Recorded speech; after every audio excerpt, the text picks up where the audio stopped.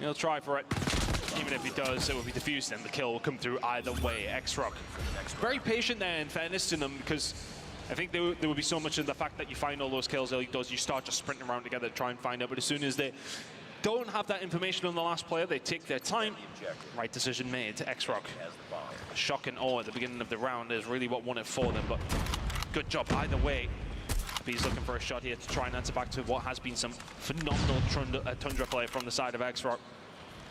Hasn't been able to quite get things going in this series, and he was somebody we did highlight from the side of Godlike, who has been a huge catalyst to everything good they've been doing.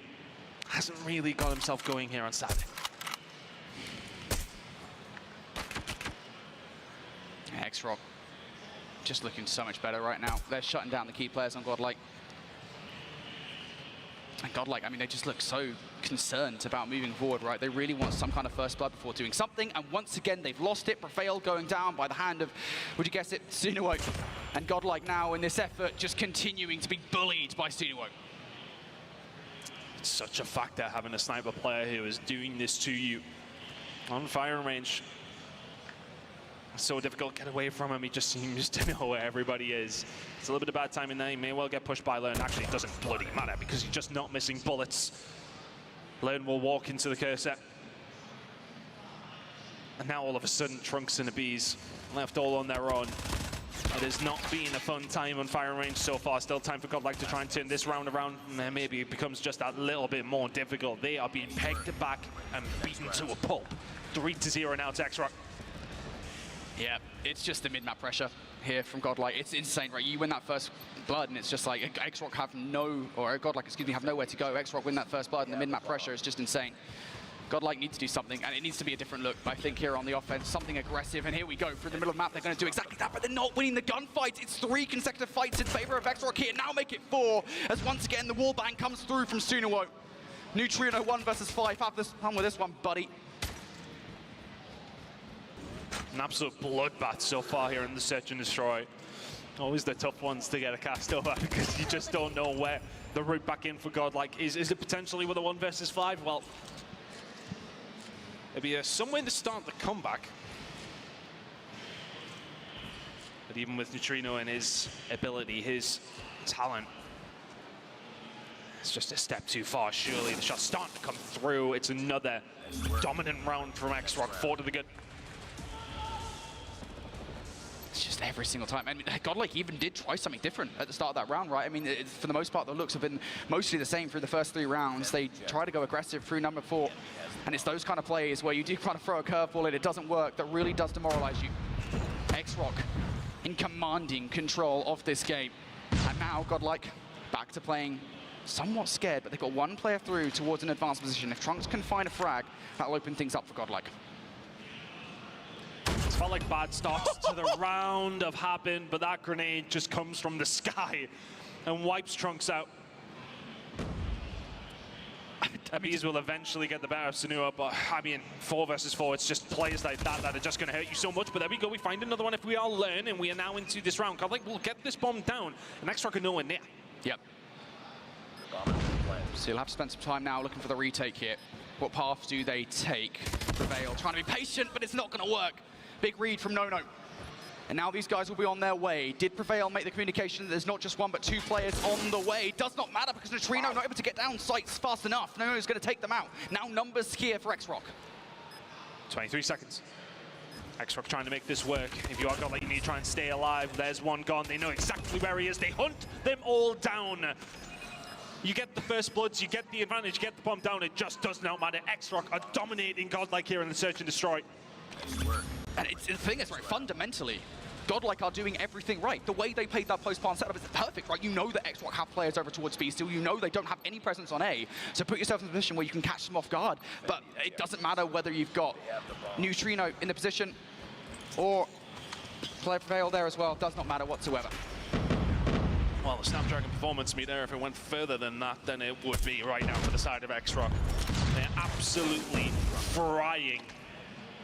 And Godlike don't really seem to have an answer. It's now just a 5-man hit over towards A, and like, what, 3 of them are already dead. This is just a walk in the park. Beebs is able to answer back with something to make it now a 3 versus 2. Tron M and Rox1 already dropping down, but no. You can smell him. Neutrino, the next one on the chopping block potentially now for No, but a little dip away. Don't know if he'll have that information that he's crossed. Still so much work to do here if we got like blast. And it's even more so now as you've lost the Bees. Wow. Even more so as you lose Neutrino. X-Rock are flawless on their defense. And again, Godlike, I mean, they're playing well. They are playing well. They're doing everything right. X-Rock are simply outgunning them. Sunuo with 10 kills to his name. It's terrifying. Absolutely. If I go anywhere near Sunuo on this map, I'm running away. The thing is, you can't run away from him when he's got that scope, right? He's just looking down every single angle he needs to, but he has getting taken down now. Lone gets aggressive in the middle of the map with the Fennec, and that has made the difference. Can Godlike potentially find something now? Well, they've got numbers around B. Seems to be the side of attack here for X-Rock. Roxy is pushed forward. In towards Wood. Big kill.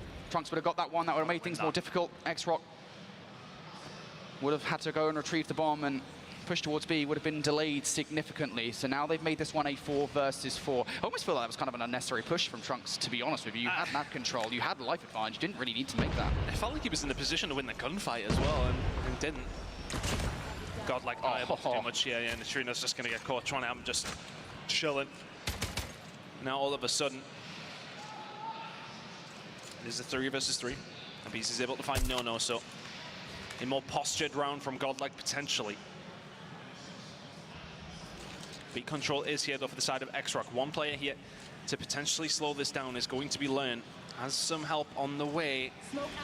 Keeping himself nice and tight in that corner. Watching the cross, 33 seconds remaining. Now Godlike will have to hold tight as X-Rock starting to move into position. The shots are going to come up, but there comes the flank. Beast will find one on the Chuan-M, and all of a sudden the gunfight's inside the site starting to run on down, but Prevail will find 2, and Godlike will find 1. Let's get themselves around. X-Rock 6 to the good. Yeah, not without trying, I will say, from Godlike. They definitely kind of made a couple of errors there in that round. That could well have been a 7-0 to X-Rock. That's the first time, I will say, in this Search and Destroy, I feel like maybe there were some unforced errors from Godlike. But still, they make it happen. Big plays from Prevail towards the end of that one. X-Rock, very different look. Nades, utility galore over the top. It's Sunuo snipe to take a piece out of the play. That's the big one. All of a sudden, that site is wide open. 2 players still over towards the B side. If you're Godlike and you need to get yourself over because that bomb is down, Sunuo finds another one. It's just really been the Tundra show from him. 12 in this game. Will he have many opportunities to find many more kills here, because at this moment in time, this is looking like an X-Rock map. It's going to be a 2 versus 5 needed, make it a 1 versus 5 needed. They brought out absolutely everything. Trunks will be able to find 1. Heroic plays needed with 20 seconds to go, and you're just running into gunfire at every single given moment. 7-1. It was a group stage game, so if it was a knockout game, maybe things would look a little bit different for Godlike, but the result stands nonetheless. And if you look across not just that performance, but across both CDSI and the Snapdragon Pro Series for Godlike, Seaside has been a very 50-50 map. So I'm almost surprised in a way that it wasn't the auto veto for them. I knew that Arsenal control would be gone. I was fully expecting a raid control in this best of 5. But nonetheless, Seaside is where we're going to go. And again, it goes back to that conversation point of like, look, I know it's a 50-50 map for them, and I know that they lost it at CDSI. But is it because, hey, we've looked at the VOD, we know where we went wrong on that map mode combination, now we know how to take out X-Rock? I know that feels like a bit of a fallacy, right? Because it's like, it's X-Rock, you don't really know how to take them out. I mean, to be fair though, look, the Summit was closer than it was at CDSI. Yeah. It was a well-contested game between the two. So is that going to be the case when we go over towards the Seaside? Of course, CDSI, they play up to 4 first in the control. It was a 4-1 victory. Yep. The side of X-Rock. It's convincing. It's just terrifying. Right? Yeah, I think just just in general, this is the game mode again. You are looking to take X-Rock out in the respawns now, right? And so I think just looking forward in this series, not just in the Seaside control, right, but just for the rest of this one, you have to reverse sweep X-Rock. You have to take Search and Destroy off them, and you've got to do that on Tunisia. I know this is kind of later down the line. Maybe we don't even get to a game 5, and honestly, the way that X-Rock are playing right now, sorry, Godlike fans, but it's maybe not looking likely. It's going to be so difficult for Godlike. And again, and going back to that conversation point about how important the veto processes are here at Champs, I really feel like it is just a massive test of how deep your map pool is. You cannot have, coming into Champs, a shallow map pool whatsoever, because I think that more than anything else is the thing that befalls you. If they find themselves on Seaside, though, if they can somehow scrape it away, Standoff will be map number 4. Could possibly lead them to a map number 5, but then again, your backs are against the wall and the search and destroys. Map number 1 felt like a potential must-win. They didn't get a hold of it, and now we're heading into a map number 3. They are 2 games down. It's got to be X-Rock, hasn't it? Surely, or like are really in a tough spot. Just trying to think of the route back in for them. I mean, Seaside is one of those maps, though. It takes one good wipe. Yeah, I think the thing is with Seaside, right, I think it is just a case of, and I think especially given the fact that, you know, a lot of teams do feel relatively inexperienced on it. This is not the case for Eastern teams like Godlike and like X-Rock. It is just a case of just trying to get yourselves in those advanced positions for a potential spawn trap. I don't know, man. I don't know. It really does feel like, I mean, you have to take these 2 respawns and somehow get the search and destroy away from X-Rock in the final map. That's going to be the Tunisia search and destroy. But this Seaside control, it is just going to be so difficult. And, you know, we talk about kind of what's been missing so far for Godlike in this best of 5. We talk about the key power plays, as it were. Abiz has just not been there, and he was the guy that was going nuts for them yesterday. Well, they're trying to gas themselves up for this one. It is do or die now for Godlike. You can't lose another map. Not in this series, at least, anyway. If you want to see a Sunday here at COD Mobile Champs, you've got to prevent Godlike from finding anything else here. The reverse sweep is needed, and doing that against X-Rock, it's just a task that seems impossible, but hey, Godlike have done impossible things before. Let's see if they can do it again. Into this one, Godlike need the reverse sweep. X-Rock, to the good. All right, let's see. Godlike, what do they look like at the start? I feel like they kind of have to come in very venomous early on in towards this control. So far, so good. They'll win enough trade to get themselves on towards A. And of course, they are going to go for a bit of a split push here. If they can get that gunfight from B's on towards Nono on B, that would be big. But no, Nono's going to win that one. So now for Godlike, I think this has to be a much more visual approach towards A. You've got to find a couple of gunfights. You have to. Because your teammates are starting to get pinned into the spawn. You're starting to lose every single gunfight. You do eventually get one back through Neutrino, but everybody else starts to fall.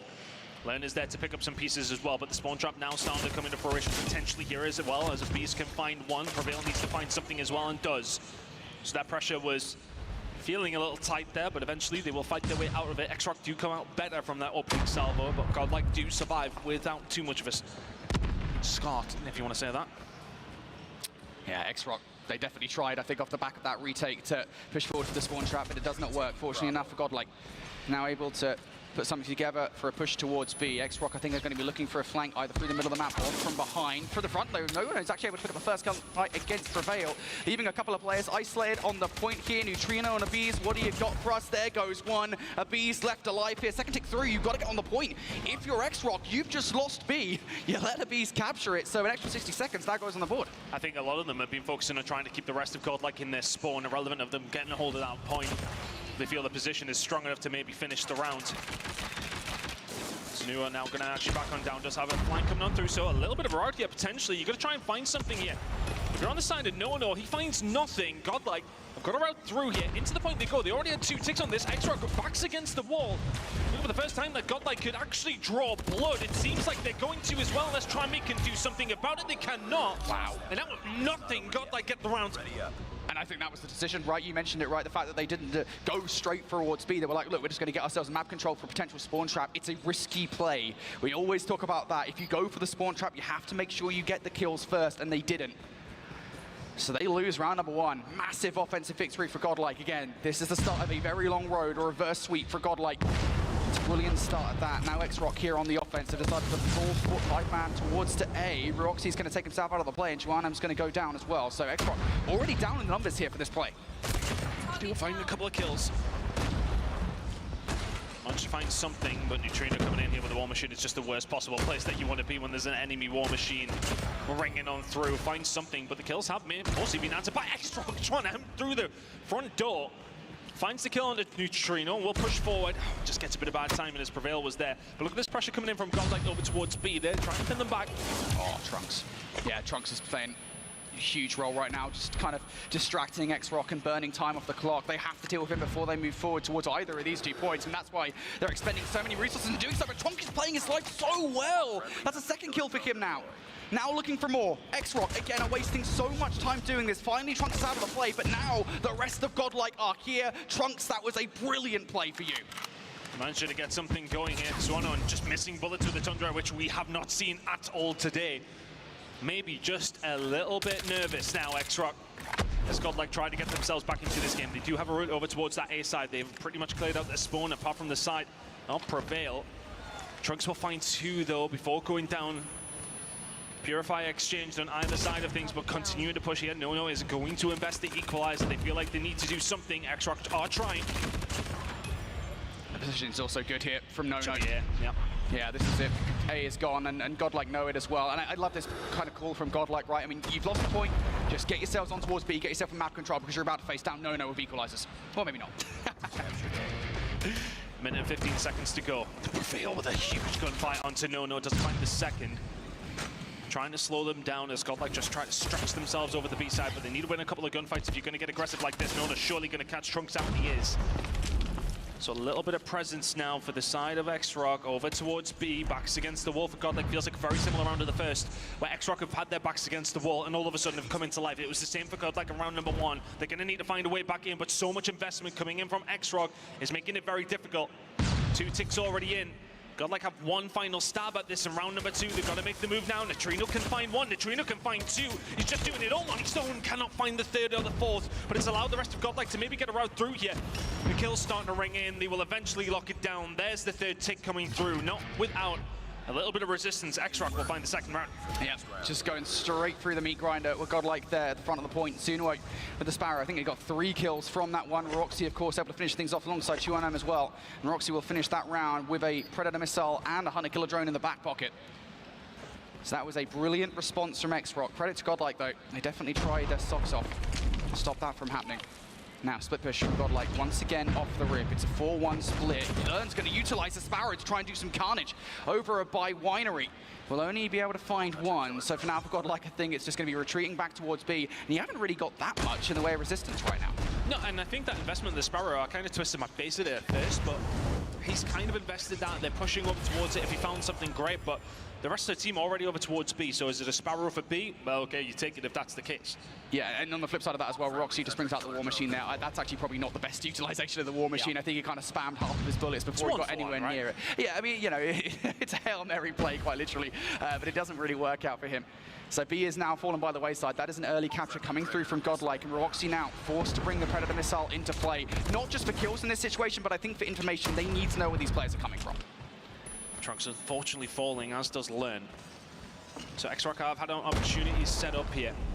They may well want to spread their wings towards that spawn for Godlike, but right now information is still not really there. Bees will find a kill on No. I believe that was on the flank or through the middle of the map. The kills are now being traded. Stripe kill feed, but what can I do here? Not going to be able to find much. Neutrino will find something though with the War Machine. These operators have been used so well by Godlike. They found a way through. Yep, that War Machine is everything here for Neutrino. Already found 1. Firing bullets down range. This is not just getting kills, but it's keeping these guys away. Oh! No way! Sunuo!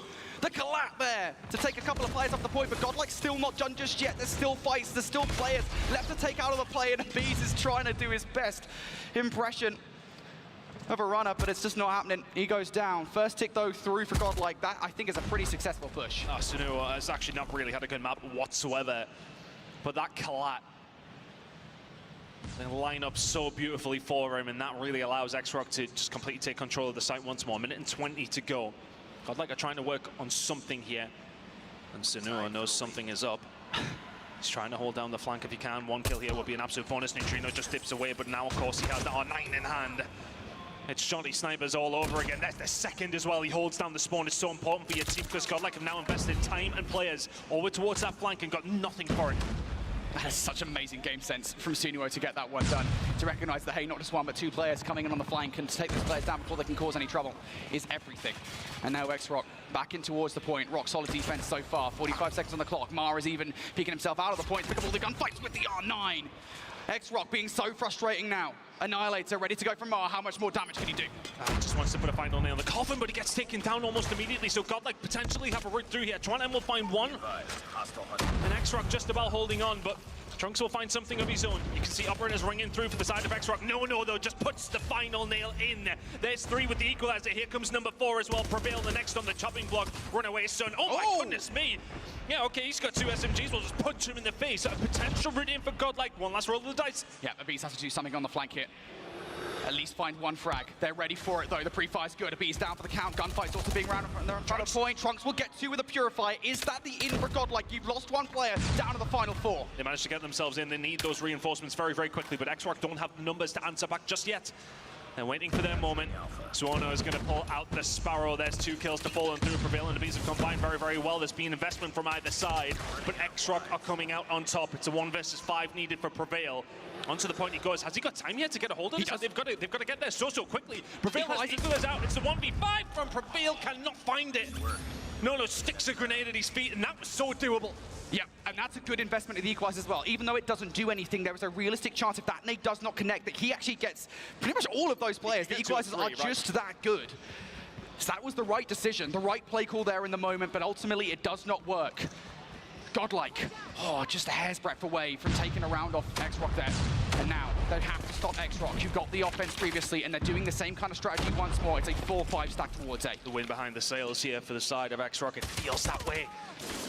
2 clutch-up rounds have come on through for them. Godlike have fallen to the wayside, even with some really good play from them. They've seemed resolute. But how much metal have they still got in this game? Prevail and Lone will start to find a couple of kills, though, so that might just help them out on this defensive side. But no, now starting to push forward, just trying to put down the hurt where he can. The rest of the team here as well. Now they will eventually get themselves an opportunity to push forward. You can see on the other side of things, a potential spawn trap coming through from MA does not find it. So X-Rock haven't really made too much of an inroad here. 2 ticks towards A is all they have. They may well find the 3rd very, very shortly, though. It should be said this is an important defensive round here. If Godlike can do this without giving A away, they might well get a defensive round number 5, and they're utilizing their operators to get it done. Neutrino's already found a couple of kills here. Sinuo next up to the chopping block. He's going to run out of War Machine pellets to get it done. Does not matter, you've got a B's there for the help. So A is no longer an option here for X-Rock. 50 seconds, you're going to have to go for plan B quite literally, and with that kill from Mart, the opening has now been made, but it's going to be a while before he gets the resources. Mart needs to do a little bit more damage, and he knows it as well towards the middle of the map. Will not be able to get that kill on towards Trunks, but at the very least there, it was a good effort. Hostile hunter killer drone. And now back on the cards here for X-Rock. Chopping and changing between which way they're going. Godlike just having to commit to something. A may well be gone. They've sent too many numbers over towards B. You need to do something special if you got like over towards A. It's not going to happen. So they set themselves up for B. The lives are dead even. A minute and a half to go. X-Rock have time to defend, but Godlike are happy to sit tight here. They have had some opportunity to set themselves up over towards B. It will be hard for X-Rock to break this down, you would think. Yeah, Godlike have more players on the point. There's actually a lot of them very far removed from it. I think they're very concerned about potential flanking player, but that's not where, for the most part, this pressure is coming from. Does not matter, though, for Godlike. They're winning all of these fights around the point. A couple of players through the middle of the map. This will be a late hit from Abyss as well. Is it going to be timed well against these players? 2M. Opening things up with that kill. No. Going to get the second, and there goes Suno as well. Here comes the investment from X-Rock. They want to get this done now. Oh, that's a big grenade coming through Neutrino, though, and the big one from Prevail as well. That's operator shut down.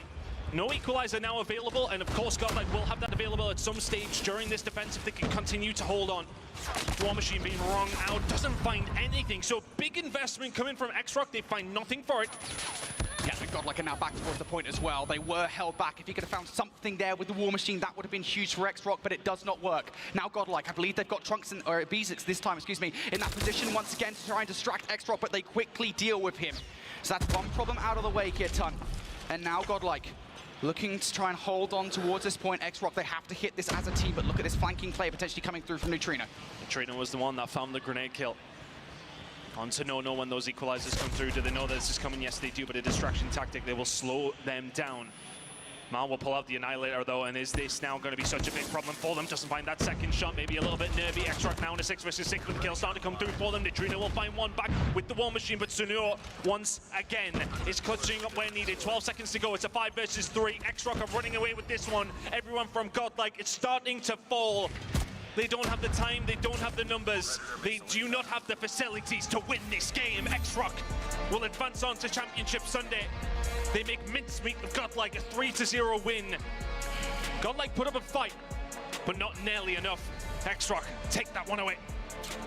Man, just the minutest of decisions there from Godlike made all the difference, even in that final round. I'd like to see it in the replay package. If Neutrino even makes that flank, if he doesn't go back towards the point with the War Machine, I think they hold on. I think they get there to a round number 5, but no. X-Rock will get it done. Man, just so difficult. Godlike, I mean, look, we talked about it, right? The way into the series was the hard points, and the fact that they lost the first game in this series, I think we kind of knew where it was going to go after that. Really strong performance on behalf of X-Rock there, but coming in out of Swiss 3-0, we knew they were going to be a dominating force. Really difficult for any of our teams to take on, especially this early on in the bracket stage. Godlike, though, like you said, they made it to the top 8 in the world. Yet again, a strong performance. I think the thing is, though, this just further reaffirms why you need to have a good Swiss stage, because if you go through the very last opportunity, this is your first game in single elimination. It's so difficult when you're coming into this against one of the tournament favorites, but then that's what happens when you don't have such a clean Swiss stage. This is your unfortunate reward, is that you have to go up against X-Rock, which, by the way, the Search and Destroy was flawless. In fairness, the control and the hardpoint were relatively close. You know, Godlike had their opportunities in the control. The hardpoint was back and forth, but for the most part, X-Rock led all the way through. But the Search and Destroy was quite terrifying, if anything. So X-Rock looked the real deal, and we'll see what they look like tomorrow as well. Yeah, you're just not taking a Search and Destroy off X-Rock. I honestly would not be surprised, even against their fellow Chinese teams, if X-Rock went through the entirety of the tournament not losing a single Search and Destroy. I mean, it looks that good. And again, going back to that conversation, Godlike were doing well. They were doing the right things. They just could not outgun X-Rock and S&D. I'm going to remember that prediction. Between Alan's reverse sweep prediction and now you're saying X-Rock won't drop a single S&D throughout the rest of the weekend, okay? He's committed there. All right. That's brave. We'll make sure we clip that as well so we can reference it later on tomorrow. But it is X-Rock who make their way now out of the quarterfinals into the semifinals. That was a nice, quick day for them. They can now, honestly, watch everybody else, take some notes on how these other performances are going to go throughout the day, and that could be beneficial for them tomorrow. Well, they know, especially with the next game coming up, who they're going to be playing against pretty early, so they will have a lot of time to get some of that research in. I mean, I'm sure they will know exactly what they want to do, irrelevant of who they go up against. But X-Rock, fantastic performance, and you're right, a long time to wait now. Do not need to do anything until tomorrow. Nice way to start that day. Yeah, not too shabby. I mean, this is going to be massive confidence-wise for them, but obviously commiserations and congratulations to Godlike, because they still did make it really far in the competition. Still a fun storyline that we've been following since last year, and it was just enjoyable to see them compete here again. Yeah, look, I think the competition has just raised itself significantly from last year, right? I mean, Godlike surprised a lot of people last year. Nobody expected them to do what they did, making it all the way towards grand finals. So, again, the competition's very different this year. I don't think there's anything wrong with dropping out of top 8, especially when the team that took you out is X-Rock. Absolutely. Well, it's time for us to talk to some of our players here. We've got F-Dot standing by, I believe, with Nono on the stage. That's right. We got Nono here, and of course, Brian to help us have a little chat. So the first question I want to ask you guys, X-Rock, you look incredible. You're the #1 seed, you're playing like it. Where do you find that energy? What makes your team this good? No， 你跟 X-Rock 打得太厉害了。你在这个比赛是算第1名，然后现在打得像第1名。你们是什么方法到这里？我觉得首先我们在这个世锦赛还没有完成最终的目标，所以我觉得我们还有更多要做得更好的地方吧。然后可能大家觉得我们打得好的原因，是因为我们5个人，包括我们的教练组，还有我们的整个赛训团队都齐心协力。So they're saying that they're getting immense support from other fans, and it's just there's a strong sense of like familial bond, whether it's from the fans or their coaches. It's just all coming together. It's not just him, it's not the player, it's everyone's one big family. It's an energy thing for sure. Next one I want to go to is, next up, you could play up against a Chinese team. I know how close-knit the Chinese region is. If you knock out a Chinese team or play against them, is that an exciting, fun moment, or is that like a sad, somber moment to knock out a friend? 所以明天你可能会面对清酒，你觉得可能对别的中国队你很兴奋，或者有一点伤心，因为你可能会打败他们。我觉得不管面对秦九还是 ST， 还是我们今天对阵的 Godlike， 因为我们都是来自东方的队伍，我觉得没有什么，哪怕走的是我们还是说其他的队伍，我都会感到伤心吧。但是我赢了可能会开心 ，because it's a team of family. So facing against any team, they're not going to be particularly sad. If anything, they'll be glad to face Qingzhou because the same country. It's like a family, even though they're on the same teams.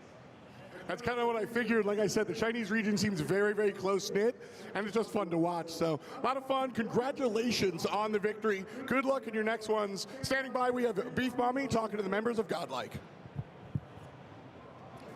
Thank you so much, F-Dot. I'm with Learn right now, the IGL of Godlike. How was that game for you? That was really rough because that is not an easy opponent to go up against, especially this early on in the day.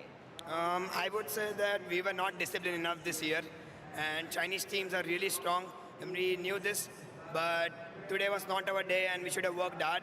And I would just expect more competition in our region itself, because if you see, only 3 of the Chinese teams are in the top 8, and I really expect that the Indian teams grind hard and give us a good competition so that next year when we come here, we're definitely on that bar to bar.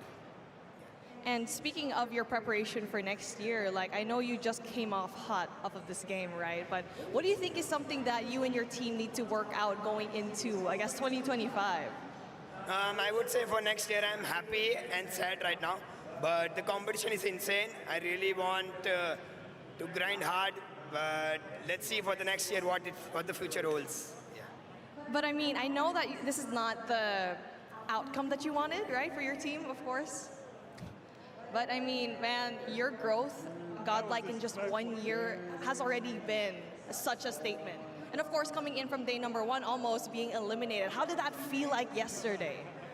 To be honest, we learn from international teams a lot, because in India it's very hard. The gaming has just started, and I'm really happy that we got a good experience from here. And the dream is still on. We'll never give up. We'll learn from the Chinese teams. We'll learn from the Western teams. My name says it all, and I'll come back stronger. You gotta learn, and of course, you gotta dream on. Thank you so much, Learn. You have been such an amazing player. And of course, that's not just for today. There's a lot more matches up, and not the only squad that will be crossed off here. Thank you so much, Learn. Again, when it comes to the competition, there's still a lot more things happening today. We'll see you in a little bit. 我们是来自中国的 S-Rock 战队，这次 DreamHack 的比赛，我们将会赢下冠军。The Snapdragon Pro Series is brought to you by Snapdragon Elite Gaming, Monster Energy, DHL, and the United States Air Force.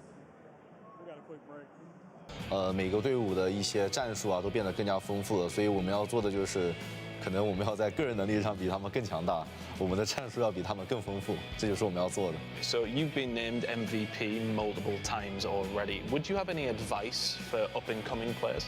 我给他们的建议就是多去观看那些顶尖的选手的个人视角，就 POV， 然后平时自己的话也要多练习，就是带着那些一定要带着思考去玩，就是想，比如说在哪些方面还可以做到更好，去做到提升，这个会重要，这会加快你的进步，对。So this is your chance to disrupt the momentum of your biggest rival. Who are they, and what do you want to say to them? 我觉得这一次比赛对我们威胁最大的对手应该是来自西方的所有队伍吧，因为我认为就是东部的这些队伍，因为我们在 CDSI 的那个邀请赛上跟他们有过交手，所以我会认为对东部的队伍我们会更了解一点，但是西部的队伍呢，我们到现在是不了解的，所以对我们来说很未知。我觉得这回他们对我们来说是一个非常大的挑战。Have you got anything to say to your fans who are at home supporting you? 就是想对一直支持我们的粉丝说，就是谢谢你们一直支持我们。然后这一回，特别是国内的粉丝，在这一次顶着时差看我们打这一回的世界锦标赛，然后希望大家继续支持我们，然后我们一定会做到最好的。So that is Q9, our Mobile Masters winners this year. Can they repeat it here this weekend? Welcome back, everybody, to DreamHack Atlanta, where we are live with our Call of Duty Mobile World Championships. It's day 2 of our competition, the bracket stage of our competition, and already a team has been knocked out, and it is X-Rock who continue on and will play tomorrow in our semi-final matches, one step closer to making their way through to the grand final. It's time for us to continue on here with match number 2 of the day, and of course that means we brought back some new casters as well. We got Proper and Shift now to get us through match number 2. You excited to be up here? You ready for day 2? Brits are out, Americans back on top. We're just happy to be here. Feel good, feel great. I like that you said new casters because everyone calls me old all the time. So this feels very nice. I like this. Stop it. I'm keeping you young and youthful. I love that. Yeah, I did it just for you, all I right? feel sprightly. Now, you just got to hear from them in an interview, obviously Q9. Well, we have Q9 and Stalwart. Has been pretty easy for Q9, but when they're going up against Garena's best in Elevate, still coming up short. Well, you mentioned Stalwart. We get to see him for a second there on that graphic. They are the other team up here on the stage, so let's start talking about them as well here, Shift. Yeah, Stalwart is an interesting story because I think coming into this event, we really had a top 4, and it was the 3 Chinese teams at Elevate. And now all of a sudden, Stalwart's like, don't forget that we're just as competitive as anyone else out of the Garena region, let alone what they were able to do at CDSI, which was pretty formidable. They did come up a little bit short in terms of getting deeper into the bracket, but overall, they're looking just as complete of a squad as anybody else. In particular, their respawn has looked really, really good. Playing up against Galrus yesterday on the Arsenal control really surprised me. 3-0, perfect. Really understanding the map, not just doing it by spawn trapping, but just as a macro focus, they were playing the map well. The only series that they lost yesterday was 0-2, actually to Elevate, and again, it has always been that chase. I feel like that Stalwart has been there continuously, and much like on the opposite side, what we were talking about for Q9, Stalwart do have their standout player, Skurd, throughout the entirety of yesterday, has just been on a different level, but that's exactly what you're going to need, especially going to the single elimination bracket. It is shark-infested waters from the get-go. You need these guys to show up. Got some stats here for Skurd as well. Got to see some individual highlight moments for him. I mean, this is going to be a player that could potentially help Stalwart Esports get the wins they're looking for. Oh, big time. And just to kind of reflect on not just Skurd individually, but how he played in particular against Elevate, that's where it really stood out to me. It was a 200-250 loss. That's a coin toss in terms of COD Mobile Hardpoint, and then an 8-6 overtime loss in the Search and Destroy. So it's as close as it gets, and seeing Skurd play like this on LAN is good news for the Garena fans. Yeah, and this is going to be a fun one to see up here on the main stage as well, because Q9, out of everyone we've seen so far, one of the only teams we haven't gotten to see on the main stage. So let's start talking about the maps, what they've chosen here for their picks this time around. Best of 5, obviously, for anyone who's just joining us, starting off with the APOC hardpoint. Yeah, and the interesting thing, sorry, I was just going to quickly say that this is a rematch from CDSI where Q9 3-0'd STE. Now, the only thing that's different here is the fact that none of the maps are repeats. This is a very unique map set to what they'd played last time around. Yeah, and that's exactly the point that I was going to bring up. Obviously, scorelines are different when they were playing across the seas, but, you know, not seeing the Hacienda hardpoint, which you inevitably lost for Stalwart, 250-124, probably very happy not to have that one in this specific pool. Yeah. Search and Destroy, respectable as far as scoreline is concerned, though we do know that for all Chinese teams, they are very good at Search and Destroy at one point or another. But ultimately, with all that said, I think that this is still going to be a square-up matchup for this map number 1. Apocalypse could be the start that you need for Stalwart. Yeah, I think for Stalwart, you have to win map 1, 3, and 4 if you were to win this series, which is easy to say against a Chinese team because we expect Chinese teams to win the Search and Destroy. But I think in particular, neither of these two teams are great at Apocalypse, and Stalwart has been riding the Summit train all weekend long. So it feels like both hardpoints and the control have to be won by Stalwart if they want to win the series. All right, then give me quick predictions here. Who do you think's going to be taking this one home? Q9. Same? Yeah. Oh, yeah. 3-2, though? Yeah, I have it going 5 because, to Shift's point, if Stalwart are going to win this, it has to end in 4. Q9 are flawless through Search and Destroy all throughout the entirety of the tournament so far. So, yeah, don't go 5. Yeah, I've just got Q9 losing the control. All right. Well, at least similar in who you think's going to be taking this one home, and it looks like everybody is going to have same opinion. Same 3-2 and 3-1, so everybody matches up in some way. We get along sometimes. A little bit, every once in a while. So this is what we'll see. We'll see if everybody at home agrees with you. Well, if you're in chat, give us your predictions on who you think's going to be taking home match number 2, which team continues on in the bracket, and who will be knocked out, whose run ends here right now, because that's exactly what is about to happen. Q9 versus Stalwart, getting ready to go. The game is loading in. Let's push another team through. Let's do it. And again, this is all about can Q9 find a way to get another rematch versus X-Rock on the top side of the bracket. Otherwise, Stalwart look to surprise, take down one of our top 3 squads coming in to this event overall. And I will say the improvements from CDSI to now have been good. Just comes down to, are they good enough against one of China's best? For me, the word consistency keeps coming to mind when it comes down to the Garena region.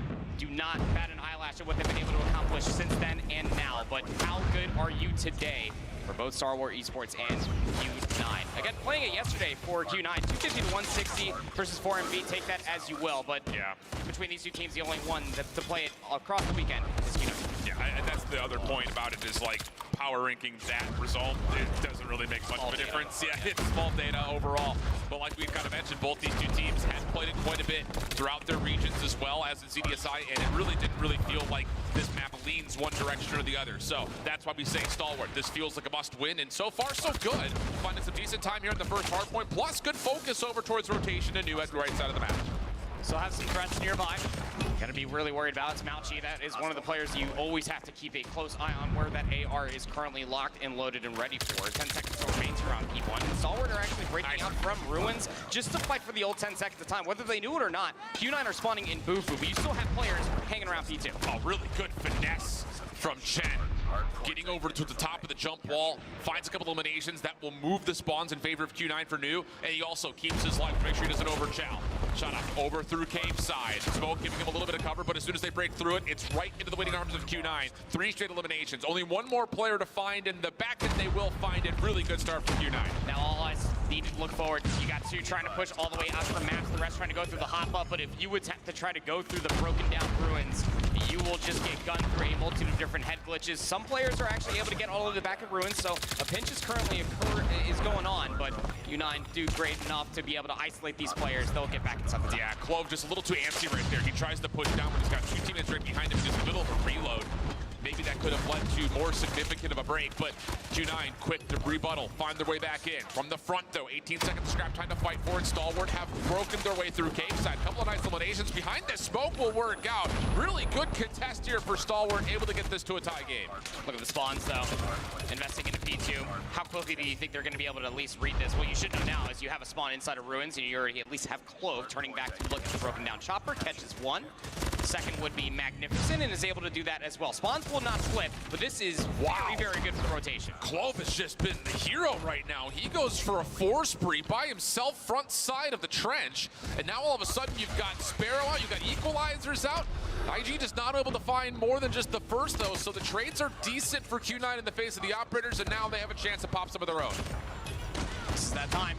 Sweet spot. B3. We're going to start seeing a lot of investment. We know how good Q9 have been in the past and just being able to respond in kind, and it's Ooling's War Machine to be able to find 3. A lot of space to push on forward, albeit the Sparrow pulled. Did not find everything, but the break nonetheless. Yeah, really good 50-50 split here. The tug-of-war between the operators have led to success on both sides, so efficiency metrics looking solid. Purifier to try to change things up for Chad, and it will at least allow Stalwart to be pushed back just a touch further. Final 12 seconds, though, not really much to consider in terms of the overall scrap, but the push from beyond the hard point is what we're really focused on, and as Stalwart continue to try to fight through old, they will also have a couple of players try to contest new.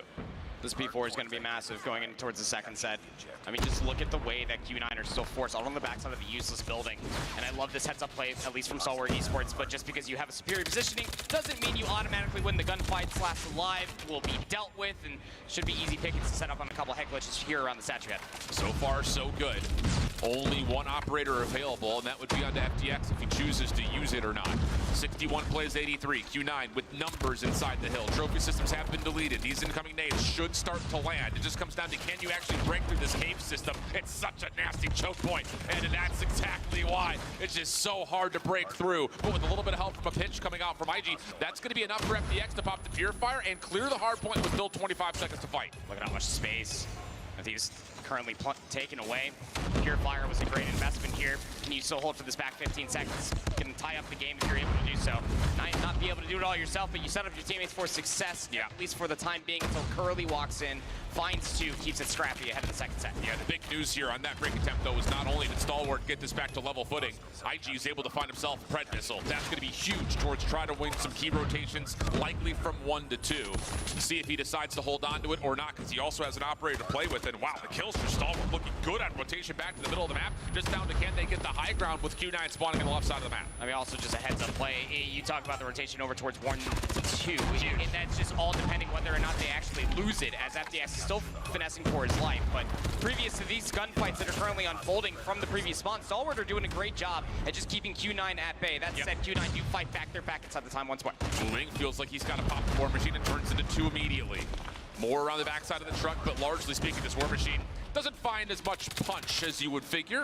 It does allow Q9 to flip the map around, though. Pred missile had been spent from FDX, but IG still holding on to his. Here comes the next play forward. Q9 still dealing with decent numbers, but Clove making a mess of it, already on to 2. He has a chance now for Stalwart to continue to break through the chicken coop, but on top is Uling, and that's enough for Q9 to still retain the right side of the map. Yeah, it's all from that moment. Me Stalwart just couldn't just idly hang by and just watch all the time go over towards 1, but Q9 punished it. You're able to win the gunfights and flip the spawns for such a heavy rotation. It's a dead even game, 110 to 110. Got to try to find some stuns and nades to get over towards his hop up, but Q9 are starting to shut down the space. I love this idea, though, from Stalwart initially. Try to just take your full focus down to the bottom of the map, because you technically have a Pred missile to clear out the hard point, but as they get pushed out, now they're just defaulted to playing through the cave, right into the waiting arms of Sun Sparrow. You also have the Purifier playing up, and this is not good. You do not want this if you're looking at it from Stalwart's perspective. IG just trying to desperately throw the Pred missile in, but it's not going to really change the status of the hard point whatsoever. Q9 dominating on this setup around P2. I mean, such an immediate response to your point there. The moment they got the information, and I mean frame perfect got the information, all of those operators get popped, and even the equalizer from Curly at the end finds 4, and it's just disastrous on P2 for Stalwart Esports. You thought they would have had easy pickings for how that first set started off. Now they trail by 40 plus. Without trying to sound too critical, remember that moment, because that was lazy gameplay from Stalwart. They're spawning P4, and instead of taking the long route to try to put more pressure through Temple, they're just defaulting to funneling into a Purifier, an Equalizer, a Sparrow. And if you can't take by my candor, that is an episode of Will It Blend, and Stalwart absolutely will blend. So 167, 110, back over to P3. Stalwart will have a chance with 4 operators of their own to almost do the exact same thing that Q9 did to them.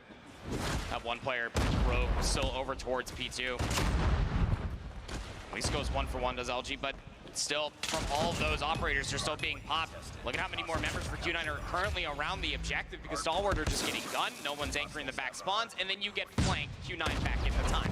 At least for now, over towards trench side, Sun dealt with. Still more operators at the ready. Equalizer and the Purifier going to be spent. What does it find? It finds nothing? Absolutely nothing? Oh, no. And now Uling over the backside with the War Machine could clear up the hard point. Uh-oh. Not what you want. Uling is teeing off. All 5 fall to the War Machine of Uling. And that will be enough for Q9 to get close, if not above, the 200-point threshold. It's just felt so silent from Uling just until the War Machine pops out. Feels like the return of investment is about 3 kills plus.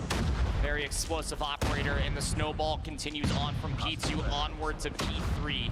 But you even look at the rotation towards P4, you still have the grace period before it actually pops. But Stalwart are still trying to hit through the old time and trying to surround the upcoming hill. Yeah, and the problem is that was such an expensive hard point in terms of operator usage. Now you're just dealing with just Clove, who has one at the ready. The rest of Q9 getting close to earning some of their own as they can win the game right here. And once more, here comes that same funnel, but just from the opposite side. If you're Stalwart, you have to get control of Chicken Coop. You cannot just keep defaulting to playing through the middle. I mean, this map has been at the pool for 2 years. We need to know this by now. Gotta be frustrating just to be on that stage. They might honestly just be thinking about the search and destroy coming up, but that might not be a good conversation or a good thought. You still have plenty of time left to maybe try to surmount the comeback. They break back in, still down to 20 seconds. You know that Q9 are still spawning over by Useless. But Q9 have operators, and they still have the ability to run through Chicken Coop. Just the multiple points of ingress are just so dominant. Yeah. And Stalwart just not quite able to force the issue the way that they would have hoped to. So now it's a 100-point game. Only 16 points needed for Q9, and they're going to rotate back over to P1 where they already have high ground control through maps. This is where it ends. It is. I mean, Q9 now have a sweet pickings on how would you like to win? Well, might as well just call a game here. Look at the spacing being provided, just making sure they cut down players left, right, and center. But Skurd does have a Sparrow, was able to at least find 2. You also had a push manifesting all the way through maps, so Stalwart in possession of the time. For now, 3 operators though when Q9 want them. And they may not even need that. A couple of eliminations coming through. Clove trying to pull the hero play over towards the backside of Coop. Does well, catches a couple more. Stalwart now starting to zone a little bit further forward, but can they survive through this incoming utility? Just 11 seconds needed for Q9. It would have to be the remaining time here for Stalwart plus a full 60 on New. It's not impossible, just improbable. So now it's down to what do they have left available. Shot up, trying to get the War Machine out, only finds one with it. The pinch from Mao Chi gets an opportunity for the rest of the teammates from the front to start finding success, and this break could very well mean the end. There's still enough time to close it out here, so long as everybody stays around the time. You have to contest if you're Stalwart, and you're going to be walking into a lot of line of sights currently being held. The contest comes through, so we will go New, but there's already a player trying to thread the rotation. Yeah, 1v1 over the top of the jump wall is going to be everything. Pushing forward is Clove. He's able to at least zone out for now. Again, Q9 still holding on to 3 operators. Hit from the front is where largely this is playing, but look at the play over through the jump wall. They're pinching it nicely. Nades and War Machines over the top. This is leading to now an opportunity for Q9 to get the kills that they need to move on forward. FTX still holding on. Skurd needs to be the hero, but can he survive through Curly's equalizer? Doesn't look likely as he rips apart the backline, and that will do it. Curly with the final moments, and Q9 take a very comfortable win. It really does say something that even when they're staring down the barrel of having to break through P1 going in towards P2. They had those 3 operators at the end of the previous set of hard points, but then they just waited for the right moment, found some spacing, and then the moment they got inside P2 to call game, that's when you saw the operators being pulled by Q9. And it's those core fundamentals that do make them a very frightening team, because they always have a plan, and they always execute it very, very well, comparatively to Stalwart that did obviously have a plan, but once all of your operators get shut down, only finding maybe at max 2 kills, and then Uling pops a War Machine and finds 6. Yeah. It's hard to justify how you can actually work your way back into an APOC hardpoint. Yeah, I think, just there are some small differences in operator efficiency that was utilized throughout this map. I think in particular that moment from Uling is the highlight bonus one. I think Curly as well, the equalizers was unbelievable. But the thing about it is the macro of how you play the map. Yes. You cannot funnel through Cave. You just can't. It's a 5v5 map on what was initially a 4v4 map when it was played in the traditional multiplayer. You have to send players on routes. You cannot just run through Cave, whether it's P2 or P4. That's a day 1 mistake, and it's what punishes Stalwart. Yeah, I mean, you just simply cannot play a card game with inside-out cards, and that's what it generally felt like. It was the definition of insanity. You're forcing yourself into very inopportune gunfights and more inopportune opportunities that made Q9 just look so brilliant with their operator usage as well. 50 and 34 out of Curly. A lot of those coming from the equalizer pulls of what we were just talking about, same for Uling, 45 and 25. But you look from top to bottom, and just the assist column, again, coming through. A lot of good team shots were coming through from Stalwart, absolutely, but Q9 just always felt like that they were playing around one another. Yeah, and again, it's tough because if Stalwart were just to have tried to hit the outside routes through Temple, that map may look very different, but the largest stretch of points put together was between P2 and then again over to P4 where Q9 were just dominating the middle of the map. You have to hit a route. I mean, the common phrase in the COD world that we say is route man gets paid. No one got paid today for Stalwart because no one was hitting routes. So tough scenes overall, but hey, that's the one thing we talked about, that this APOC map wasn't necessarily going to lean towards one team or another based on statistics. What we're looking forward to would be Stalwart trying to take the Summit hardpoint in map number 4. But first, before they could do that, they got to find a way to fight against this firing range search, which Q9 is great at, and then find a way to manipulate the seaside control. I mean, it's just, how do you not spin this as an uphill battle?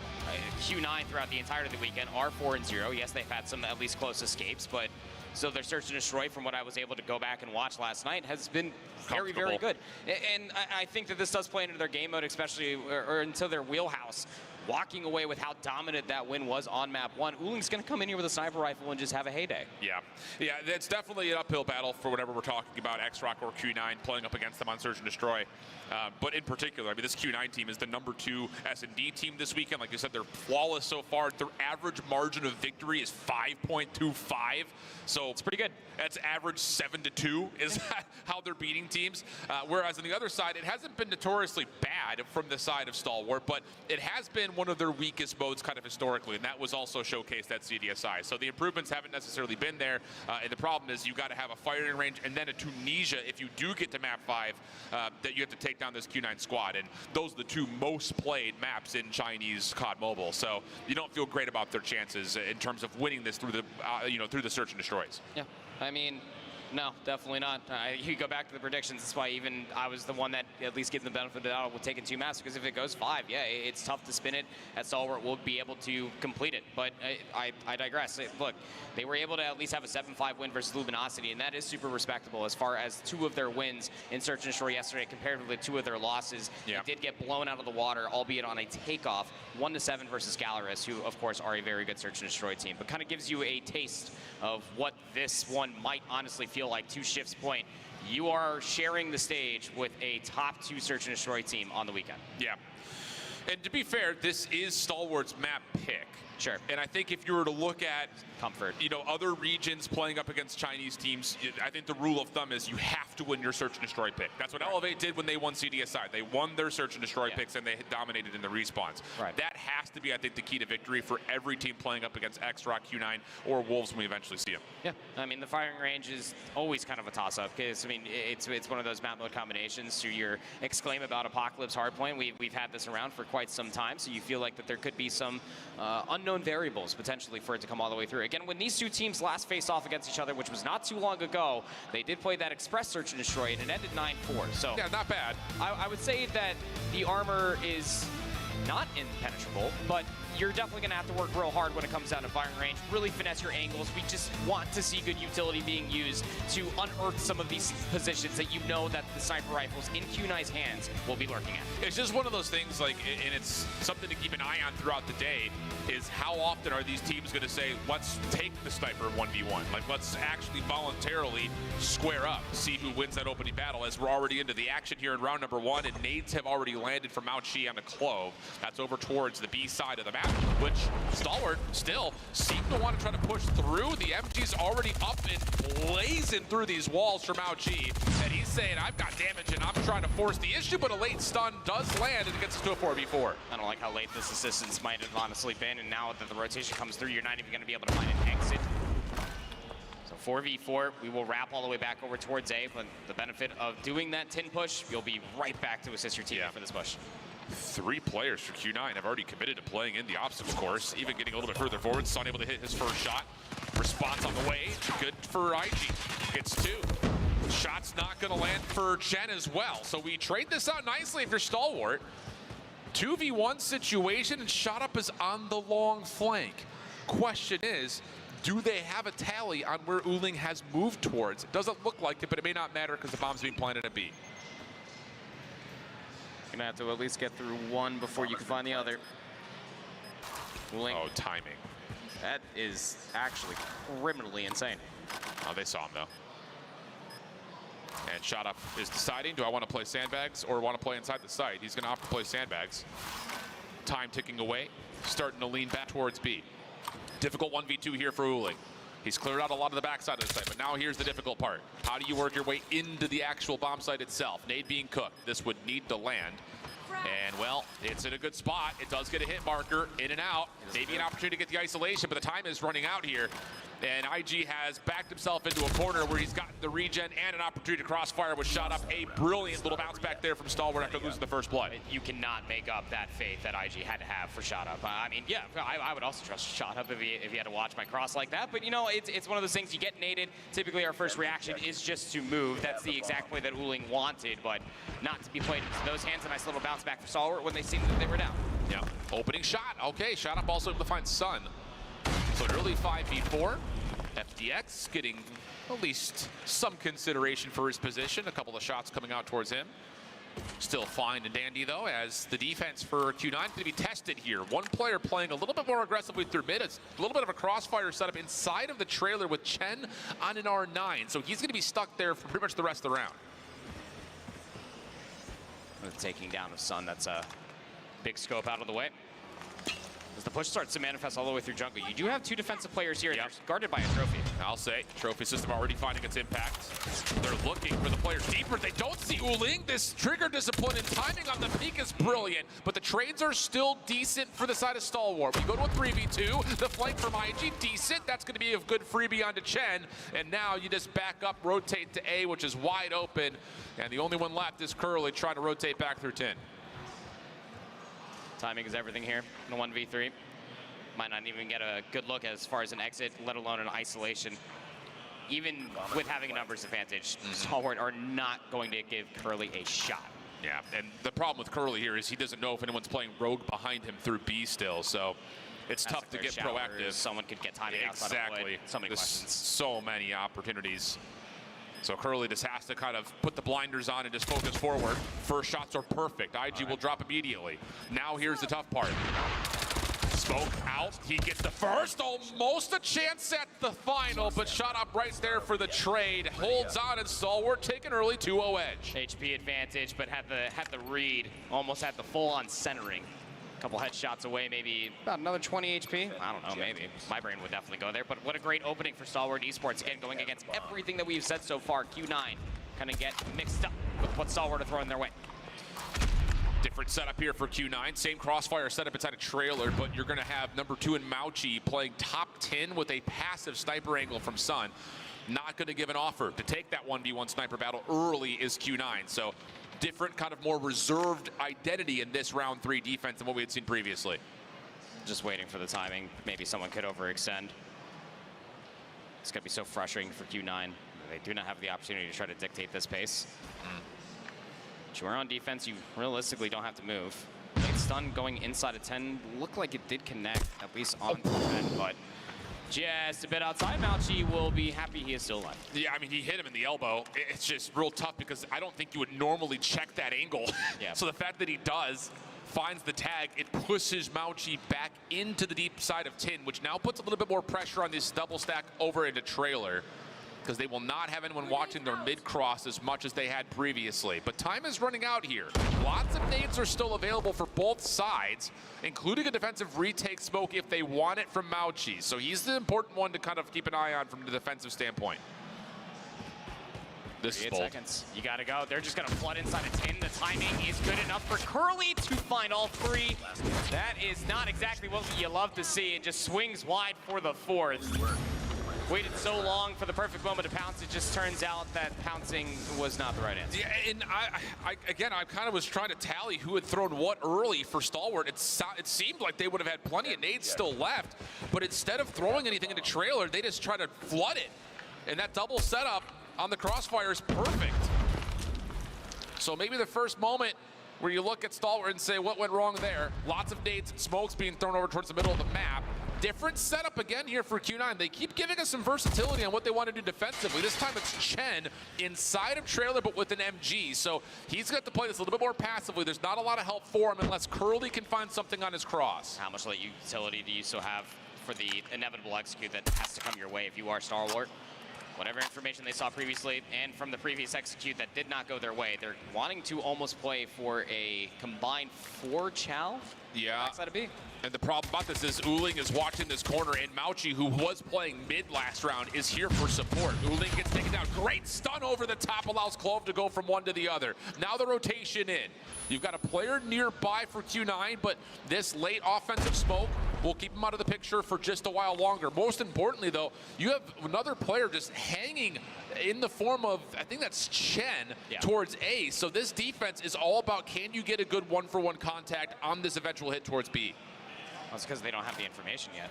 Curly's still playing on this one-off angle. He starts shooting, and, well, we'll lose their life because of it. So now you got Chen and Sun. Yeah. All the way over by 10. Just trying to figure out how do you break this 2v4. Yeah, and IG's in a great spot, top 10 here. He is just going to be a killer of time at worst. Couple of tags, slows down this play. Long flank now from Sun. This has to find success. Clears off top, useless. Nothing there. Now it's just down to, can he get the shot over towards Clove? Not going to see it, apparently. Chen is instead going to be at mid. Sun trying to work his way forward, not going to happen, and Chen not any success through mid. Stalwart's offense looking really solid at this point. It is, and that's why I posed the question. I was like, I didn't count with all these sprites going across the mini-map on what stuns could possibly be left, but it's that exact reasoning. They're learning from what happened to them previously on that execute, so the late stun allows them to get that much further forward from the damage found previously on Uling. Wonderfully done for Stalwart. Now they have a 2-round lead again. Early nades on both sides towards B jungle. Trophy's denying a lot of it. That's every single frag has been thrown towards B closet, and Q9 doesn't care. They've got one defender in the form of Mauchi. He's holding deep. Everything else is all about focus in towards middle of the map. And there will be just a slight rotation over for now with Shot Up trying to find some wall bangs. Nothing's going to land for now. And things will once again just go back to the same kind of passive 5v5 that we've had every single round to this point. Yeah. Again, it comes down to the timing of the execute, utility, everything. Late nade going towards showers. Will dodge FDX narrowly. But you do have trailer control still. You at least have somebody watching the exit over towards wood, but some late utility being thrown over towards B. It's going to alarm some individuals coming back this way. Clove just gets caught trying to get aggressive. Follow up now, and this hit through closet is going to force Q9 to rotate back. One player will hold towards A, but this is fully a Stalwart hit towards the B site, and they're finding kills everywhere except for on the rogue player at A. Now can they isolate? Sure can. Mauchi will drop. It all's going to come down to what can Chen find on this rotation. He still has a nade available. It's being cooked. Does this land? It's placed in a pretty decent spot. IG's down to a single point of health, but the help from Shot Up is better. Stalwart get 4. Yeah, that's, I mean, that's just a tough situation. You're really hoping for the nade to be able to get enough damage, but still hanging out behind the bomb from that previous push. Destroy the objective. Could have gone 2 different ways, even if Mauchi found another kill. Stayed alive for such a long time over by tires, just was not good enough. Stalwart's offense have Q9 baffled. Passive once again, different look for Q9. 3-man setup over towards B initially. Tried for just a piece of timing to check outside a closet. Not going to work out for anything. Now the rotation back towards A, thinking, hey, we've shown Stalwart we've got members here at B. Let's rotate back, see if we can catch something on the other side towards A. But again, Stalwart is just happy to play patient. Wait for the 45-second mark before they execute on anything. Just trying to get as much utility out as well. What? The stun over top. And Shot Up will find that first blood onto Chen. Does that open up the A side? I mean, look at the response coming through. They're trying to re-pick up all the way through mid. They're expecting it to come back over towards B, and why wouldn't you? Stalwart have been loving that site so far. Yeah, this is interesting because I think initially Shot Up is looking for the sniper deep. The fact that he flicks down to find Chen in a weird spot is an impressive first blood. And now it's a 5-man stack over towards the other side of the map. There are no snipers here. This is just AR gameplay for Q9's defense. Clove, first one in. MG42 responsible for middle. Hold on a second. The Odin coming to life here all of a sudden as Mauchi's able to turn for 1. That actually stops the bomb from being planted with assistance through mid-map. And for the first time, Stalwart have been a little bit thrown back after this B hit. Late nade from Uling, and then a great realization from Sun. Hey, I should probably check the full flank because G was currently working that way. And the patience, but on the other side, pays off, albeit being first blood in a very, very crazy way. At least you walk away with 2.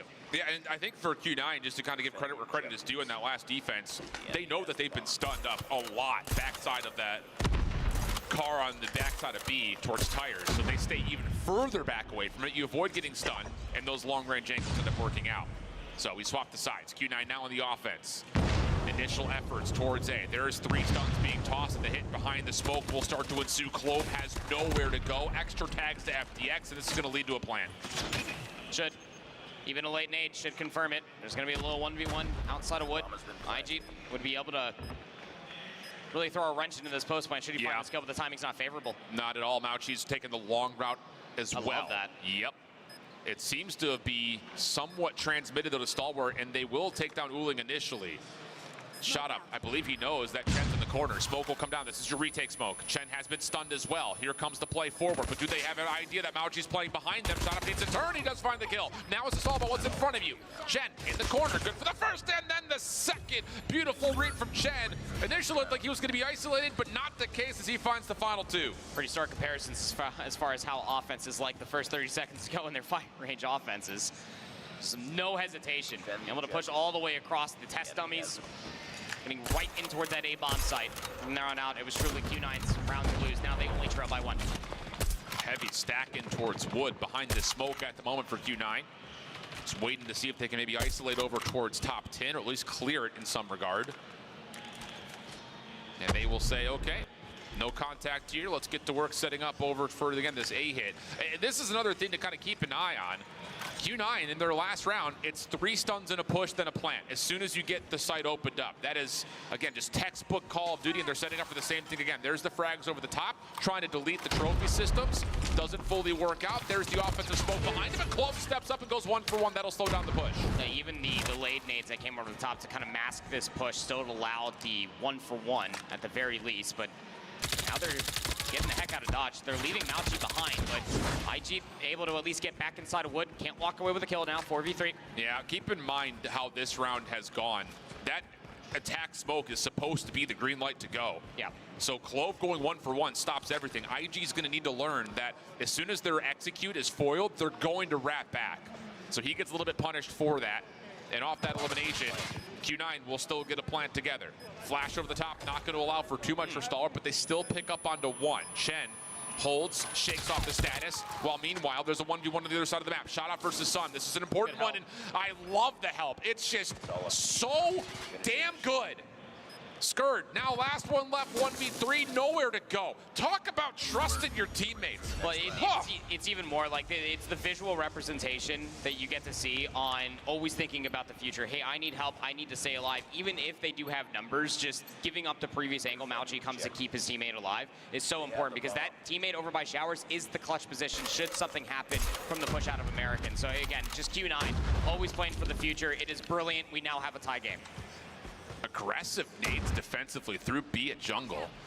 Nothing's going to land, but Q9 will need to consider the opportunity that maybe one of the Stalwart members have pushed through jungle. So they're going to have to play a little bit more passive on this approach, at least initially, to take care of that potential concern. And they may even try to re-clear jungle before they actually form their eventual hit. Again, always have to ask the question, do you see some utility for Q9? It's going to shroud this push. 2 players still left behind, worried about the push all the way over by Wood. So you have a 3v2 over here. Oh, and then this is what I'm talking about. Q9 know that Stalwart are likely playing forward behind those aggressive nades.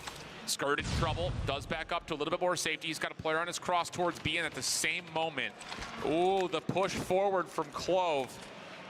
He should know there's some sort of a track backwards. This comes down to what the timing looks like. He finds himself in the enemy lines, has 1 lined up, but he can't finish the kill. Oh no, looked like he was about to blow the play wide open. Instead, now Q9 can re-hit towards B. Even the slightest little bit of trigger discipline probably could have let 3 pass before they checked that one little corner.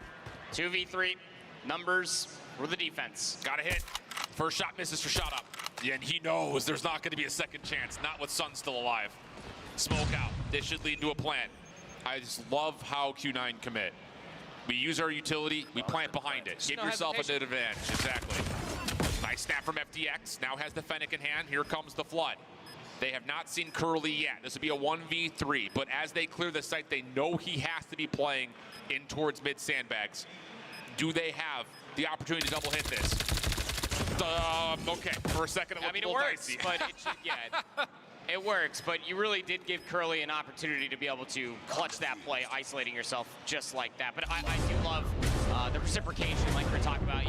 I also am very appreciative of how Q9 have no hesitation. They are decisively taking over the site once they realize that they do have an opportunity to do so. Yep. Stalwart on that retake, even in a 3v2, do not hesitate themselves. Just get back inside the closet, try to overwhelm them with their numbers, albeit into that last 1v1 was a little strange, but nonetheless, Stalwart take the lead right back. This is a really important round right here. Yes, it is. For Stalwart, it gives you a chance to say, we've learned what Q9 likes to do on their offense, and we can adjust to it. And I love the idea of this. They're playing counter flash positions on A. These hits towards A for Q9 have been nades to destroy trophies, smoke and flash beyond that, get the quick plant. Now you're playing back, so you have a chance to counter nade this execute if Q9 show their hand by way of those 3 flash executes. Early nades, stuns, won't connect past the test dummies. A nade gets yeeted out in response for Q9, which won't come up with anything at all. But your biggest problem is the angle that FDX is currently playing as well. How do you get FDX out of this position? You don't. You just got him. You have to smoke it and hope he doesn't hit. That's all it is. That's another good play. Here we go. There's the smoke. There's the nades. This is all about trying to destroy the trophies. Next will be the stuns. And this is now where all of a sudden Stalwart has to be throwing counter nades. They should know that, yep, here comes the plan. And the counter nades are perfect. Oh, it's beautiful. I love it. Stalwart have learned their lessons, and they're playing 4D chess. Sun tries to do what he can, but that is a beautiful response for Stalwart. Now you know where Mauchi has to be coming from, mid, but actually elects to rewrap through the test dummies. But the timing is just terrible. You know that the bomb has been dropped over here. You have trailer control. Shot up just has to swing upon the confirmation, even the angle being tossed out over by barrels. And it is just harmonious search and destroy being played on the main stage here on a Saturday. Fantastic stuff for Stalwart Esports, realizing that Q9 do rely on their late utility through the smoke to be able to get them their execute and get them their win condition on offense. And it's just as simple as hold on to a couple of nades and stuns yourself. We'll retake it very quickly. I love it. I don't know who makes that call for Stalwart, but someone internal to the Stalwart organization, give that guy a freaking bonus. Unbelievable play call. And now they're setting up for another full retake, but they could do this through mid. Yeah. They're not stacking towards America or Tin. They may try to wrap on trailer here. It's looking like it's going to have to be a mid retake, at least through mid. You do have at least one player. Curly is watching that. He's going to get damage on the cross. Not expecting for this angle to be held, but win condition set here for Q9 to get 5. Sun watching the long flank. Misses the first set of shots. Still has a safe angle to play off of. Up close and personal. FDX gets the gloves up. Sun still in trouble. This could still work. Repinch on the way from FDX. Does he get timing? No. It's being watched by Uling. Shen still holding with the KRM inside a trailer, and he will find the final shot to keep this thing tight. And the timing there on the retake for the last two alive for Stalwart Esports was just not good at all. I mean, IG was still clearing everything over by showers, but you're still trying to quickly, with a blaze of glory, try to get inside a trailer. It's just missed timing, but definitely an opportunity for Stalwart to try to yoink that round away. But Q9 keep it interesting. They keep it within one. Stalwart's still up on that point. Oh, how about this, though? Q9 looking to get aggressive, but Stalwart have also stepped up. The problem is Clove just cannot get the MG to hit enough. More nades on the way from both sides. Both are finding value. Q9 would need to clear out trailer here, and now FDX, he's just sending it! Oh my goodness! He's able to connect down to 2, but there's no follow-up from Shot Up as Q9 get us to overtime. Gotta reach 8 now. Could be here for a while. Strap yourselves in. It's going to be a wild ride. The more that these teams play against each other in the past 12 rounds, they have been learning more and more what each other like to do. Back to the offense now for Stalwart Esports, who do love to hold off for about a whole minute, but that might change things. Nice nade. Yeah. Just a little bounce pass inside a trailer will work out. And if you're Stalwart right here, I would love for you to find a little bit more pressure onto A. You don't have your smoke anymore, so there's no chance to dive into trailer. But can you put a little bit of pressure towards back barrels? You know that that's where the only defense could be at A, and instead, they're going to try to see if they can take their numbers advantage towards B. It just comes down to, can they clear these players out backside of the site? It is very different than what we have seen previously. Suns nade from the top. The MG42 can only go 1 for 1, but it's Curly back behind the boxes. Also has the read on the third, and it sits nearby. That's a risky call from Stalwart. We'll talk more about that in a moment, as they still have to commit onto this B site. Curly has kept the car push safe, so you know that if Stalwart are still here, they're likely in closet. That's exactly what's happening. A couple of tags from Uling will confirm, but they will back off thinking that this is going to be, you know, if they were to play this, they're going to rewrap back, and as Chinese Search and Destroy often leads towards, it's going to be a 3v2. Let's play our numbers together. Yeah, just play the 3v2 retake. Might be a 2-1 split once they do get the mutual information, but here's the hesitation coming through, at least for IG and FDX. They've just been expecting somebody to egregiously over Chow, and they've given up the entirety of the map. They're never going to expect this full flank to come through when it does. Yeah, they have cleared tires, though, so FDX can try to get back over towards the car. He's going to have an angle, but it's not going to work out. Q9. It's such a good call. And I love the fact that you call it, they're playing just for a retake, because they know that Stalwart don't have numbers. They know they have to clear deeper and decide if they want to get a plant. What does that mean? It's going to take time. So they have a free wrap to come around from behind. It's just really good awareness from Q9. But it's the lack of awareness for the execute for Stalwart. Again, the stuns and the nades, it is a lot of risk because you're not expecting Q9 to have this very similar setup. But here comes back the offense. Now Q9 up on that point. And Q9 looking to take the smoke play in the trailer, and they will isolate. Oh. Well done. Curly now has a post plant setup. The problem is, do they have anyone to clear out this backside barrel? That's going to be a bit of an issue here. Nade smoke still alive for Stalwart, who are hanging onto this back corner. The problem is they cannot contest this plan as the nade over the top does not land. So now they're going to have to play retake, and you have to be wary about what's in trailer. Someone needs to hit, and it's going to have to be shot up. Really? Z cleanup. 2v4 for the next couple rounds needs to come through. It's FPX against the world. Has a nice little world star and the boxing gloves for the second. There's still time. Yeah, it's just getting rewrapped on. Shots from behind, though, alert him that there is a player behind him, but it's just not going to be found. Q9 take the search 8-6. And I will say, again, Stalwart did what they needed to do to play some good chess against this Q9 team, but the small advantages here and there continue to go to the playbook that Q9 brought to the table. Q9 remained flawless on Search and Destroy here at Worlds 2024 at DreamHack Atlanta. From a 2-4 half to overtime to winning 8-6. Both overtime rounds came through, and as you said, the 4D chess was just absolutely perfect for Q9. But credit where credit is due. I mean, Stalwart just threw those opening handful of rounds, and then also the return effort once they were losing offensive rounds over and over again were so good. But then Q9, how deep does the bag of tricks truly go? It's as small as just the littlest of alterations over by their B defense that completely kept Stalwart off guard, because why wouldn't you try to go back towards the B push? It's where you found most success on your offensive half. But when the stuns don't connect over top of the nades and Curly goes unnoticed and it's a free angle for 3, very difficult to combat from when Q9 is playing like this. I think the other thing, I want to go back and revisit that first overtime round where Stalwart gets the opening nade pick on the trailer. It's a guessing game because Q9 have sometimes had Uling playing at B with a sniper rifle. Sometimes he's had an MG though. Correct. In that round, he's not sniping that back barrel. They think that the sniper's gonna rotate to help A because you have to have somebody watching that corner through barrel, and they say, let's avoid the scope. Let's try to isolate over towards B on the boxes. The stuns don't fully land though, and wouldn't you know it, Curly's holding an MG over the top, but there is no sniper rifle that time, and Curly walks away with 3 to give them that advantage. Slightest alterations, but the one constant is, in fact, Curly. 17 and 11, that's a hell of a lot of engagements through the rounds of Search and Destroy that we saw. 13 and 9 out of Uling. Said to keep a close eye on what that cat is about to do going in towards Search and Destroy, and wouldn't you know it, was pretty darn good about it. The bounce back from the 2 usual suspects from that map number 1 for Q9 now lead them 2-0 over Stalwart. And Stalwart coming into this control, I mean, at least you know that it could be a more favorable game mode for you, but 0-2 back against the wall versus this Chinese team of Q9 that you have yet to beat before. Yep. That is a hard mental bounce back. I will say, though, and again, I think the veto process worked out decently here for Stalwart. Control is the one map that, as I said, kind of in my prediction, if I had a 3-1, I had Stalwart winning the Control. They also got Seaside, which they played a lot of at CDSI, is also their best mode at CDSI. I've only had a chance to play it once so far on the weekend through the Swiss. Yeah.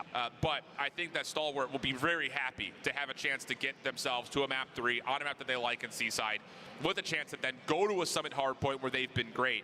It's just going to hurt because there were moments there in map 1 that they could have at least kept the map tighter, if not possibly won it. Same situation there for the firing range. So it's the small little gaps here and there that may have Stalwart feeling a little bit more mentally taxed than you'd think.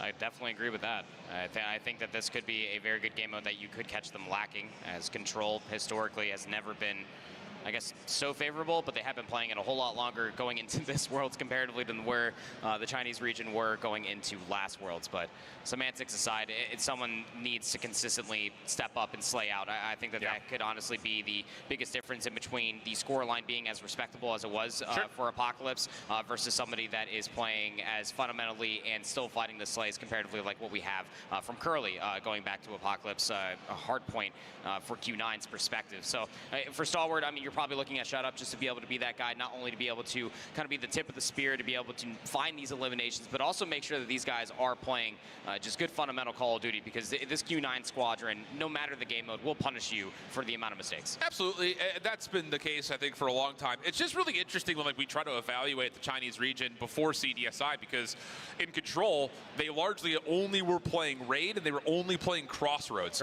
We obviously don't have Crossroads in this particular map pool, so them trying to jump onto a Seaside and an Arsenal that they didn't play a ton inside of their region, I think just had us kind of questioning, again, for the second straight year, how good was China going to be at Control? Now, going back to last year, we had those questions, and we got a lot of very resounding answers. I think in particular when they played Crossroads and they played Raid.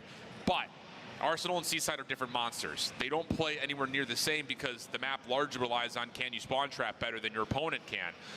Do Q9 have that ability to give that understanding, know when the windows are to do that, and then successfully pull it off? Because even watching the last map with X-Rock, their executes were great, but sometimes they were getting punished trying to push across the map. So that's, I think, kind of where the question is can Q9 be better at that than X-Rock, where even though, of course, X-Rock won the map?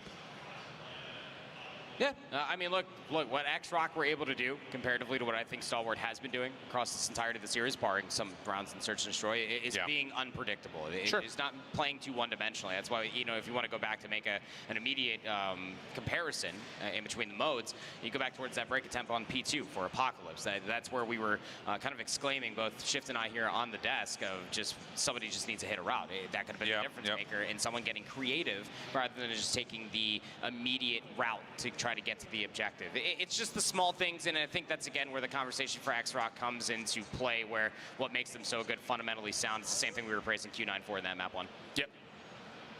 And it's just, oh man, it's so tough, because I think the macro conversation that we haven't really touched on yet, but merits the talking point. How do you reverse sweep a Chinese team with a Tunisia map 5 still waiting?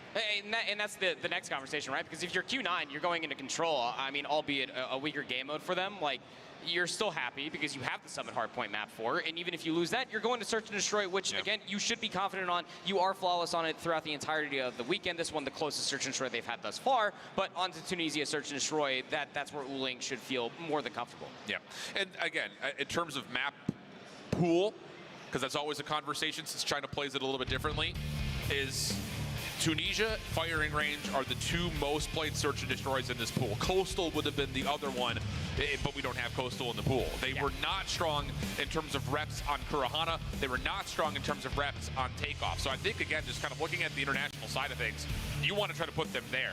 The fact that Q9 get a Firing Range and they get a Tunisia feels like a steal away. Plus, then you take the hardpoint conversation in the mix. The most played hardpoint map that China has played is Summit. So it's like between that and Hacienda, but mostly Summit has been kind of one of the linchpins for success for these three Chinese teams. So again, Q9 is going to feel great about how this map pool came to be in the first place. It's just going to always be slim pickings when you're looking at a lot of these different teams trying to counter-pick, pick-ban just against any of these Chinese teams because of how much consistency that they do have. And I think that the same conversation is right there for Stalwart, given the simple fact that you have to pick ban for comfort. You have to try to get your best map set, and more often than not, when you are facing against these top 4 teams that was playing them going into the weekend, those maps become your most comfortable, but are also their best maps. Very slim pickings, but without further ado, map number 3 is very much so could be the last map mode combination for Stalwart Esports, should they not win this here and try to force it into a map 4. The other side of this, the whole thing is like, we're digging into like the whole chess game of how the vetoes work, how certain like minimal moments go throughout the maps, but we only get to have those conversations. We see 2 squads that are playing great COD, and right now these 2 teams are playing some pretty great COD. Agreed. So that's why we dig into the nerdy side for all of you guys that are out there. Let's jump into the Seaside though, get into the action as Q9 will be on the opening offense with early eyes towards B. Stalwart's going to really invest their defense on the A side of the map through Winery and then try to re-wrap through middle, but as they lose shot up, Q9 are very aware that this next hit has to be coming through U-Haul. And just the stack immediately inside the zone, just trying to bait them. Timing for at least 2 is not favorable, but Sun's scope, because of course it is, going to be able to find 2. So B zone still being worked on, second segment locked. And Shot Up's going to just test his luck, and that's what happens when you test your luck. Okay, Sun just slides out, finds a quick scope, and now the B zone is gone. Entry towards A still being worked on as Chen is just hanging out, waiting to see if he can punish someone trying to go for a spawn trap. Does not find the elimination though. So good map control and the response here for Stalwart, but they still have to defend for another 2 minutes. Yeah, they sure do. And look what immediately came of that convincing kill feed that they finally got for themselves. They're only trailing by 1 life, but they do send 2 players to maybe try to get a couple of exits from the spawn of Q9. That's exactly what you have to do when it comes down to the circle and chess game that is being played at Seaside Control. And Chen can get the work with the KRM, clearing out top bar and over towards Secret. Focus from Ouchi on the flank is great from Church side. And now all of a sudden the defense is scattered. Trying to retreat back to safety is FDX. Has a Type 19 to work, but the hipfire is not going to land, and now Q9 are working on their re-entry back in towards Winery. Good stuff so far from Sun as he gets the second, well predicted. The opportunity for a pinch to come through, but Sun right there for the trade, and now he's got the Tundra out. Sun's doing it all with whatever's on the ground. Doesn't make a difference, give this guy a butter knife. He'll find a way to make it work as Sun's on 5.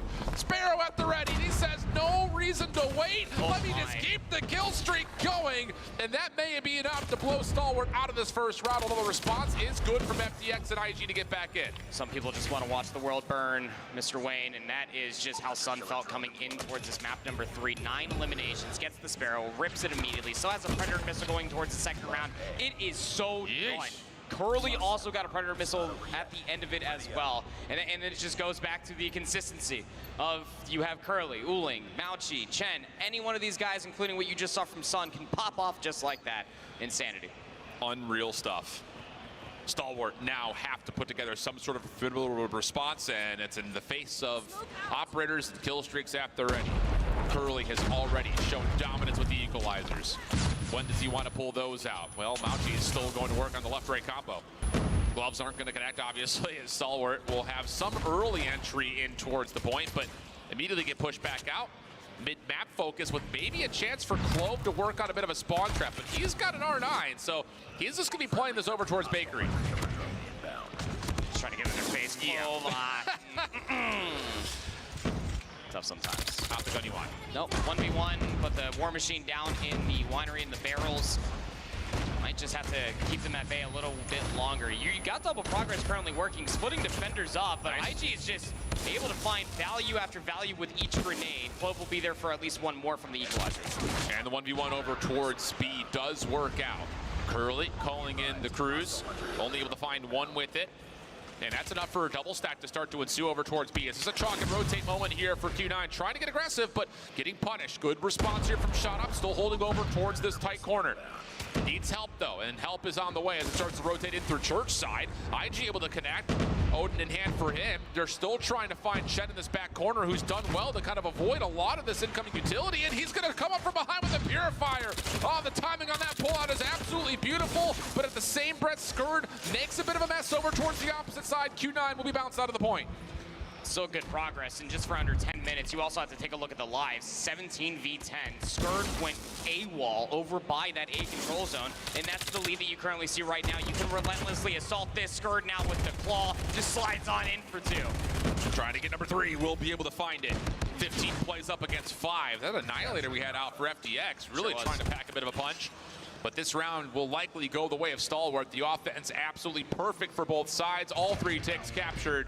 And that's enough to get us tied up going into the third round. Yep, even Stevens going in towards the third, back towards Q9's offense. And what have you learned from Stalwart to be able to combat it against this coming in towards this one? No, you do have a Pred missile in the back pocket of Sun. You do have Curly and Mauchi's operators should they decide to pull that out. Nothing in response for Stalwart Esports that's going to pull some explosivity on what Q9 is currently playing with. So they're going to take it through mid, try to get over towards A first. Trophy systems are down. IG kicks this off for the first. Curly equalizers out, gets kind of baited into pushing into the Stalwart defense, and that's only going to lead to a single elimination. So not the most efficiency there. Nice moment from Mauchi to hold on, make sure that this Stalwart defense can't push too far forward, but there is at least one player lurking. That is Skurd around the back, waiting for his time to hit. SQ9 get to work once again, opening up barrels. Here comes Skurd on the pinch, shut down off the spawn from Uling, and that's going to be enough now for the stack to be in at A. Slow capture though, and that's because Chen here with the Q9 decided to push all the way up into the fencing. He's gonna get caught on the cross. There is assistance now, though, so Q9 might have thought that they had numbers, but Clove just flies on in for 2. Uling feels like he has to pull the War Machine. Yeah. He was crazy with this combination back in map number 1. And Stalwart just have to stay back, wait for it to expire. They do so perfectly. Absolutely well done, and then you hit for your retake. This is good political Call of Duty, friends. Absolutely beautifully done. FDX turns that into 3, waiting for that War Machine to expire, and now IG's got 1 of his own as he tries to take the attention up towards the top statue, and IG's going to connect for now 3 in this life. Maybe more to come as he moves in towards Checkers, and he finds Chen. Really well done as Stalwart's defense now has the map, they've got the time, and they've got the lives. 25 seconds remain. Sun saw all the value that was being pulled for Stalwart Esports and their operators and thought the Predator missile should be helpful. Nobody was in a position to try to gain value from that after your team was still in the spawn. So now you're desperately trying to get across the map. 20 seconds remains, 15 plays up against 9. And they're going to try to run right into Shot Up, who's got the R9 ready to go. Split focus here for Q9, just trying to get into one of the zones. Doesn't really make a difference which one at this point. Just something to stop the clock. 14 plays 7. Opportunity to open things up at B. The defense still putting a lot of value onto the A side of the map. 6 seconds on the clock. If you get all 3 ticks, you'll add an extra minute, which would be huge for Q9's attempts. And Stalwart, they look like they want to set up to try to re-break this, but they don't have the numbers to do so. And this could get dangerous. If they commit to this and lose lives, it's going to be even in the life count, and they will get picked apart. 2nd tick done, 3rd on the way, and Q9 have made this manageable 5v9. This is where you cannot afford to scam. If you are Q9, you do have a winnable situation here. You do have 2 operators in the back pocket for 2 different Q9 members. Should you want to use it, the only thing in response would be Shout Out. It would be so good if you can get at least one of these operators out for Stalwart, but there's Sun with a sniper, first blood. And the problem is Skirt only sees 1. He doesn't know how many players are making this play around the back. And there's time for Q9 to set up a bit of a spawn trap here. They could farm a kill a couple of times over and turn this into essentially a 5v5. Clove comes back to the play, only gets 1. Now the hit from the back starting to look good. Stalwart are split. This is winnable, super winnable in fact. The clock is stopped at 36 seconds. Stalwart trying to get a bit of a surround. Chen shut down from one side. Sun trying to respond with a Sparrow.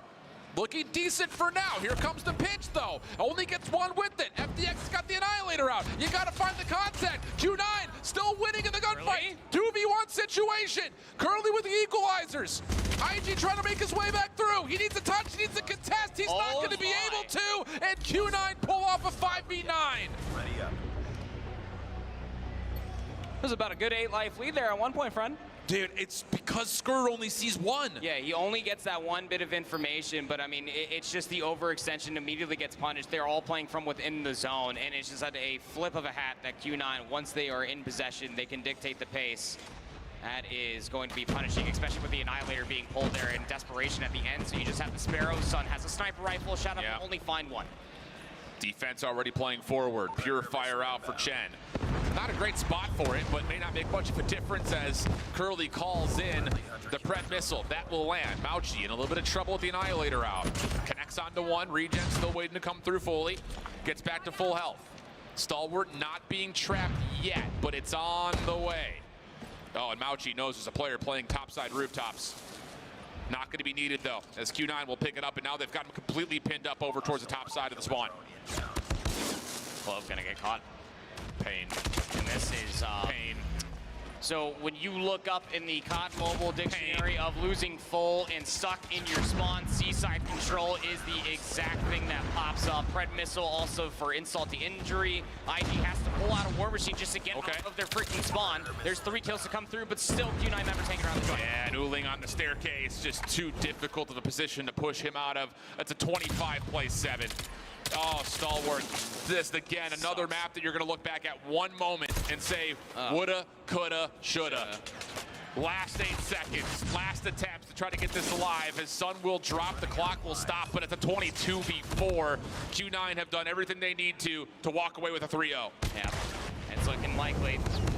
Miracles might happen, but not on this main stage, not today, as Uling will just dance around the arches. Curly will finish with 25 eliminations, 23 for Sun. The majority of those all coming by way of the sniper rifle. It's a 3-0, but Stalwart gave them a good shaking. Yeah. U9 will move on. That's just, man, I'm telling you, Stalwart's going to look back on the series, and they're going to see 3 specific moments, one in each map, that if they just did this one thing different, they put themselves in a spot to win all 3 of those maps potentially. It's hard to say that's not like you made this mistake, you lost map, but it was a big factor of why. You know, not having the rotation discipline to take the long route on Apocalypse.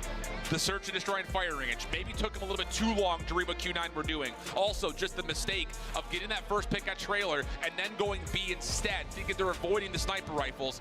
And then, of course, here you get the information, but it's too late on what Q9 are doing in that 3rd round. Yeah, it is quite literally the definition. A buzz phrase here for us on the desk is that this is the most competitive a 3-0 could possibly have been. There were ample opportunities for Stalwart to be able to win maps, to be able to not only lead them at certain points in time, but really make it almost feel really sweaty for Q9, who should have walked into the series understanding fully, hey, we just 3-0'd these guys not too long ago. This should be a cakewalk. No, Stalwart came to play this entire weekend, and just as for the Green region as a whole, should feel very, very proud about how far they made it comparatively to what it looked like this time last year.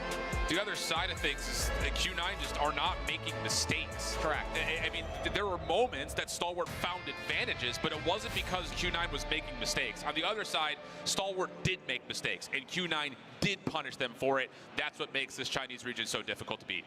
Yeah, I definitely. Stage X-Rock made them look silly. Q9 is next up in line here over in Atlanta to potentially see if they can take down the powerhouse that is X-Rock.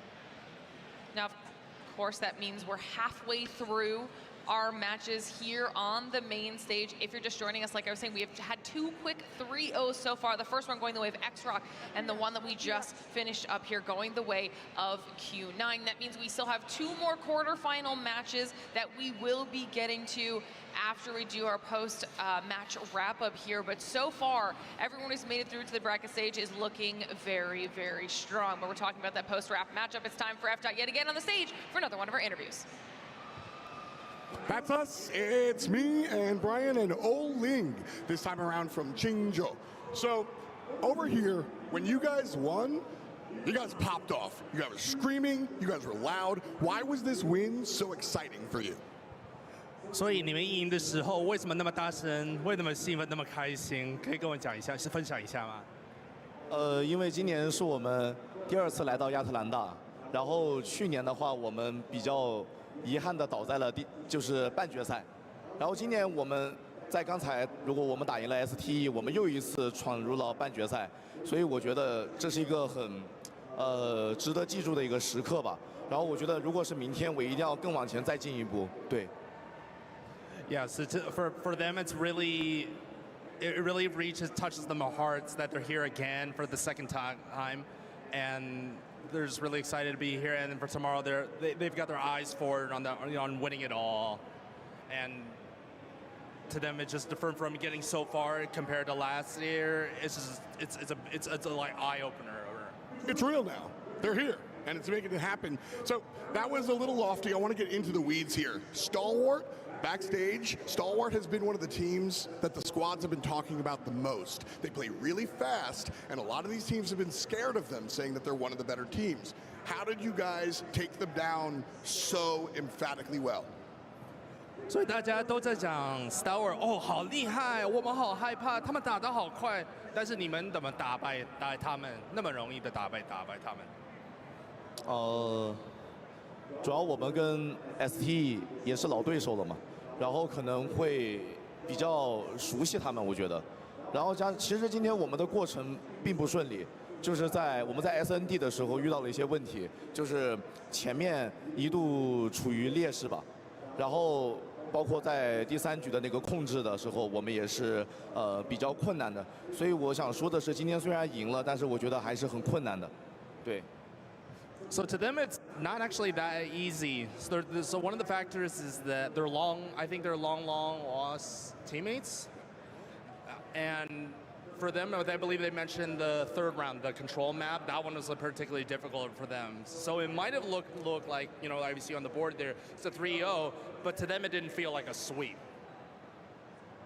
Well, they certainly looked out there and performed pretty well. So again, congratulations, Oling, on the victory. We've got Beef Mommy standing by to chat to the other side.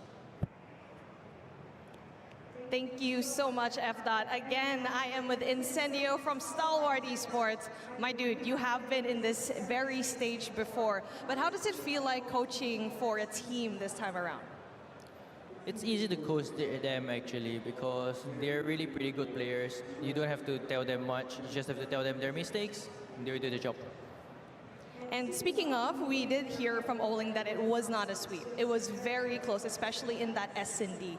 What happened in the matchup? It was very close, but at the very end, you had crumbs, but you were not able to kind of capitalize on them. Like, I feel like the team played really, really well. China is a very, very good S&D team. We managed to outplay them. Even the casters were impressed that the team managed to pull off a lot of pop flashes, picks offs, and have a very, very good game. So I think we just fumbled a little bit. Could have been better. And I know that Stalwart has been a team that almost lost 2 players before even getting here to Atlanta, but I just wanted to get your feelings, right? I know that right now a big game has just finished, but how does it feel like to be here in Atlanta, especially with 2 new players, FDX and AG, finally being here in the first time here in the World Championship? I think they're adapting pretty well, despite they just landed like 2 days ago.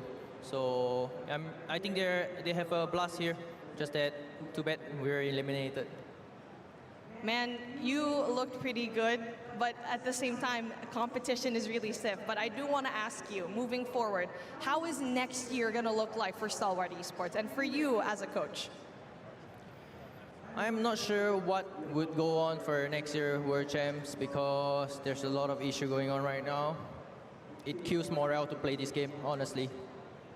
Lots of fixes, but it's okay. There's still another year to definitely look forward to. Thank you so much, Incendio, for being so down for this interview. Again, Garino represent. Thank you so much. All right, y'all, there's still a lot more games moving forward, of course. And that's not just that. We still have other teams happening today, and we have Brotherhood right here. Definitely no stranger in this competition.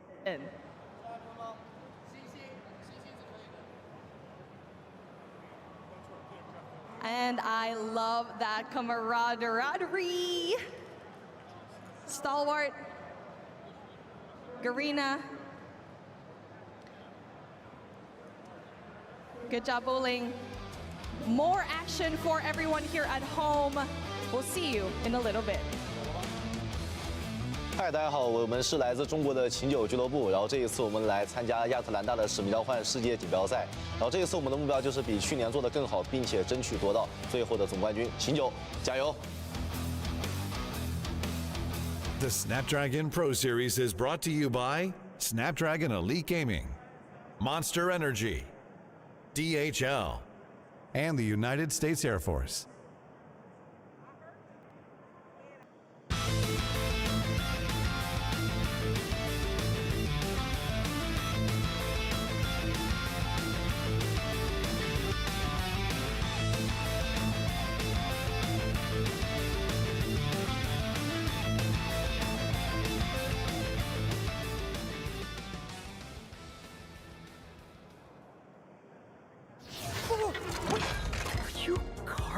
It's amazing to meet you.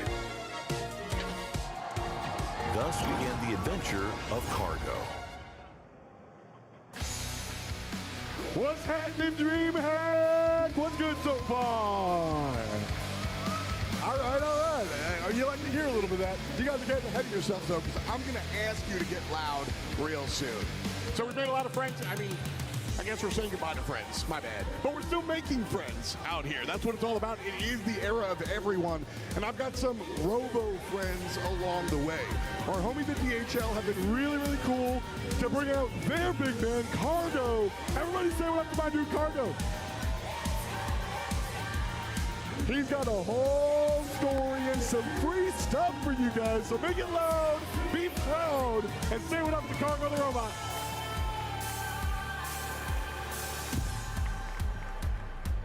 Cargo's out here shaking hands and being all polite, the way a good influencer does.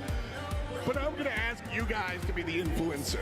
Basically, we have all this free stuff. We got a box as per usual, it's DHL, so get used to boxing things up and shipping them out. And we've got stuff inside it. things you can wear, things you can throw, things you can play with, and things you can take home forever. But how do you make that happen? You just make a lot of stupid noise, so let's go!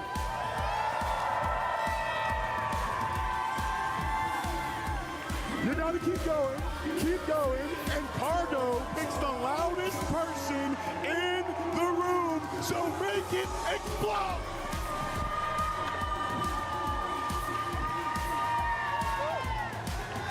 All right, we cruising. We gotta pick somebody right over here. That's our boy. Yes, sir. Hey, my man, what's your name? Shantoni. Where you coming from? Rocky Mount, North Carolina. Welcome to Atlanta, my man. Now, like I said, we got some free stuff for you. There it is. Just one, though. We got more stuff, yeah? Hook them up. And there it is. You got a water bottle. You got some hats. You got a bag. There's a whole box here. DHL has been partnered with the Snapdragon Pro for a minute. It's been really, really cool. They really power us to make all this happen. Cargo is the one putting on the stream, believe it or not. Whoa. What do we got here? I don't know. Let's find out. Oh, yes, sir. Oh, yes, sir. Come on now. Oh, we got the hat. Talk to me nice. You feel me? Race car. Come on now, sponsor me. You get the stuff, but not the microphone. Give it up for my man coming all the way from a little bit up north. Good looks. We're going to keep the party going. Thanks so much for hanging out. Thanks to Cargo. Back to Glitter and the homies.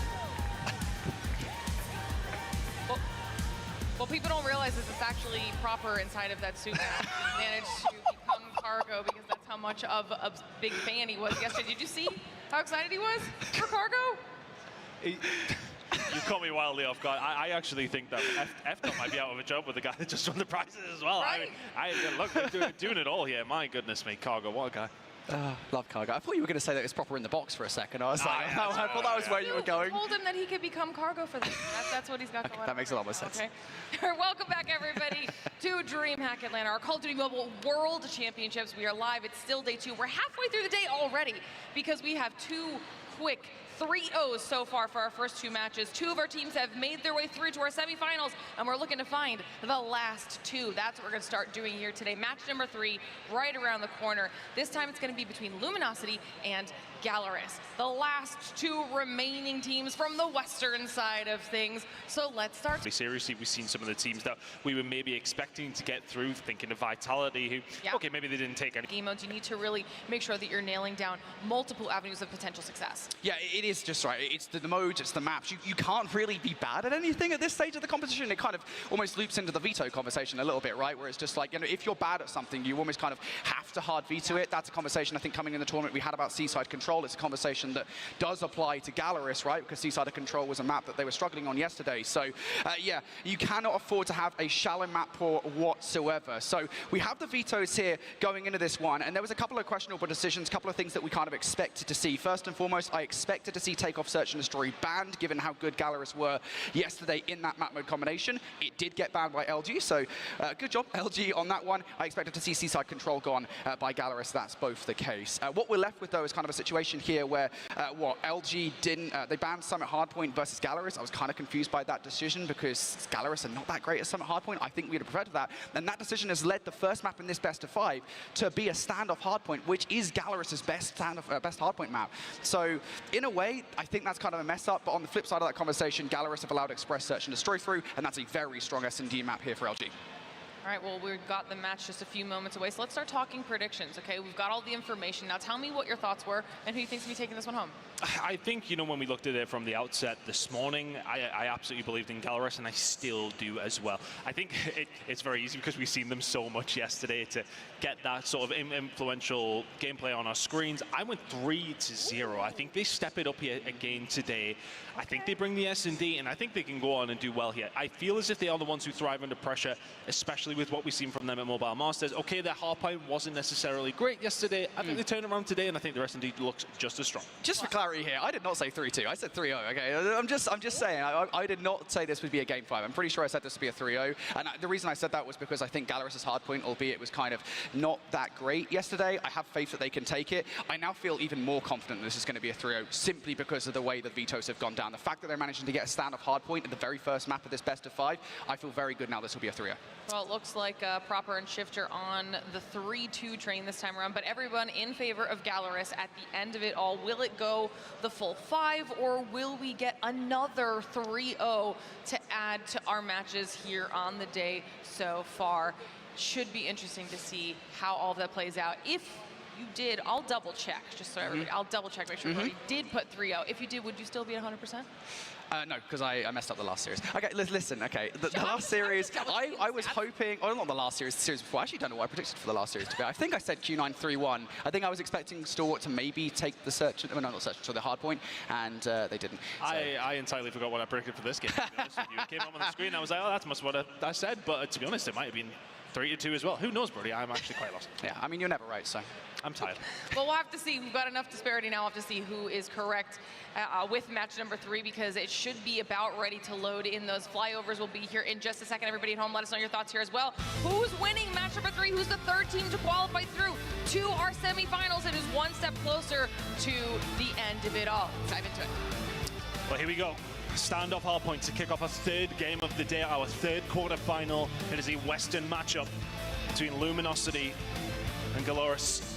Should be an interesting game. Teams on the stage just getting something sorted out, so I don't believe we'll be jumping directly in. I can see the referees in there, so we'll maybe just talk about this one a little bit longer. With this standoff, we're leaning towards Gallerus. We did see their struggles in hardpoint yesterday, but for you, what were the main issues with what they were doing? Were they just playing against stronger teams, or was it an inherent issue that they seemed to have? I think it was just slow starts, to be honest. I think we saw that versus Godlike, right, in that Hacienda hardpoint, where they went down by about 100 points and they almost made the comeback. In the second half of these hardpoints, Gallerus are more than competitive. It's just the first half. They're coming out a little bit slow, maybe even just the start of these series. They're just not as warm as they would like, and then as they get further in, they get a little bit more comfortable. They're much happier, especially after the search and destroy. But certainly, I think if they can kind of come out firing on all cylinders at the start of these hard points, they will be much better off. It's interesting to see if they can change things up, because the search and destroy looks so good, but everyone got a good look at their search yesterday and how well it was actually going for them.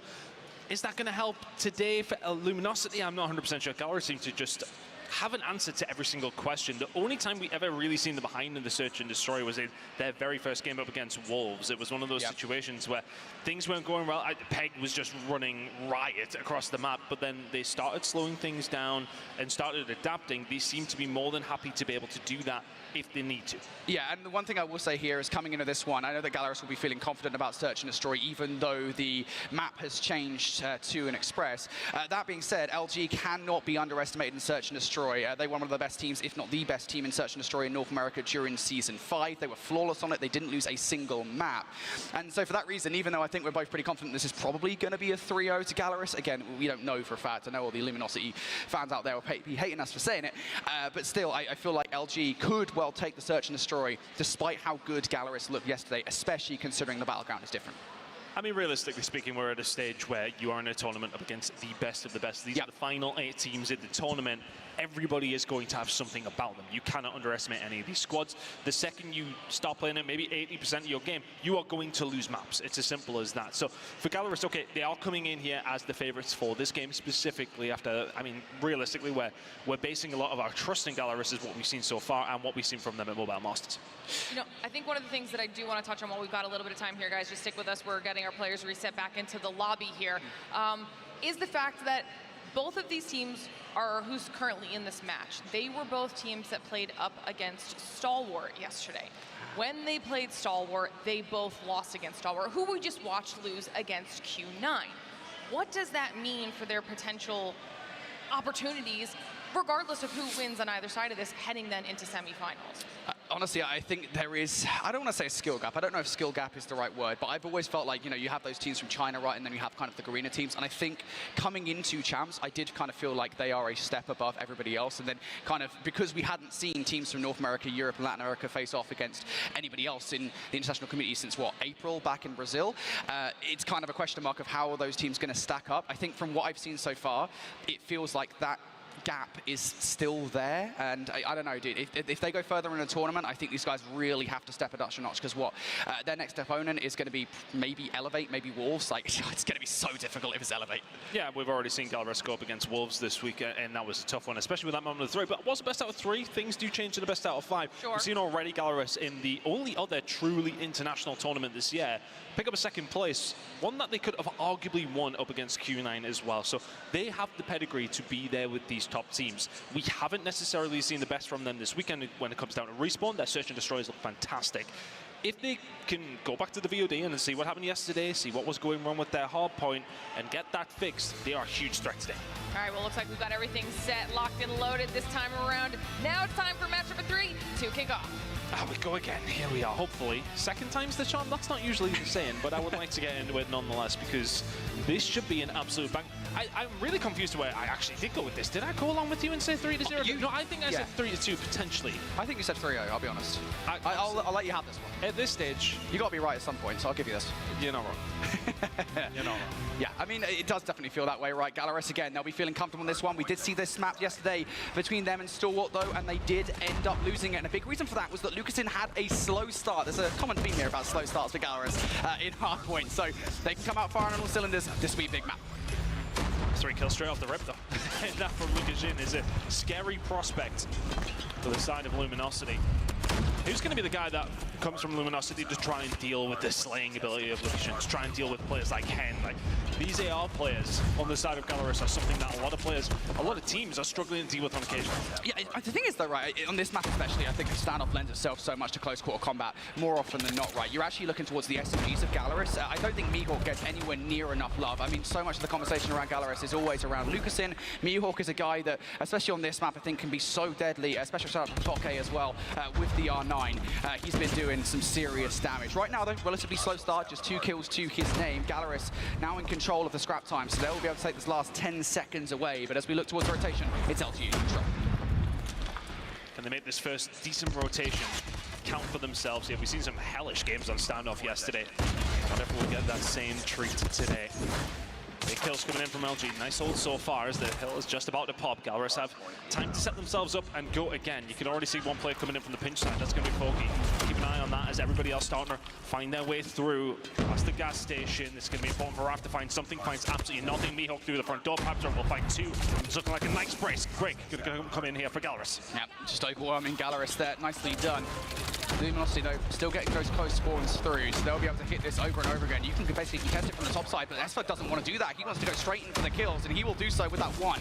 Rap's the only player, though, really to help. Kings is also there for a little bit of contribution, but ultimately Luminosity's efforts there to get in towards a hard point are not enough, and Fokke will also win that R9 battle versus Raph. So Gallerus just at the moment winning all these crucial engagements, and perhaps more concerning here as the Purified comes out for 15 seconds of scrap time is that Gallerus have actually got control of the rotation towards Nu because Luminosity kept on pushing for that scrap. Yeah, LG fumbled this one just a little bit, and Gallerus can add to that pain. Look at that kill feed just looking yellow.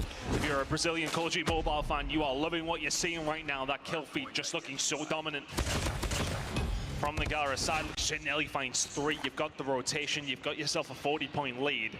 You take those starts all day long. We said the slow starts from Gallerus were hurting them in hard point. They may have fixed that issue. Now here comes the operators from Gallerus. Again, you said slow starts were the problem for Gallerus. This has definitely not been that. And they know they want to continue that momentum forward as well. LG, I think if you're them, you need to start bringing out your operators right about now. Kings is going to do so with the War Machine. Can he actually find any value from it? He is. A couple of kills. Is that good enough for Luminosity to get in? There's the kills to follow up. Just one more player to deal with. It's going to be the equalizers inside. Kills coming through from Fokke, but Jez is going to have to use the claw to remove that player from it. And just like that, LG in for the back 30 seconds. Big investment coming in to get a hold of that 30 seconds. That is truly, truly needed. Stuck inside now with the Sparrow, and now is the setup going to be here from Gallerus. Are they going to fight over this? They're sending 3 towards the old hard point, but sending 2 towards Nu as well. Get themselves set up, happy to give that one over. Nice break from Luminosity, who have finally arrived here onto standoff. Transitional kill starting to go Gallerus' way, but I think they'll still take it. You know, that P2 hold was so good from them. The P3 not necessarily great, but 8-point lead heading into the fourth hill. And take goes all day long. Yeah, this is comfortable for Gallerus at the moment.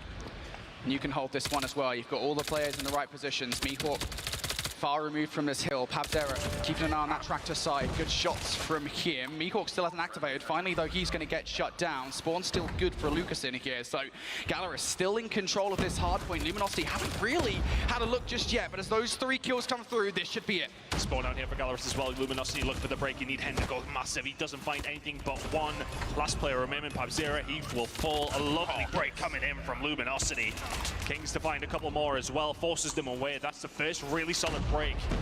That's going to come quite early here for Luminosity as well. Gallerus managed to pick up about 10-15 seconds there, though, so not the end of the world for them.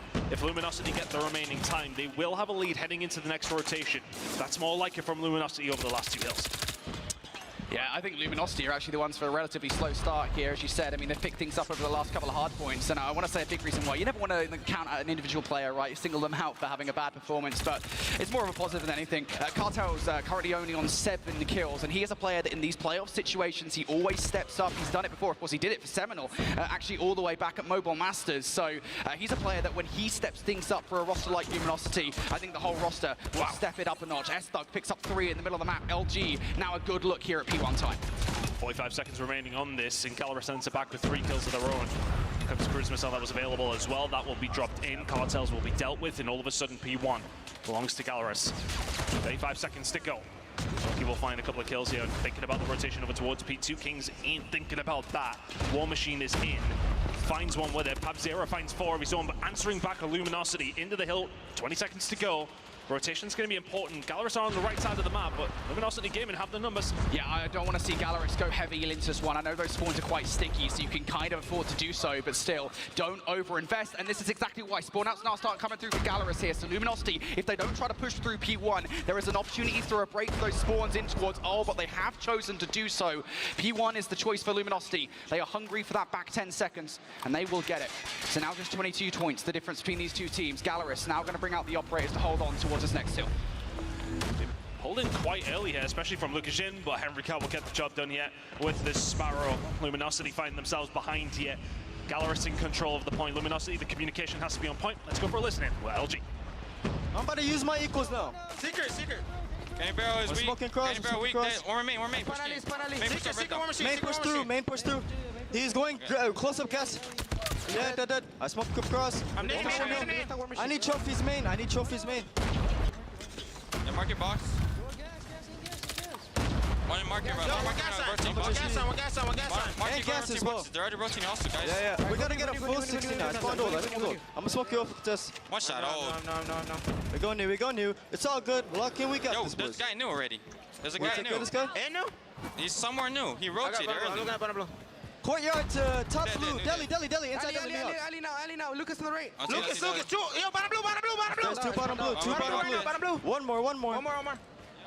And Gallerus continue their reign of terror over towards P2, but Luminosity, they were slow on the rotation last time around. They need to be good again, but Raph needs to find a way through for the rest of his team to get themselves there. Pabzera will find 2, making it 4 in total in this life. Gallerus trying to find a breakthrough. Purified Cartels, not enough value out of that whatsoever. Only 1 kill in his name. Close spawns for LG is going to keep themselves in the conversation for this hard point. Jez now, investment of the claw. You're just going to have to pre-fire this thing down range to make sure all these players get taken down. And it works out. A couple of kills here for Jez. LG, now a moment to breathe. Gallerus now going to have to individually hit this one. Jez is getting all of these gunfights, but Pabzera able to climb through the window for free. Finds a double. Fokke, can he get another kill? No, as Kings will double up by himself. LG fighting tooth and nail for this time. Now Gallerus get a bit scrappy over towards that hill. Mihawk's still trying to have a little bit of a look here, but Luminosity will be the beneficiary of P3.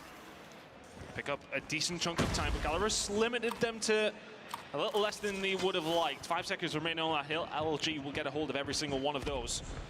Now the setup for Gallerus. They can dig themselves deep. The trenches are very much dug. And now for LG, which is the way that you've got to try and find a way through. Mihawk can shut down one on the backside. Pabzera is here, ready and waiting, but S-Thug has actually managed to slip the net here. He's going to be able to push on through, not quite. Eventually does get taken down. But all of this pressure coming through from this backside, is it unrelenting enough to get themselves inside the hill? Yeah, actually, yes, did stay alive for long enough to influence the spawn. So LG now close spawns, but Gallerus going to bring their operators out. It's Henry Cap for a couple of kills now. Kings on the other side needs to get something with this War Machine for an early break. You can't afford to give Gallerus this time. Henry Cap's on the hunt. Raph will take him down. And ultimately, Gallerus are still through, and they've still got 3 operators ready to go. And on the other side, LG have absolutely nothing. LG's opportunity may well have just passed by. They find the kills, Gallerus, that they need to. They just about hold on. Gallerus now in the ascendancy, 15 seconds to go on this hill. They are only around 20 seconds away. Investing here from Voki. If you're going to find the equalizers, you don't find much from it. Cartels has got to come through and got to find the kills, and he finds 3. It doesn't get them a whole lot, but at the same time, it keeps Gallerus that little bit further away than they were likely going to be heading into this 3rd rotation. Gallerus find themselves around 15 seconds away. Luminosity far, far behind right now. Yeah, and that was a bit of an intriguing investment coming through from Gallerus. I know I said that they had 3 operators. I didn't say they had to use them because they couldn't win regardless on that hard point. And now going into the next set here, granted you're kind of making your operator cycle go forward a little bit faster, but still now you've only got 1. So you have to fight for this last 16 seconds inside the time. Luminosity trying to get it done. 3 kills now coming through, and that 1 operator that can. Pabzero, the War Machine, trying to provide some Overwatch. Pabzero's been leading the lobby for the majority of this game. 36 kills. There's another one to make it 37, 38 incoming. Pabzero just ain't missing with anything right now. Gallerus in control at the point. Luminosity offered up a fight, and they still are. Continue to be in this game. Gallerus still 3 points over. Cartels and Co are just about holding on by the hair on their chin. But here comes the rest of Gallerus. Are they going to be able to break it on through? Hardpoint was the problem yesterday. They still haven't secured it. Yeah, just 1 more second is all Gallerus need. That double nade doesn't secure it. Luminosity don't really have a path through this hardpoint in towards Nuke. They'll get that 8-second grace period, but it has to be a fast and furious hit for the rotation. I don't know if they can get it done. Plan for Luminosity has to be utter perfection over this next 5 seconds. Foki inside the point, but that will do it just right there. Lukashin lines them all up to kill the game off. Hardpoint doubts be damned. The 250 hits the side of Gallerus, and they are 1-0 up in this series. Disastrous start for Luminosity. And we said it. We said, what does Gallerus need to change their hardpoint woes coming into today, coming into the most important match of the tournament thus far? It was those slow starts, and trust me, Gallerus did not have a slow start there. And I'll tell you what, to be fair, despite that brilliant start from Gallerus, what was it, a 60-point advantage or something ridiculous like that off the start, despite that, Luminosity were constantly snapping at their heels throughout the game. They just could never quite catch up. Gallerus playing incredibly well, and again, I think we're going to see it in the stat lines, but the key difference maker again, you know, versus Stalwart, their key players weren't really in the conversation until later on in the game. Throughout the entirety of the game, everybody stepped up to the plate for Gallerus. Everyone listening as well, the communication was fast and furious, but they just couldn't find kills. It really did feel like that kill feed was dominant by Gallerus throughout the majority of that game, and really helped them on their way. Luminosity, I want to say that they had like spurts, didn't they? They seemed to just have a few moments here and there where they find 5 kills, they'd get a hold of the hill, and they'd get some good time from it, but they were few and far between. Gallerus just finding everything they possibly could have needed to throughout the majority of that one. Tried to throw the kitchen sink at it towards the end for Luminosity, but the game had been done for a little while. And that's what it means to Gallerus. Their hardpoint has been a huge struggle for them so far at this tournament. They find it in map number 1, and that will make them supremely confident throughout the rest of this series. Yeah, and just nobody from LG was able to keep up with Gallerus. I mean, there's literally, normally in these situations, right, you kind of have one standout, right, that's doing well, and everybody else is kind of dragging their heels a little bit. No, this time around, everybody from Luminosity is struggling. I mean, they're all doing their bits in the hill for the most part, right? I mean, the only player who gets less than 59 seconds, we'll say, inside the hardpoint is Raph with 30 at the bottom of the leaderboard. But still, I mean, LG, they're just not slaying out versus Gallerus. I'd say by 45. Quick maths, mate. Love that. I might not look clever, but... it's the accent, I think, mate. Well, okay, right now you're just coming for everybody from Newcastle, so, you know. But 45 outslay is a big difference, you know. And again, I do always like to reiterate that it's not always about the kills, but when you've been outslayed that heavily, it makes your life extremely difficult. Tough start for the side of LG. What can they do here going into this search and destroy? I think we're not seeing that it would be necessarily a nightmare scenario for losing map number 1, but you would see that as the weakness of Gallerus. You haven't been able to capitalize on it. Their S&D has been so strong And we're going to have a look at why some of the reasons are for that. They looked sensational yesterday, Brody, in Search and Destroy. I wonder if they can continue that on here today. Yeah, here's a look at the stats then to show you guys exactly what the differences are right now. You can see kind of the kill differentials that Gallerus have just frankly got more in pretty much everything besides the objective, weirdly enough. Gives head-to-head to show you guys that clear record, for Search and Destroy for Gallerus at 5-0. But again, a reminder that 3 of those wins came on Takeoff, Search and Destroy. That map was banned by Luminosity. They knew they couldn't really afford to play Gallerus on that map mode combination. They've gone something they are very clearly more comfortable on in Express, Search and Destroy. They have been gifted that somewhat by Gallerus. So despite the fact that LG's S&D has been left wanting this tournament thus far, I think this could be an opportunity to get into the series. Well, it has to be something that they take, though, right? From how good the Search and Destroy of Gallerus has been, they at least get one of their picks. We're going to see Kurahana for map number 5 if we do get there, but it's getting there for LG. That's going to be the issue right now. But they can possibly do something here when it comes down to Express. I don't think I've even personally casted an Express at all so far over yesterday. I mean, okay, I was going to say, you've casted an Express at some point. Yeah, well, yes, I have. I thought that was where you're going. Many, many times for many, many years. Thank you very much. But at the same time, we haven't seen it too much yet from either one of these two teams. I presume Luminosity maybe probably played over towards their side. Let's have a reminder of the maps that are coming up over the rest of this series. Search and Destroy Express, what we're talking about, is coming up in just a second. We will see Arsenal Control, and if we need to, that's the end of hard point. Search and Destroy, Kurahana Metropolis to finish things off. I think that opening map for me gives an indication to what seriousness Gallerus are bringing to today. It wasn't just a win on a hard point, it was a convincing one as well. Yeah, definitely. I think this is the thing, right? Gallerus, again, we kind of said that their keys to victory going into the series would be winning the hard point, and then I guess, you know, it's a bit presumptuous to say they are going to win the Search and Destroy and the Control, but, you know, that's just off knowledge of the fact that, you know, their Control in Latin America during Season 5 was phenomenal. It was quite literally flawless. And then Search and Destroy yesterday, I mean, again, I don't know if it's just the map, but they just look so well composed. You know, very clearly you can tell they put the work in their Search and Destroy. So for me, it kind of feels like now Gallerus are on the path to that 3-0. The only question marks are, is Express, Search and Destroy going to make all the difference for LG? You know, this is very clearly a map mode combination they are comfortable on. And, you know, if we do get to that Arsenal Control, is it going to be something where LG come and surprise Gallerus? Because that is also their best control map. A lot of questions, a lot of answers coming up in this series. We've got Express, Search and Destroy next up, though. This is a do or die moment for LG. Reminder, folks, this is a single elimination tournament. You get one shot at redemption. If you lose it, you're done. Is Express going to be the way back into this game for LG? Well, we'll find out when we get back in. But for me, I think it's crucial.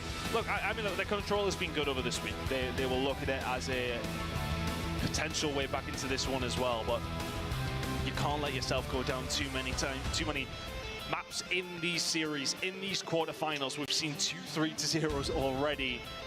The stronger teams are making it count every single time they get that advantage. Can Gallerus further cement what they want to do here, or can LG tie things up? Yep. And at the start of the Search and Destroy, I'm looking for aggression out of LG. You've got to get Raf in those positions where his R9 can be pivotal for site control. Express is built for those close quarter engagements. Here we go, right off the rip. Gallerus, they know it. They need to win these up-close and personal gunfights. Anybody sent over towards A. Utility indicative of exactly what's going on for both two teams. Just trying to find a pick. I think that's one of the massive strengths, though, for Gallerus is their sniper play. But Foki will get up close and personal, not finding one, but two. Raf with the R9 taken down in the first round, and that's Gallerus' advantage already. Yep, now you've got a flanking player to deal with in Henry Cat as well, so for Luminosity, they're starting to feel the vice blows in now. Mihawk continuing to be effective in this round. Cartels for a 1v4, I said. He's a player that steps up in these situations. So already brought it down to a 1 versus 3. If you can get the skill against Henry Cat and then get the hell out of dodge, that's nice. You've still got a wealth of time to work with, but he's going right back for the reach up. From the position he's in and where the opposition are, this would be one of the best 1v3s you're ever likely to see if it was to happen. And it doesn't. Gallerus with a really good start. It comes from Foki finding those R9 kills to kick off the round, puts him in such an advantageous position. 1 to the good. Brilliant start from Gallerus. Again, you know, they've probably started the VOD right. They know that Luminosity are an aggressive team here on Express, Search and Destroy. That more often than not is the key to victory to winning this map.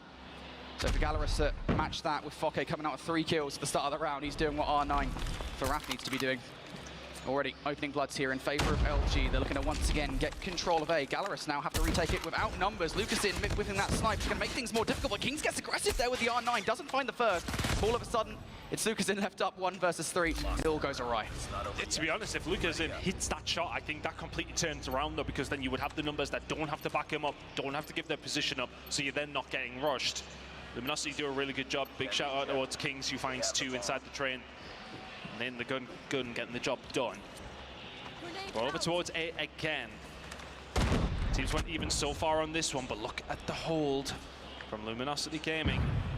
They're heading over towards this side. Pab0 has to give a shout to his teammates and say, bloody hell, boys, help me out, because they are swarming over towards B, and Luminosity have complete control here. Yep, I really love that play call from Luminosity.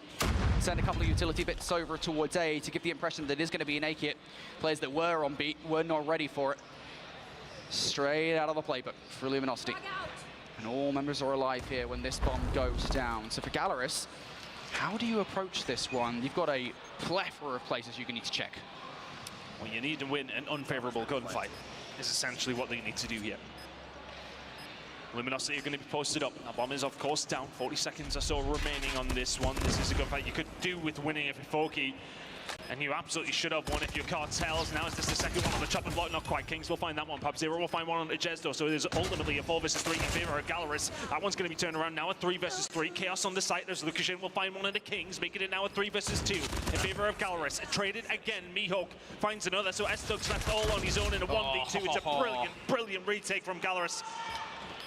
And it is Mihawk in the middle of the map that makes the difference there. That flank, I think Luminosity had all their angles covered, but that one. And when Mihawk comes through for the disruption, picking up 3 kills there, it is Gallerus who are able to make the retake, and that's disheartening for Luminosity.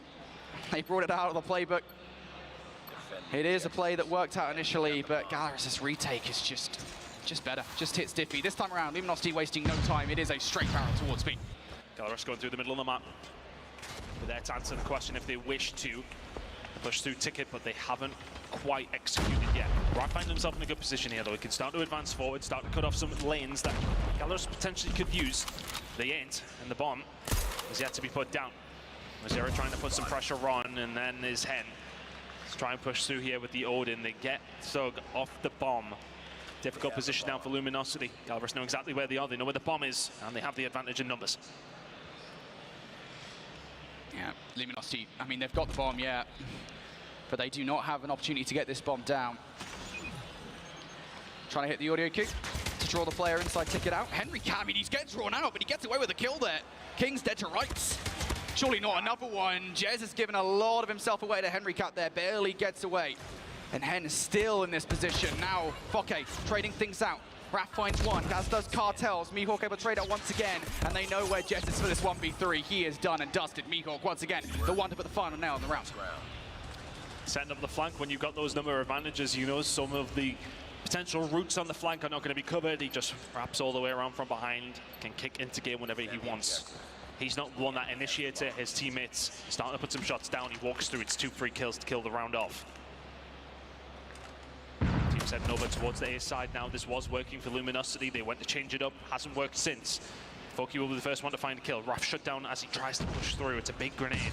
It's a set grenade. And Foki's just going to get aggressive as well. He's going to be able to find anything. No, he isn't, because Mihawk is there to do it for him. And Foki is then following up. Here comes the cavalry. And with an R9 in hand, a dangerous prospect. Kings does answer back. 4 versus 3. Make it a 4 versus 2. This is very aggressive from Gallerus. They're getting deep into it. Jez knows it as well. He just held that angle.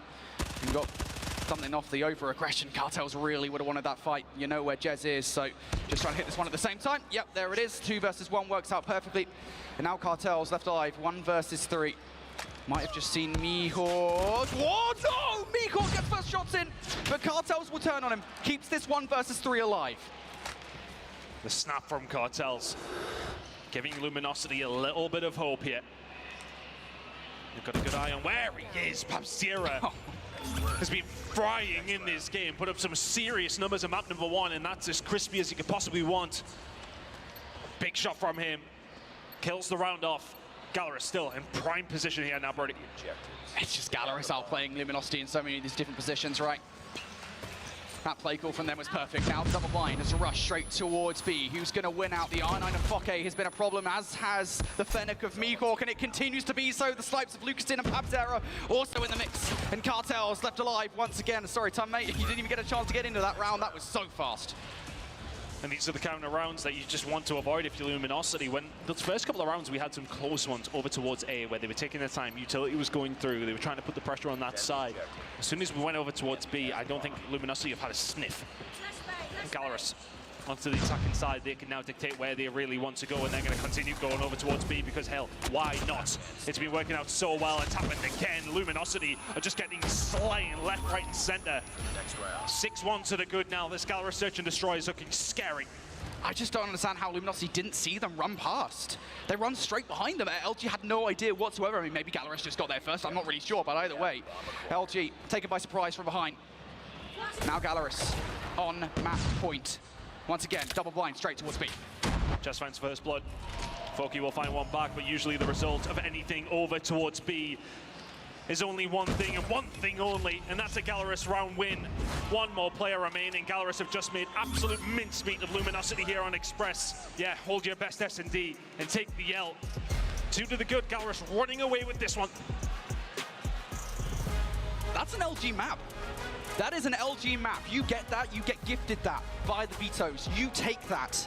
And yet the same kind of play style that we know LG are capable of from SBS Season 5, they just were never able to enact it. What gives them success on that map mode combination back during the challenge season? It's Raph getting in positions where he can be a nuisance with the R9. It's Jez being frustrating with a sniper at long range. You just could never activate any of that, because Gallerus were constantly up in your face. They were winning the R9 battles with Fokke, and I gotta give some love to Mihawk, man, because he was constantly running routes around Luminosity. He was running rings around Luminosity, to be honest with you. They had no idea where he was 90% of the time. And it felt like when things were a little slower, it was working out quite well for LG. It was a decent start from them. You know, they were unfortunate not to be 2-0 up. But after that, they were like, okay, let's try B out. Let's throw some different things at Gallerus. Gallerus like, oh, you want to go into 5v5 gunfights towards one side? Yeah, bet. No problem. 12-6 from Fokke. And a 7-1 lead. And the Search and Destroy is enough to take the map away. A 2-0 lead in the series. I'm sure I did say 3-0, I think. You want to say 3-0 now. You know, and it goes back to those storylines, right? I mean, so much of the conversation around Gallerus is always Lucastin, right? And, you know, I think we're partially guilty of that, right? Mobile Masters, that's hard not to be. It's hard not to be, because he is just that good of a player, and there's always that conversation of point, like, is he the best player in the world? I think certainly we were having those conversations around Mobile Masters, but you really do have to give some love to the rest of the Gallerus side, because all of them are capable of keeping up with him. I think in this series in particular, they've actually outpaced him. Lucastin, I think, has taken a step back somewhat, while the rest of the team are the ones slaying out, and that's not the worst thing in the world, because it doesn't matter who's slaying out as long as they're winning. I think that's one thing we have talked about, though, with the side of Gallerus, when it has come down to their general gameplay. It has sometimes felt like as if Lucastin's not having a good game, then they sometimes can struggle up against some of the better teams. He hasn't had to have a good game. The rest of the team are absolutely frying.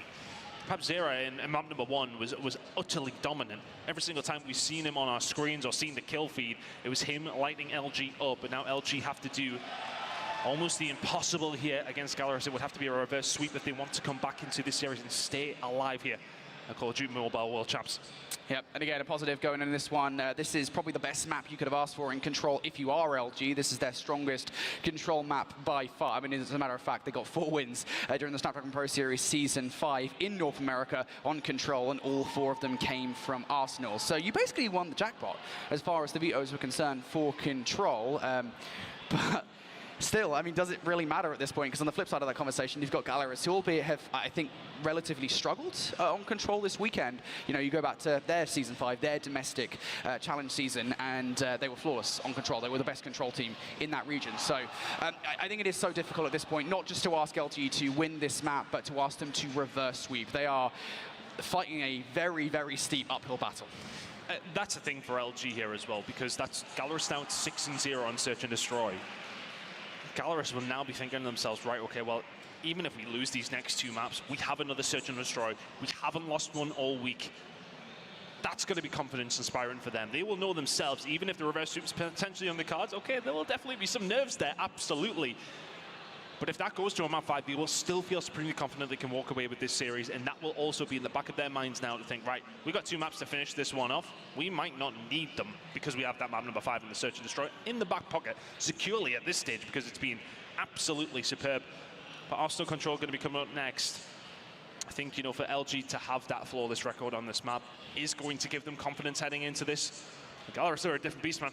But like the thing is, right, I mean, you'd probably be thinking the same thing going in the Search and Destroy. You'd probably be like, well, hey, Express Search and Destroy is our map, right? So we're going to do well. And that just happened. I don't know if you saw it, but that was a pretty good Search and Destroy for Gallerus. So, you know, again, it's kind of like maybe expectations are out the window. There's always the asterisk as well with these kind of conversation points. I mean, really, the stats from the domestic regions are just, these are the preferential maps for these teams. These are the maps where these guys have had success. But how much does that really matter when you come into an international event like this? Like, really, you're looking at performances like those on Mobile Masters, like those at CDSI, to see, all right, you can be good at these maps domestically, but when you go up against the best teams in other regions, does that same kind of thing pan out? And, you know, I'm getting the vibe at the moment that given the fact that, you know, LG just lost that Express Search and Destroy, I mean, maybe it's not working against international teams. For everybody at home, just to remind you of how these teams actually managed to get away through. Gallerus had to go to their very final game to get there. It took them 5 before they were able to get it done. It was a 3-2 out of Swiss. So they're coming in as the lowest seed. Yeah, Luminosity got through within 4. It took the 5 for Gallerus to get into bracket play. Would have been single elimination. Tough to take for either one of these 2 teams if you do go in with the L, which right now is looking like LG's option in this series, because Gallerus are giving them none other. How's this one going to go, though? Is it potentially Arsenal Control to bring it back into this game if you are LG, or do Gallerus continue the theme of 3-0s today?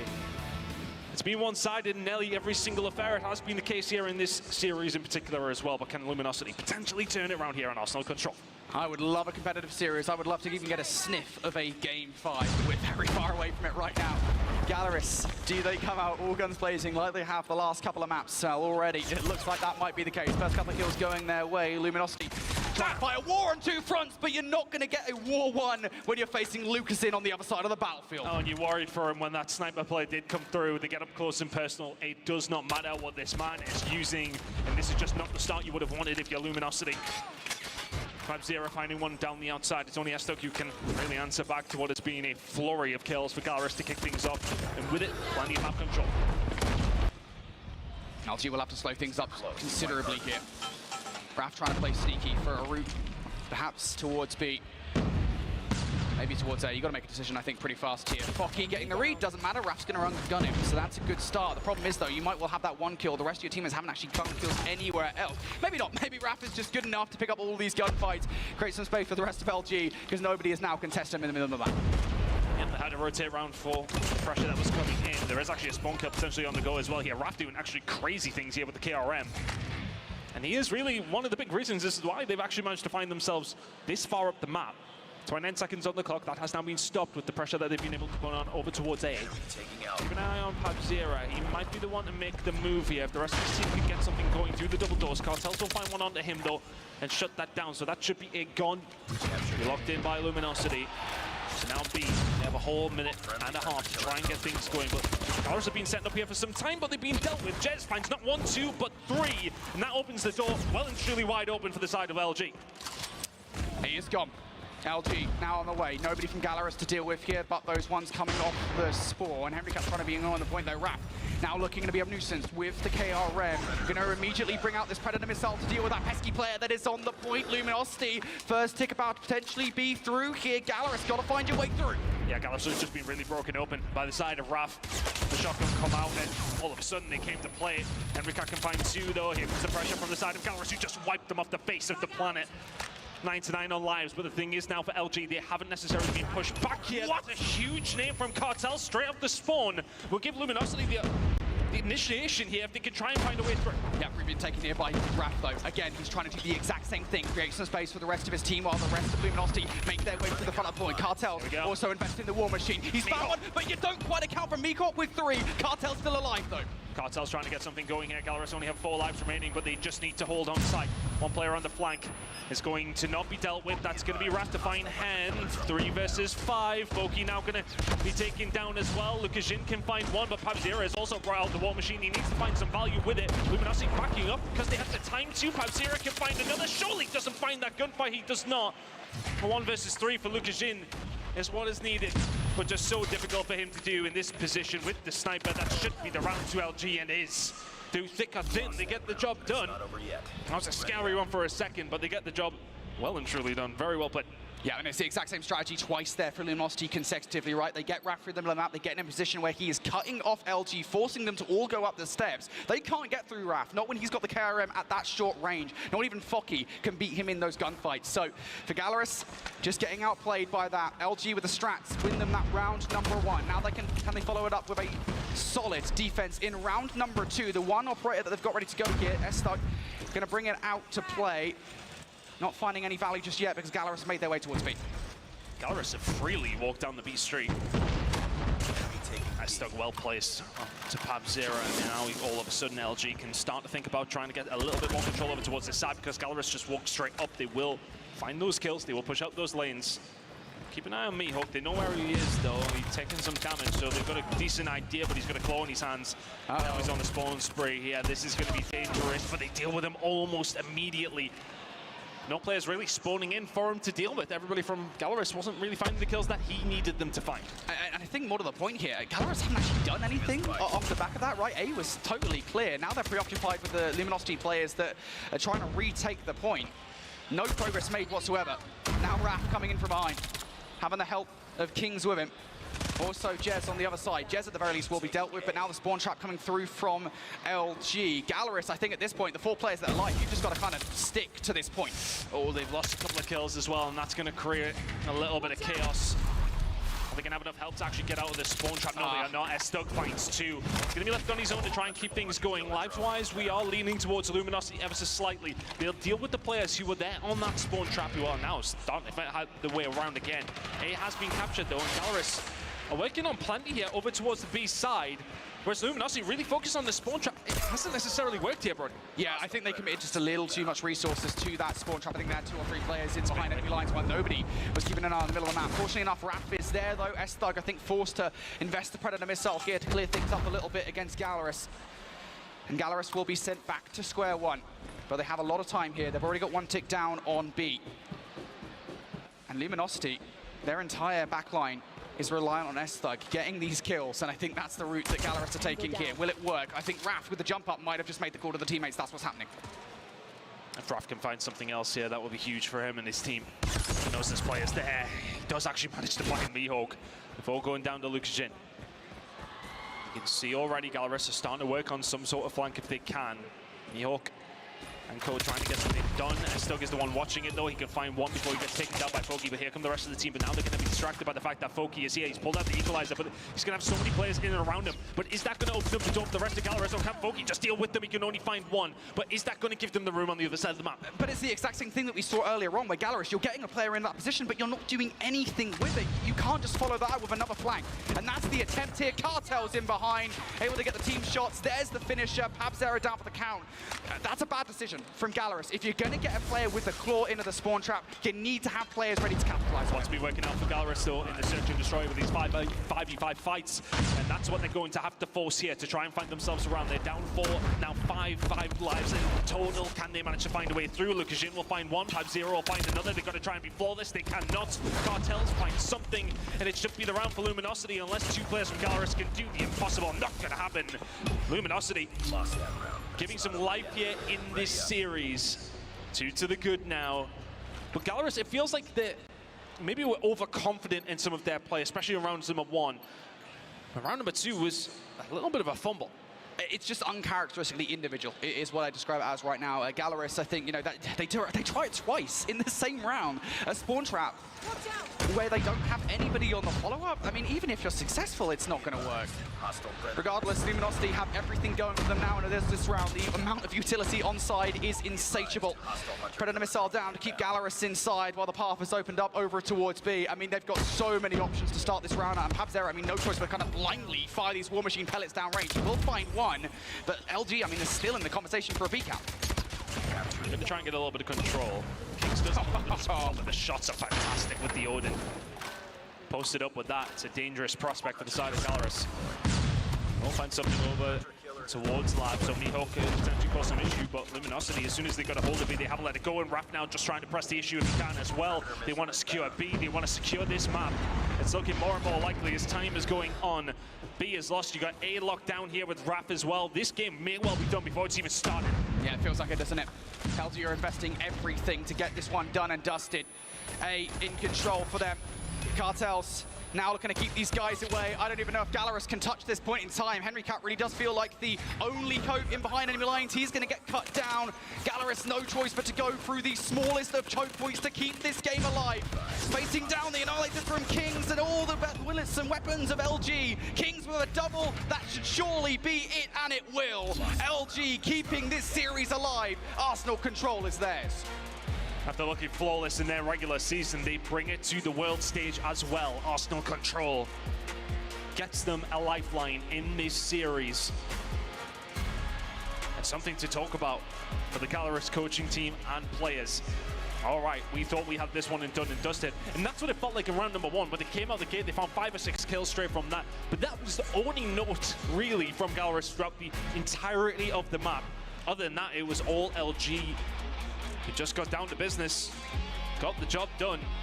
A series is something we now have on our hands, Brody, because it wasn't feeling like that after the first 2 maps. Yeah, it is a lot better, I think, now for LG, and I got to imagine for them, I think they were kind of feeling a lot better just even seeing this in the veto process, seeing this in the map set once that process was done. That being said, you know, look, I'm giving Gallerus a little bit of stick here for messing up the spawn trap, because of course that's one of the ways in which, you know, you kind of have to play Arsenal, you have to play around the spawn mechanics on this map mode combination.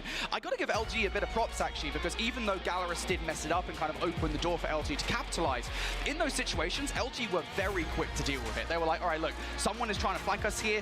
They might have an operator. Let's get them out before they can cause some problems. And they did that without taking the players from the key positions out of those positions, right? Raph consistently stayed in that cut, making sure nobody made their way through the middle of the map. I think that's really impressive team play coming out from LG, right decision making, and I think it's the thing that ends up winning them the map. And it felt like the catalyst for that was Raph, right? Over the entirety with the shotgun. And we see it from the first player through Vent. We've seen one player push towards him. All right, okay, he's been dealt with a shotgun. And then another just sprinting in there with fists up, expecting to be able to do something. And I want to say it was arguably cockiness from the side of Gallerus to a certain degree at the start of that. But, I mean, who can blame them after the first 2 maps, I suppose? But you get caught lacking just a little bit if you're Gallerus, and Luminosity throw themselves back into the conversation of this series. Round number 4 is going to be coming up in just a second. And we're going to be going over, I believe at least, to a Luminosity hardpoint here. They've got to be feeling good heading into map number 4. And then that would force, obviously, a map number 5, which would be Gallerus to search and destroy, picking Kurahana. But again, for all that I did mention that Gallerus will remain confident in this series, whatever happens. Even if they have to go to a last map, they know they have it within them to dominate that search and destroy. It's all very well saying that, but how they would feel on the main stage is something different entirely. Yeah, I mean, it's very different up there, ultimately, right?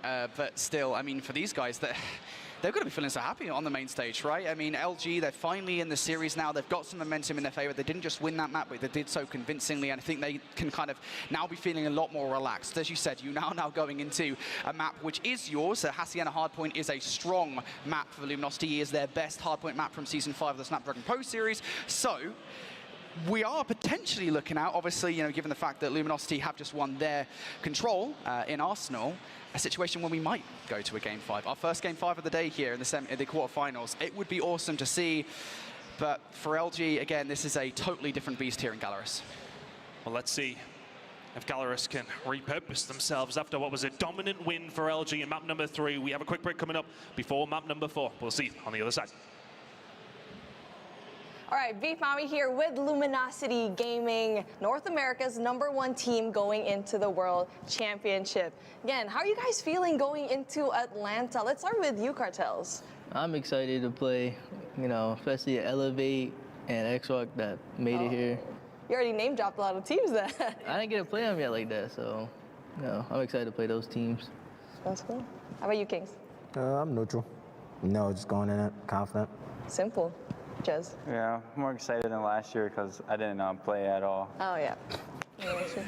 You getting ready for your redemption arc for this year? Yeah, you can say something like that. Yeah. Stop laughing. I'm feeling great. You know, we're really excited. We've been grinding. We're the #1 team in NA for a reason. So we're going in guns blazing. We're gonna go. It's going to be great. It's going to be great. S-Thug. I'm pretty excited to play all the teams overall, and it gives it like another opportunity to show yourself. Of course. What do you think sets LG apart from the other NA teams? You got me thinking now. Oh, yeah? I got it. Oh, okay. Simple. You got it. It's simple as this. You know, stage 4 MVP from last year. This guy is a prodigy, I'll be honest. In my honest opinion, the best AR in North America right here. Jez, 2022 World Champion for a reason. And we got my boy S-Thug, probably the most talented, best player of all time in NA. I know it's a big take, but I genuinely think he is like one of the best of all time. And you got me, AO Raf, the best shotgun player in North America. I can definitely claim that. I think something that really makes us great is that, jokes aside, all 5 of these players, myself included, have something to prove. You know what I mean? Going into champ, so. What pushes you forward, like as a team or as an individual? My mom, before, she did not want me to play at all, wanted me to go to school and stuff. I had to have like Sylvia, like teammate him, like say, yo, talk to my mom to let me play and stuff. So she kind of helped out on that. Now my mom like supports it, so I just want to make my mom proud and stuff. Pretty much the same thing, you know, want to prove to myself that, you know, win a ring, supporters too as well. So, you know, got something big to live up to. Last year I didn't play stage 5, so, and being that 2022 I got a ring, I want to be the first to get 2. Proof as a team that we can be the first team to win again. Individually, I've been doubted a lot as a player, so that's one thing that motivates me. But even sometimes when I'm down, I look at these guys. Every single player here, myself included, is really hungry. So we're coming in with flames. This will be the best COD Mobile Championship we've ever had, period, to date. So make sure you tune in.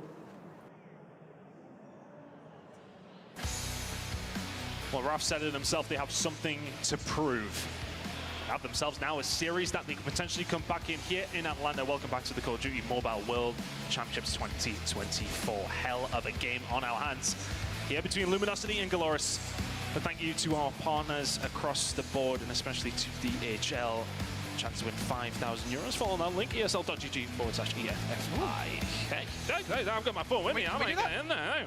Yeah, I'd love it, mate. €5,000. You could do a lot of €5,000. You could buy like, I don't know, 5,000 Freddos or something like that, isn't it?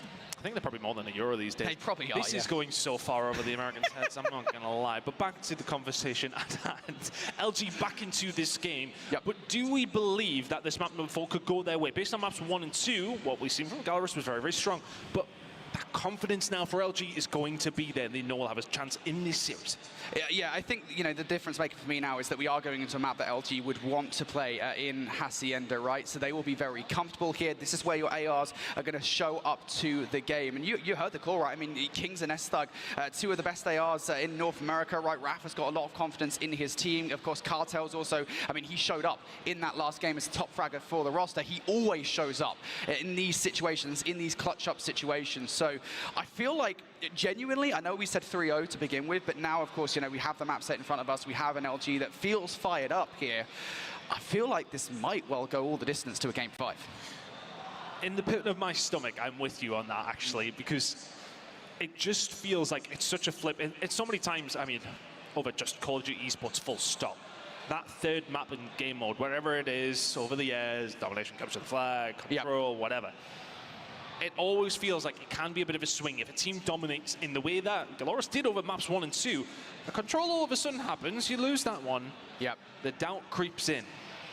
Are Galoris mentally strong enough to be able to deal with what is now going to be a very difficult map number 4? Because if LG find this one, yes, okay, they have a very tough map number 5 coming up if that is the case. But the confidence will be on one side of the stage. And, well, for me, it's the left-hand side. I'm not sure which way you guys are seeing it at home, but that's where it will feel. Luminosity. I just had to do my left and rights there for a second. Sometimes it's confusing, you know. But yeah, Luminosity will definitely have A lot of momentum on their side. Let's take a look then at map number 1 highlights. A reminder of what happened if you're just joining us. In the first hardpoint of the series, we were talking about Gallerus. I think, you know, over the course of yesterday, we're kind of slow starting in hardpoint. And then later on during the games, that's when they kind of kick things off. This was definitely not the case. Right from frame 1, Gallerus started strong. It's a fantastic performance from them. If they can bring this kind of level to map number 4, all of a sudden that Luminosity confidence will be dealt with. But I mean, it was a really convincing hardpoint, and that had been the issue for Gallerus all day yesterday throughout the Swiss. Hardpoint was severely lacking. I tell you what wasn't, their search and destroy, still flawless after map number 2 between these two teams. That just went so one-sided in Gallerus's direction so quickly. Yeah, I think that the key differentiating factor here is, again, you know, Luminosity on this map mode combination. When we saw them during the Season 5 of the Snapdragon Pro Series, I mean, they were so aggressive. They were constantly successful at getting Raph in those positions where they could unsettle the other team. Gallerus never let that happen. On the flip side of the situation, you had players like Mihawk being so annoying, Fokke being so annoying, just constantly getting under their skin and finding routes that would frustrate them. So Gallerus here taking that search and destroy. It was a fantastic performance from Gallerus on that map in particular, but they're going to have to bring something else to the table here in map number 4, because map 3 was not great. Luminosity will be trying to eat into that confidence now, trying to use it to enable them to force that map number 5. Whatever happens in this series, I'm sure this map is going to be an absolute banger one way or another. We should be jumping in momentarily, but I think for Hacienda, talk to me about both these two teams and how we feel about this map specifically. I know you mentioned already LG, you feel probably confident on it, that's why they picked it. Right. But how do you feel about Gallerus' chances on this map in particular? You know, I'm so glad you asked, Tom, because we did actually see them yesterday on this map mode combination against Godlike, and this is, I think, partially where our kind of talking points about a slow start comes from, because when they were playing Godlike on this map mode combination, they kind of, what was it, I think it was a 90-point disadvantage or something ridiculous like that. Like, Godlike started so strong. Actually, towards the end of the game, they almost brought it back. It came down to a 14-point game in the end. Godlike, I believe, were able to finish things off on P4. But nonetheless, I mean, Gallerus are capable in this map. I think if they do start the way they did on map number 1, LG might not like the Gallerus that they see. But, I mean, again, it's just a question of, are we going to get that Gallerus that we saw yesterday, or are we going to get Gallerus we saw in map 1? Well, both these two teams still alive in this bracket. Stalwart and Godlike have been dealt with. Hearts out, we did have to just remind everyone by getting that little scratch through that there. Thank you to Uling for kind of doing his job. He's too nice of a guy. I would have been staring him in the eyes whilst I crossed his name out on the bracket. I feel like if Q9 get all the way towards the grand finals and they're our eventual champions, there's just going to be a ton of hearts on the board. It's kind of like Alice in Wonderland or something on our bracket. You'll know that Uling's been there, that's for sure. But yeah, he's a really nice guy, of course. It's actually funny you say that, right? Because do you remember Mobile Masters, right? When he actually won, of course, with Q9, they beat Gallerus. I think it was like something 4-0, 4-1 in the grand finals, right? And you know, part of his victory speech, he literally spent saying how good of a player Lucasin is. I mean, honestly, obviously a lot of the conversation was about Lucasin and Uling, who are the best players, but just the fact that Uling spent time of his victory speech to say, Lucasin's an amazing player. I've got so much respect. I learned so much from him. I mean, it goes to show, A, how wonderful a player Uling is. It's a rare breed for sure. And then B, how brilliant of a player Lucasin is. I think we need more personalities like Uling on the broadcast team. People would be nicer to me, actually, if anything, you know. To you? To me, mate, yeah. No, wow. You deserve everything you get. Let's not get it twisted. That's fair.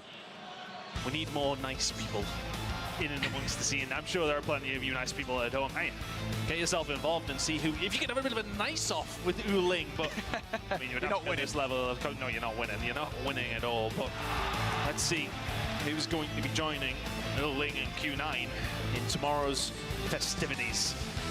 In the map before we go, we may well not decide that between these two teams in this one. If Luminosity can force a map number 5. But Gallerus, can you close it out? It was a good performance from them in the hard point in map number 1, but can you find 2 when you've struggled all week long to do so? I'm not too sure. Luminosity will have the bit between their teeth here, Brody. Yep, Luminosity have to start strong here on Hacienda hardpoint. Again, it's a very strong map mode combination for them in all the way back towards Season 5 of SPS. So, they'll be feeling confident for the moment, though. Not in control over this time. P1 is always a mixy one, and I think both of these two teams, they're going to have that kind of rotation towards P2 in the back of the mind. That's why you're seeing Luminosity back up just a little bit, making sure that nobody from Gallerus has kind of gone through. It's all about the rotation, though. That's going to be coming in pretty shortly. I'm just curious to see how some of these opening gunfights are going to go. Very even across the board from both these two teams. It's one of those that if Luminosity came out the gate screaming, you worry for Gallerus, but they're picking up some good free time here. Rotation over towards P2 is kind of 50-50 as well. Luminosity with a nice start. Yep. Luminosity actually winning some of the fights as well. I was a little bit concerned that they've let too many Gallerus players already in towards Lamborghini. But they're doing well to take them out. Raph goes through the smoke. Shot's not good. Lucasin will survive that fight on his own only momentarily. A couple of players now. Jez and S-Thug looking to push through. Mihawk able to double up. Jez will get the car bomb onto one player, but the rest of those gunfights going in Gallerus' favor. Now they've got the back spawns as well, but Luminosity, they're trying to fight for it. Lucas trying to stay alive as long as he can. Does get taken down by Jez, so that may well give Luminosity just a little bit of a toehold. Over towards this hill, if they can even get anywhere near it. Gallerus right now are just about keeping them at bay. Operator's going to start coming into play pretty shortly. Raph has done so well to find something there, though. S-Thug is the only one who can kind of combine with him, but into the point they go. S-Thug just does it all on his own. Him and Raph getting the job done. Break comes through from Luminosity off the back some crazy play from S-Thug. Yeah, and you're already forcing out the utility from Gallerus here. You know, Mihawk earned a Predator missile early on. He knows how important this time is, so he's going to bring that one down to keep Luminosity out of the hard point. Even that is not enough. Still, a couple of players hanging around here. Fokke over the top will get shut down, not able to connect with the R9. So LG will get that scrap time. And actually, to be fair, they might have a good look at the rotation as well. S-Thug has snuck through. He's getting some shots in towards Mihawk. Mihawk trying to play his life. That's not going to happen. And if S-Thug can find even more here, this is going to do more than just cause some problems for Gallerus. It's going to turn their attention away from the rest of LG. Well, eventually, they do take him down, but it actually took the Sparrow to get rid of him from Henricat. All of a sudden, this rotation that was looking good for Gallerus is no longer. Luminosity have come through the front door. S-Thug has come back with his own Sparrow and said, yeah, okay, I can do this too. And here come the rest of the operators now. Cartel starting to ring out the War Machine over towards the fence's side. Kills over towards the back, though, coming in from Lukashin. A potential pinch being set up here by the side of Gallerus. Gallerus still trying it, but they just can't get past the ARs. We talked about it, right? The ARs being this massive thing for LG. Now Pabzera inside with the War Machine, though. Wants to get some serious value with it. Not a lot connecting, but Raph's R9, or Raph's Equalizer, excuse me, will. Pabzera now fighting back with a War Machine of his own. Still alive in the situation. Particular drone going out for a one. Gallerus know how important even this 10 seconds is. Even if it's just a contest, you take it all day long. Luminosity now looking for it. They will have a clean look at this next rotation. Cartels has done so well. This final 5 seconds, he's contested every single one of them. And that's forced the rest of Luminosity. Well, okay, they've had the time. They've had the momentum to be able to push over towards this next hill, whereas the rest of Gallerus are just trying to deal with one player. Luminosity get themselves set up here over towards the rock hill, and they will manage to pick up the first few kills, the first few points. 10 seconds their way, but Lukashin is here, and he's got a big old gun. Annihilator is out from him. He's trying to do it all for his team. Fokke is there to follow up. Lukashin with a third. Breaks it wide open, pretty much all on his own. Yep, Lukashin going to create some space here for Gallerus. Kings now wants to do exactly what Lukashin just did to him. Mihawk on the other side, keeping the rest of the reinforcements away. Mihawk is able to completely burn through the entirety of the Luminosity roster. That's 3 in a row for him. And Kings, despite having this Annihilator, hasn't really had a chance to activate with it and isn't even going to get a single kill with it. Gallerus are just overwhelming Luminosity here. They're getting so much time on this hard point, and they're about to take the lead. It felt like Kings was waiting for something to fall into his lap, whereas Lukashin was the one being proactive with that Annihilator. Finds 3 out of absolutely nothing, and then the kill feed is looking in one direction and one direction only. Brilliant hold from Gallerus, but it only gives them an ever so slight lead heading into the second rotation. But that could be influential. Luminosity were looking good for the setup, and they got blown apart. This has been a close hard point thus far. We promised you guys a banger here. It's Luminosity looking to extend this series to 5. Now I want to try and take the lead once again. P1, mixy as ever. Pabzera trying to garner some kind of control of this top side. The ARs for Gallerus are going to want to step it up a notch if they do want the map control around here. LG, look, they're going to be in here for the moment. Still trying to fight for this time. S-Thug again, just looking for that top side control. It gives you just so much control over the middle of the hard point, but Lukashin able to find his way through for at least one. Being so frustrating, and all of these kills here for Gallerus means they flip the map in their favor. We've seen over towards P2. It was pretty mixy between the squads. It was a big play needed from Luminosity to actually find themselves back in control of that point. Can S-Thug and Co continue to find these plays? Because that's what it feels like. It feels like they're relying on the big moments so far throughout this game. Gallerus found one of their own and found nearly a full 60. Now the rotation over towards P2. That hill's going to be popping in about 6 seconds' time. Gallerus have the opportunity to set themselves up. They can lay down the land. They know exactly where LG are coming from, and that kill tells you that exactly. Cartels can find one with his War Machine. Isn't going to find a whole lot else. Kings finds a couple though. Luminosity threatening. Yeah, you need to find something here. Cartel's actually looking for a flanking player here. That's created some space for the rest of the team to find their way through. Gallerus now forced in towards using their stuff. Pabzera fights for. Hello, welcome to the party, Pabzera.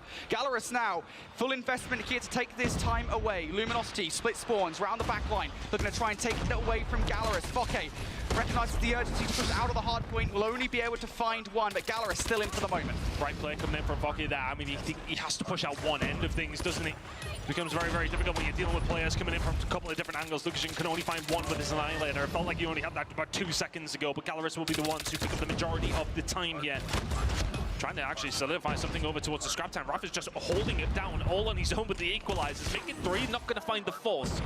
But he is going to stop Gallerus picking up the majority of that time. That, what, 10, 15 seconds? That's a 30-point swing potentially to the deterrent of Luminosity, but because Raph finds those moments, he finds that equalizer kill, it shuts that down. Now they have the rotation as well over towards Fences. They had a lot of luck here last time. Let's see if they can do it again. Yeah, this is the key one, right? This is the one where Fences is always messy. To get a lot of time off this hill would be miraculous, and Luminosity know it. Still going to invest in for it regardless. Jez will only actually find one there with the claw, but fortunately enough, the rest of the team here are still in the hard point to contest. Gallerus players in behind though. Keep an eye on Fokke, looking to cause some carnage. He's going to get cut short now for Gallerus. This is a one-dimensional attack from the front. Let's see if they can find a way through. Lukashin is the tip of the spear, and Mihawk is behind you as well with a knife in the back. Kings will be the only one who's able to find anything back, so Gallerus will get some control for around 20 more seconds potentially.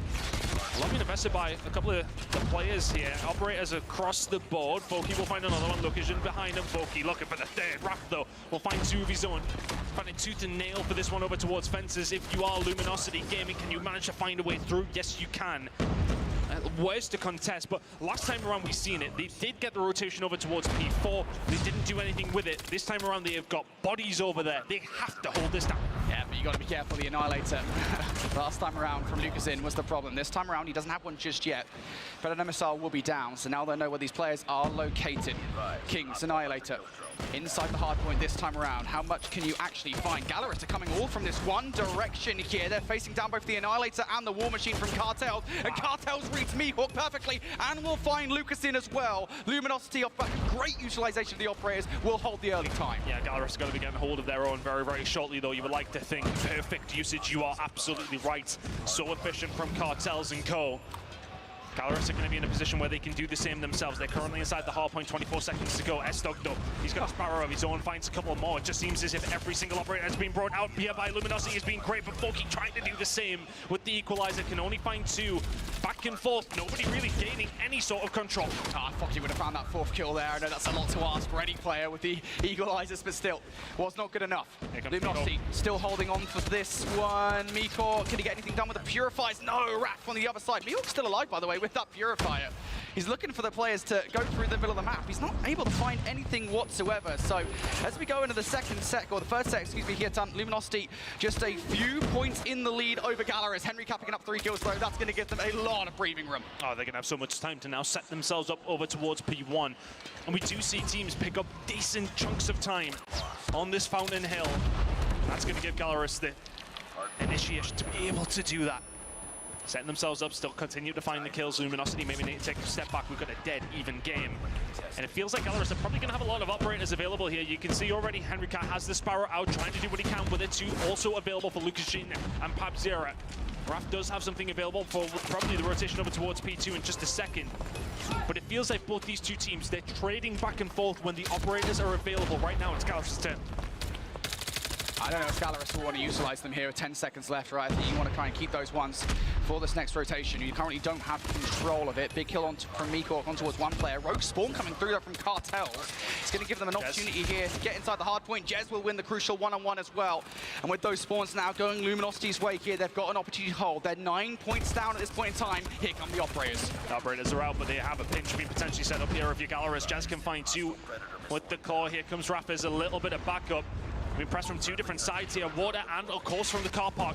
Up the ramp we go. If you're Pab0, you start to fire into the smoke and see where you can hit, and absolutely everything is the answer. Finds 3 on his own, and not much left available here from the side of Luminosity. Lucashin now bringing out the Annihilator as well. 200 points is beckoning for Gallerus. Yeah, and you can find this one from the front as well. Fortunately, though, Luminosity do manage to get one player through. That has to be the savior here, while Gallerus just firing all of this downrange. Predator missile now coming down from Henry Cat as well. Cartel looking to just fire those pellets through the smoke as well. If they can do it, why can't I? Big plays from Cartels as he gets through for the back 15 seconds. LG wants it this time. Gallerus walking away with their tail between their legs. It felt as if they were holding that one down so well, but it's going to be Luminosity with an ever so slight lead by the time we get over towards the fences. Both teams to take a breath, take a moment. We're getting into the nitty-gritty of this map, and both these teams so evenly matched. P3 really has been a bit of a mixy one. It's going to be Gallerus, the first one's there, but Luminosity trying to find a way through from the other side. Can only find one in the back of Cartels. Lucashin found one of his own. Operator's going to start coming in as well. You can already see it's the Sparrow from S-Dog. Finds one, but Foki shuts that one down, and now he comes out with the equalizers as well. Foki now holding it down entirely on his own. They got one player on the flag, but everybody coming this way. Yeah, and as long as they have a player back towards Fence's side, you can read these spawns perfectly. You know where Luminosity are going to be coming from, and Foki's just going to sit in a corner, and they're going to run right into him. Foki picking up all of these kills. Gallerus soaking up all of this time. This is normally a mixy hardpoint ton, and Gallerus is so certain of it. They're so happy with the time they're getting. The operator usage has been almost perfect from the side of Gallerus. They're now finding themselves around 25 seconds away, but Rat finds 2 out of absolutely nothing. He's pulled that from thin air, and Foki answers back with 3, now 4, making it a 5th in a row from Foki, bringing it down with the shotgun, and that might be another nail in the coffin of Luminosity Gaming. Gallerus taking over when they need to. Yeah, they're not finishing things here regardless of what happens, but they put a serious dent in Luminosity's hopes and dreams. Rotational battles are paramount here, and Luminosity have put so much into the scrap time. Fortunately enough, though, they are going to win the gunfight over by Nu, but it's far from done yet. Gallerus, they're on their way. That breather that everybody needs, that the team needs to happen now for Luminosity, and they need to take these deep breaths, and they need to lock this one down, because Gallerus are finding themselves 16 seconds away from sending themselves to a Sunday. Lucashin is there with Pab0. These 2 players have been the catalyst for this side of Gallerus time and time again. Mihawk is the only one who can find something, but he's got a flamethrower inside of the point, so you want to be careful if you're entering. They are going to get in, and Luminosity looking to try and find a break. We've got one more player to deal with. They do that just about in time. Gallerus have found a way back, though. They're not far away, but Luminosity in control and finding the kills. Yeah, Cartel's going to bring out the war machine as well. Through the smoke, doesn't matter. Just going to fire those pellets down just for safety. LG can't finish things here regardless, but you want to keep this time out of Gallerus's grasp. Here we go. Raph on the other side. Look at the kills with the R9. How many LG players can you take down, Raph? Goodness me. A couple more. Pab0 on the other side, though, looking to get it done. Gallerus now still looking for this time, but neither team can finish it here. Oh my goodness me, we are going to be coming into this final potential hill with the team separated by absolutely nothing. S-Dog's brought out the Sparrow, and that's going to give the onus over towards Luminosity Gaming. They are 12 seconds away. Gallerus, the only 13. In terms of operators, not a whole lot available, but let's go over towards Fountain, see how things go down. Smoke's going down here. Both teams trying to use it to get in towards the hard point here. Who can get it done? Who's got the top side coverage for the help as well? It's LG in the kill feed. They want to finish it. Let's see if Gallerus can find a way back through, because Luminosity have suddenly found the break. They are 5 seconds away from sending us to a map number 5. 2 seconds now for Luminosity. Gallerus trying to get themselves back in. Lucashin can find 2, but can he find any more? Luminosity still in control, but Lucashin, he's found a way through. He's got the Annihilator. Lucashin gonna get cut down though. Cartels with the kill. Gallerus trying to hold on for their lives. Foke with the kill. LG still looking for the 250th point. Can he hold it down? Mihawk's all alone inside of the smoke, just trying to go back and forth between these 2 teams. Mihawk's still alive. Mihawk's still ongoing. How? 240 or so broken. Luminosity get wiped out. The Sparrow's brought in. Gallerus can still win it here. They can still get it done. LG, you've got to get in for the contestant. You've got to think about rotation as well. Gallerus looking for the kills to get the 250th point. Gallerus send LG home. North America is done. And Latin America goes marching on to Championship Sunday.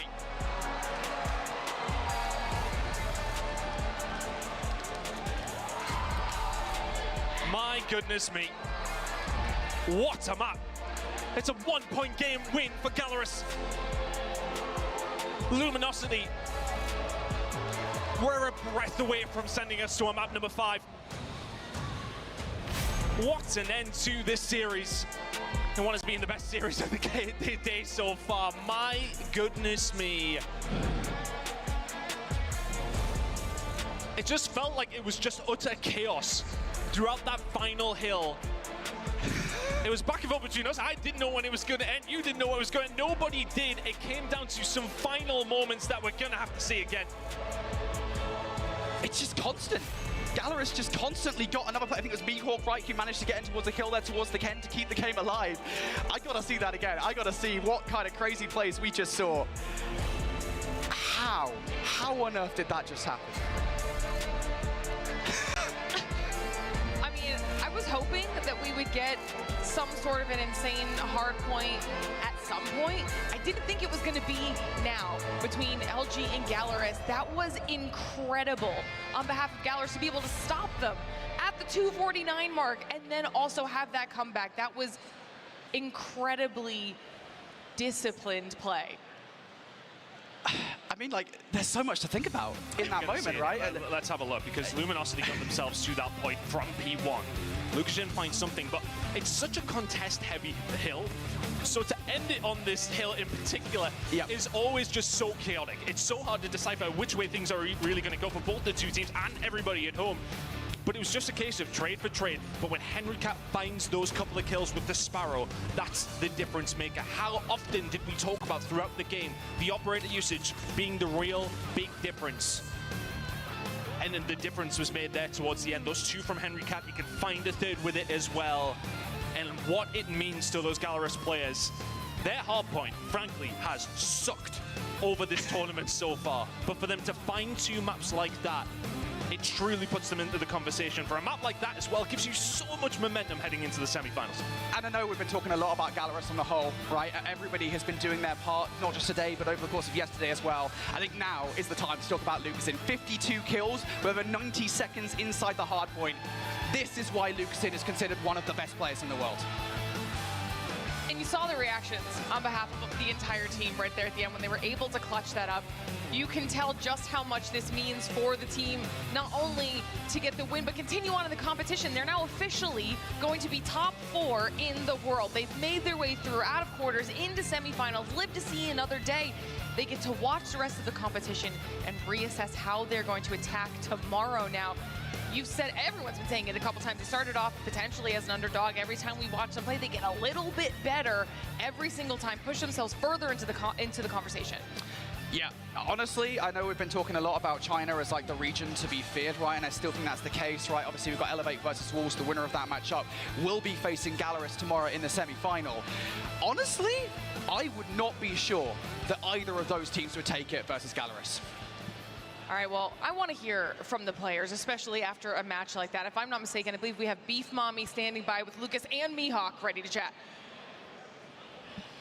I'm here with Gallerus, Mihawk, and also Lucasin. Let's start with you first, though, Lucasin. #1 player right now, especially for this tournament. You've been at the line of 50s this entire time when it comes to the kill count. How does it feel to finally be here and move on to the grand finals?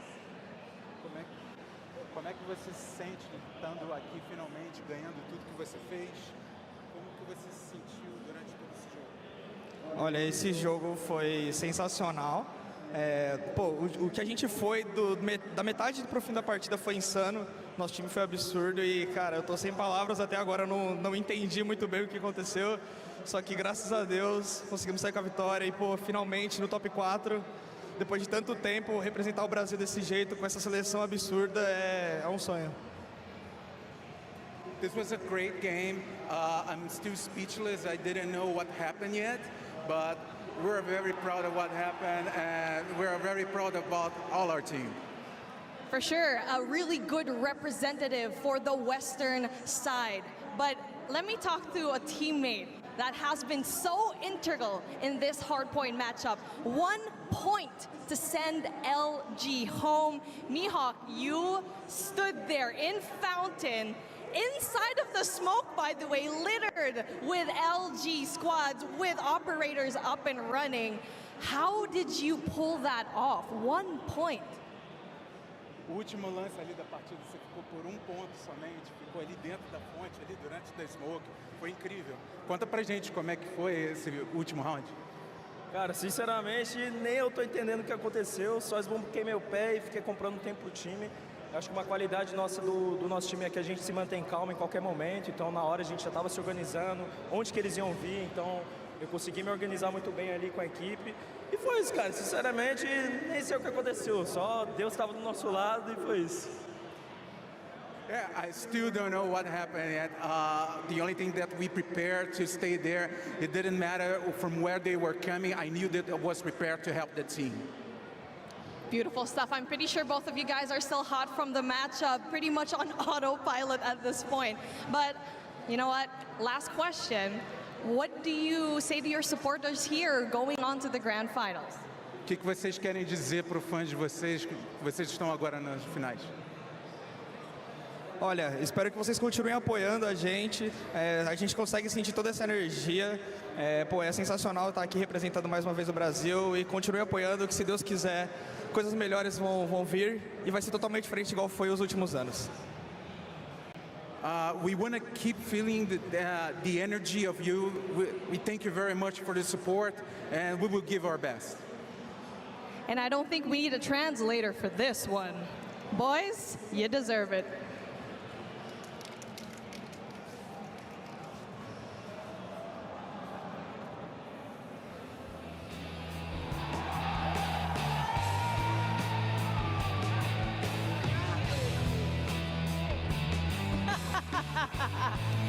Here we go. Galleries, the only Western representing going into the grand finals, but we have one more matchup coming up next.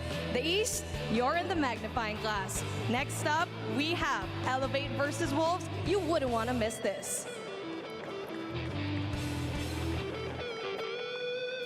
Pô, rapaziada, vamos amassar os caras, Henrique. Vamos amassar, meu amigo. Vamos amassar. É isso, mano. Amassa os caras, bora. Fechou. É isso. Bora, fechou? Fechou. É isso, mano. Amassa os caras. Fechou? Amassa os caras. É isso, chefe. Bora. Vamos, rapaziada. Amassa os caras. Que é galo, rapaz.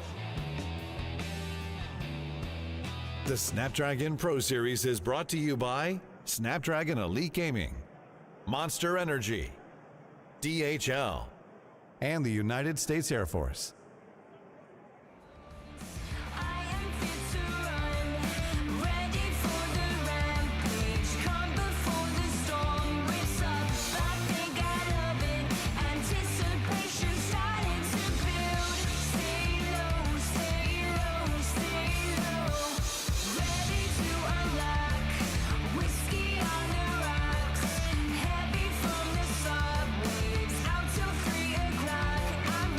Looking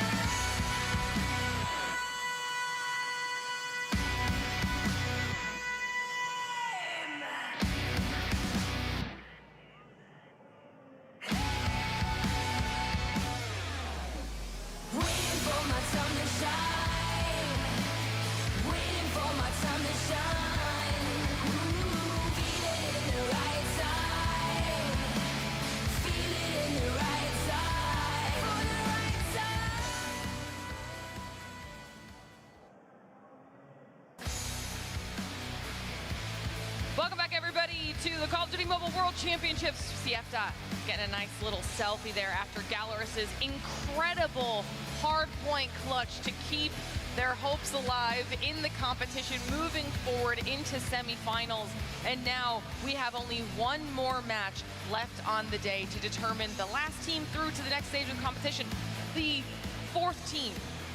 That would be the top 4 in the world in Call of Duty Mobile. This is going to be a great match to close everything out because it's going to be between Elevate and Wolves. Elevate being one of our undefeated teams, like we were talking about at the top of show, through that Swiss bracket. So this is a big match for both these squads. Wolves obviously being the defending champs. Yeah, I mean, look, if you're slated to have a banger to close out the day, it might as well be Elevate versus Wolves, two teams that did face off each other not too long ago. This is a reprise of grand finals of CDSI as well, and well, it just wasn't really that close. No, it wasn't. It was a 4-0 sweep, and I think I have to eat my shoe on this one because I went out on Twitter and said that there's no way Elevate beats Wolves if they don't properly veto, and they blew them out of the water. So I get my get back. Margins in hardpoint and a couple of really solid wins in 2 controls that they had played. So they're really knocking, I think, on every single door they need to go back-to-back in terms of championships.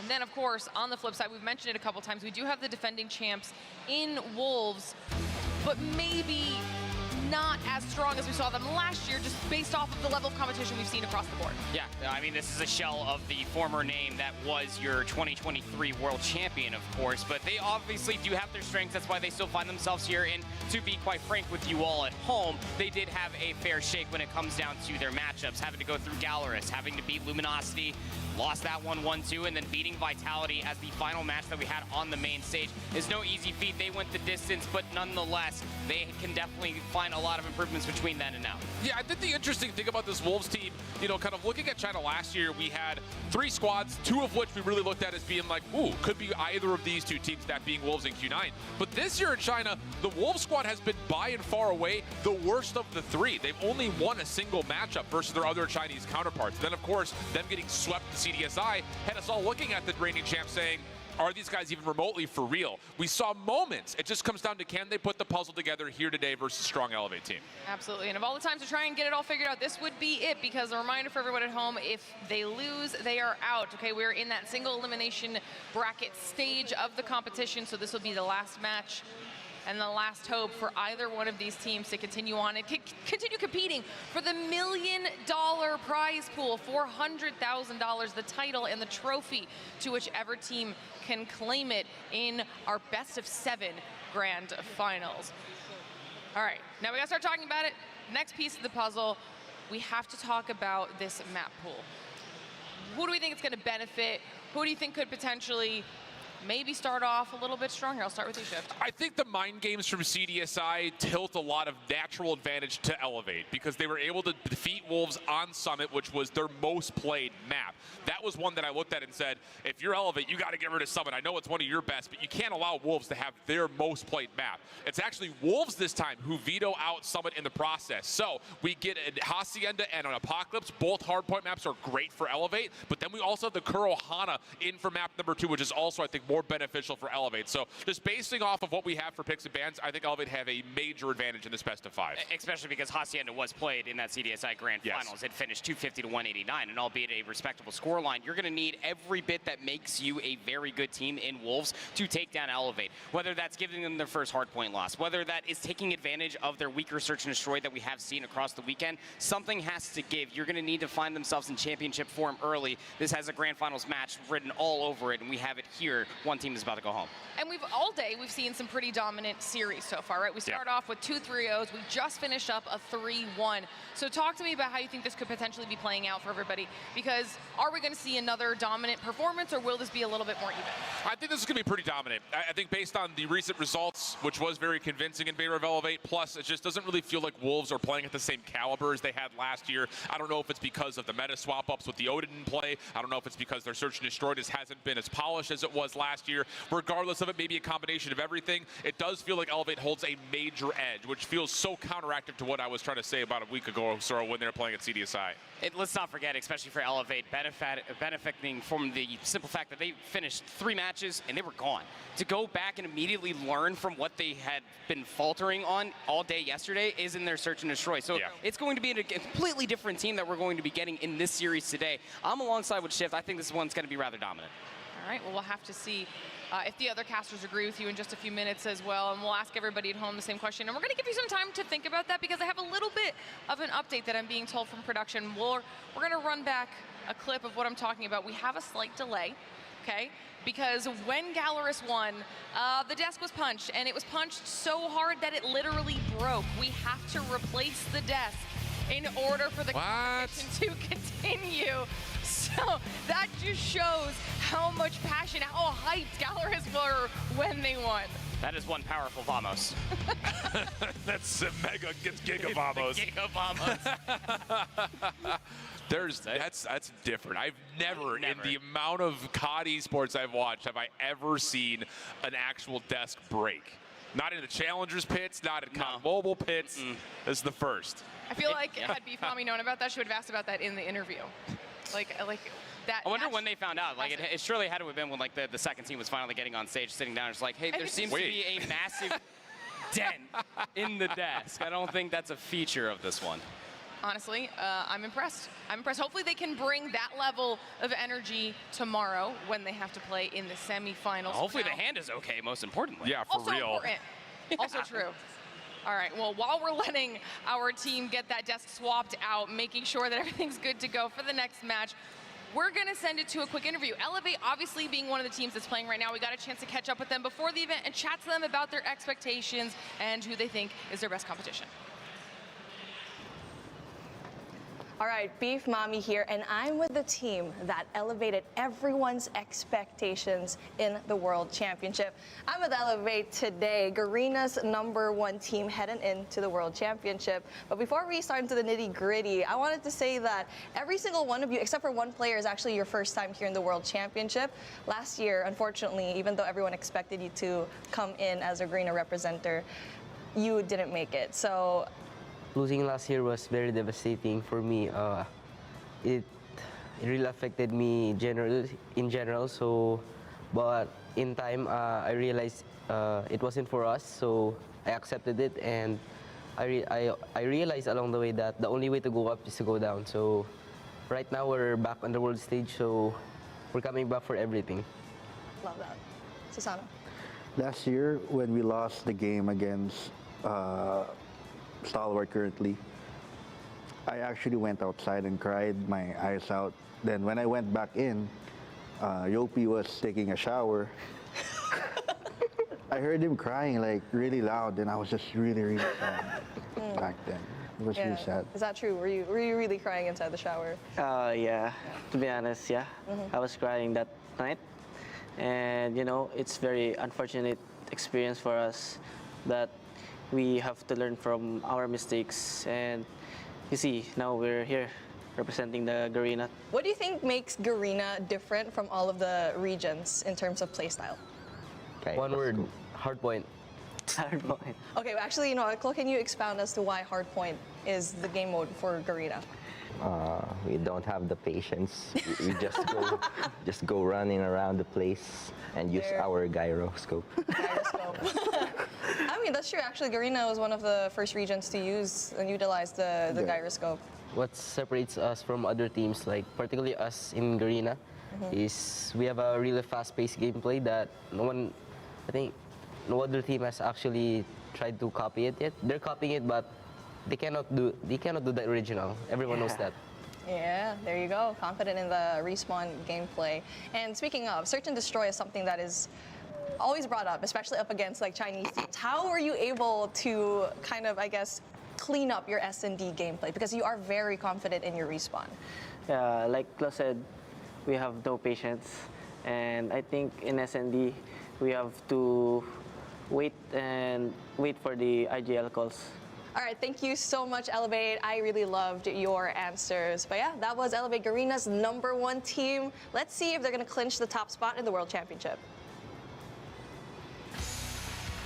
course, Beef Mommy doing a fantastic job sitting down and hanging out with the Elevate boys. It's always nice to hear from our players before these events get to kind of pick their brains just a bit on how they think they're doing.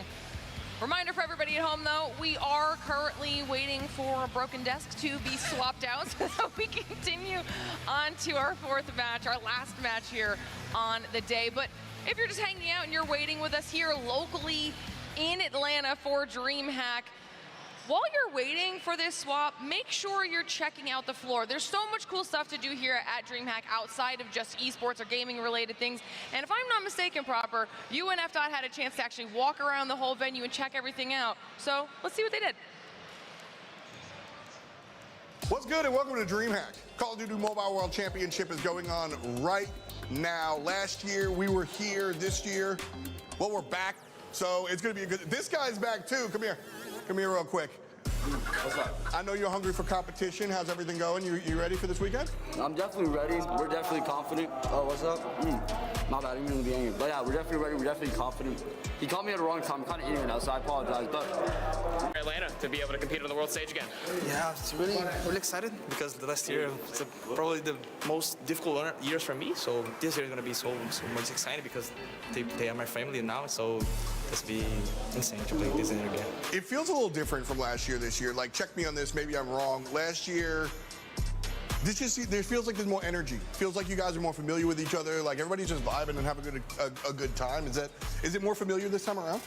Yeah, bro, because the chemistry we came together, so it's really different because that makes us more strong and make more powerful, you know. So that's too much better. And with the international squads, you like hanging out with like Tribe and everybody else, or is it more just your team?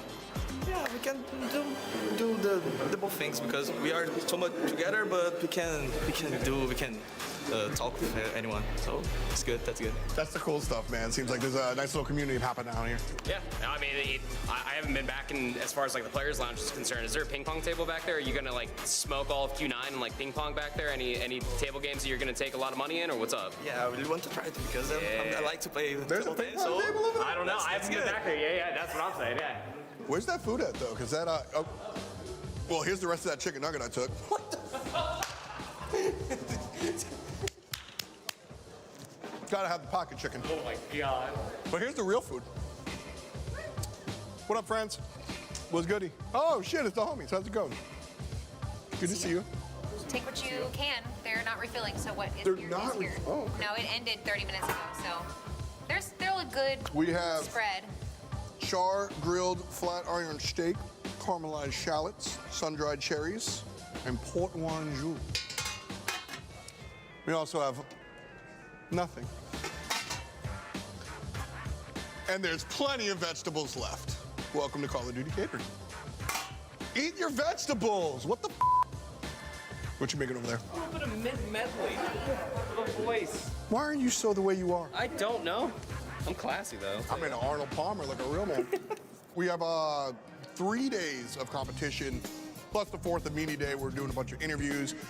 It looks like we're just hanging out because honestly, we sort of are, but like the way the sausage is made, just hanging out with the players and being around, like that actually gives us a lot of insight to take onto the desk. Yeah, I mean, it's every single bit of narrative that we possibly need. Again, like as small as the little bit of jab for trash talk, as much as it is just watching everybody get along together until they actually face each other on the stage. It's everything you could possibly ask for a day one on media. I mean, perfect example. Like I was hanging out with the Animus guys before, and like we know they're an all-French team. We know the guys kind of, you know, from online or whatever, but who on that squad is the charismatic dude up front? Who's doing it for, well, Guitera is just talking the majority of the time. He's kind of helping the squad with the translation. He's the guy in the server that's also doing that. You're not going to find that on Wikipedia, but you'll find that by hanging out. And I read a book once about commentary, and they said the most important thing about baseball commentary is showing up from batting practice, just so you can be around the guys, right? You got to understand their characters. I mean, they're more than just a bunch of competitive, professional Call of Duty mobile players. Like, there's a personality back behind the phone, past the thimbles that they wear on their fingers. Like, there's a whole lot of personality back behind there. And we're going to be seeing a lot of that as the weekend continues to unfold. Yeah, last year, the guys, I think, started to get a little bit more familiar. This year, you heard us talking to Lucas Jean. everybody's just friendly now. You know, you see in the tribe guys like high five the European guys, like, man, it's been a while. You know, there's some language barriers with some of the squads, but really everybody's just excited to be here.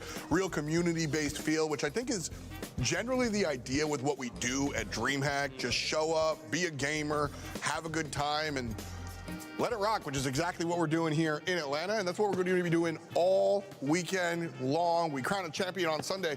Be there.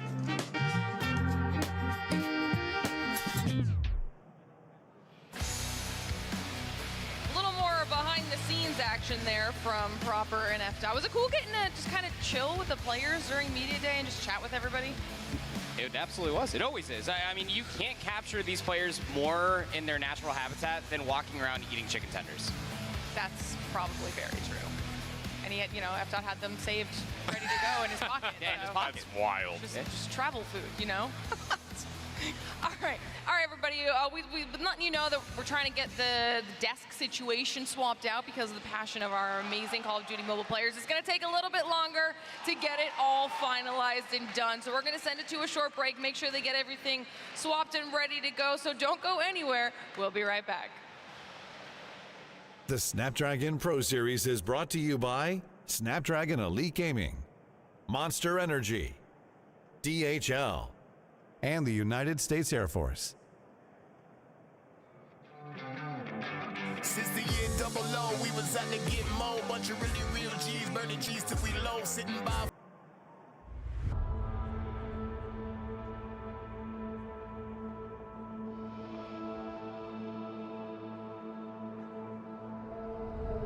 Darkness outside, that's when I feel alive. Boy, just shut up and drive. We're raising hell tonight. Got my name on your lips. Taste that poison. My kiss. Shiver run down your skin. Sweet, but she got a bite. Think you can control me, baby. Clearly you don't know me at all. Not at all. Boy, you shouldn't listen to the rumors, 'cause they're not even close. You'll be chasing a ghost. I don't care, ain't no stopping me tonight. I don't care, I'm not gonna change my mind. Crashed my car and I lost my friends, but I'm still getting out my head. I don't care, 'cause I was made to be wild. Darkness outside, that's when I feel alive. Boy, just shut up and drive. We're raising hell tonight. Got my name on your lips. Taste that poison. My kiss. Shiver run down your skin. Sweet, but she got a bite. Think you can control me, baby. Clearly you don't know me at all. Not at all. We shouldn't listen to the rumors, 'cause they're not even close. You'll be chasing a ghost. I don't care, ain't no stopping me tonight. I don't care, I'm not gonna change my mind. Crashed my car and I lost my friends, but I'm still getting out my head. I don't care, 'cause I was made to be wild.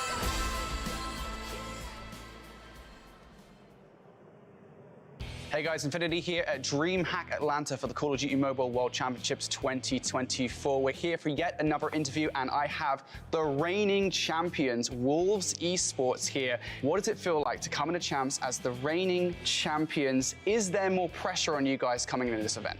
今年感到的压力还是有点大的，因为我们要卫冕冠军嘛，所以说今年肯定要更加努力吧。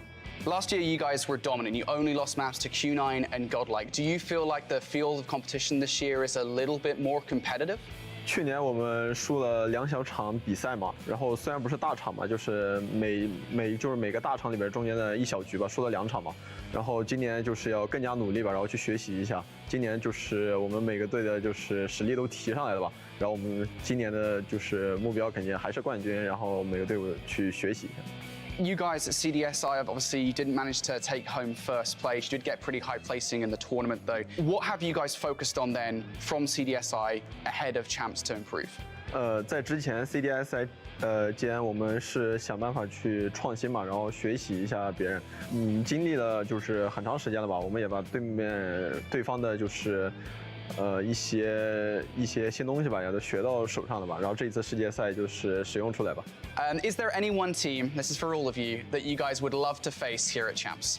我最想遇到的对手还是 Elevate， 因为我觉得这支队伍很厉害，在热点当中吧，还有控制当中，我觉得统治力很强。然后这一次我们要想办法去，就是在比赛中获胜吧。Who would you say is the most underrated team here at this event? 我想一想，我的 Like， 我觉得在这一次，我觉得是 Godlike 被低估了吧。我觉得这支队伍很厉害。On the other side of that question then, who would you say is the most overrated team here at the event? 那当然是我们自己，肯定我们自己啊。And why do you guys think that you guys are the most overrated team here? 因为我觉得就是在今年当中，我们其实就是打的并不是，相比之前好嘛。就是我们今年最主要还是要想办法，就是去做出调整嘛，然后把实力提上来。Thank you so much, guys, for joining us here. Good luck in the tournament. This was an interview here with All Esports. Catch all the action here from DreamHack Atlanta here at the Call of Duty Mobile World Championships 2024. Thanks so much for sticking with us, everybody. We are back and prepared to dive into match number 4. Got to hear a little bit of an interview there from Wolves as well. And I think one of the big takeaways was they specifically said that they wanted to play up against Elevate. Well, I mean, I'm not utterly surprised. You know, before that interview all took place, the last team that they faced on a main stage was, in fact, an Elevate, and they did get slammed out of the tournament 0-4. So I'm not utterly surprised to see that they probably want to get the run back.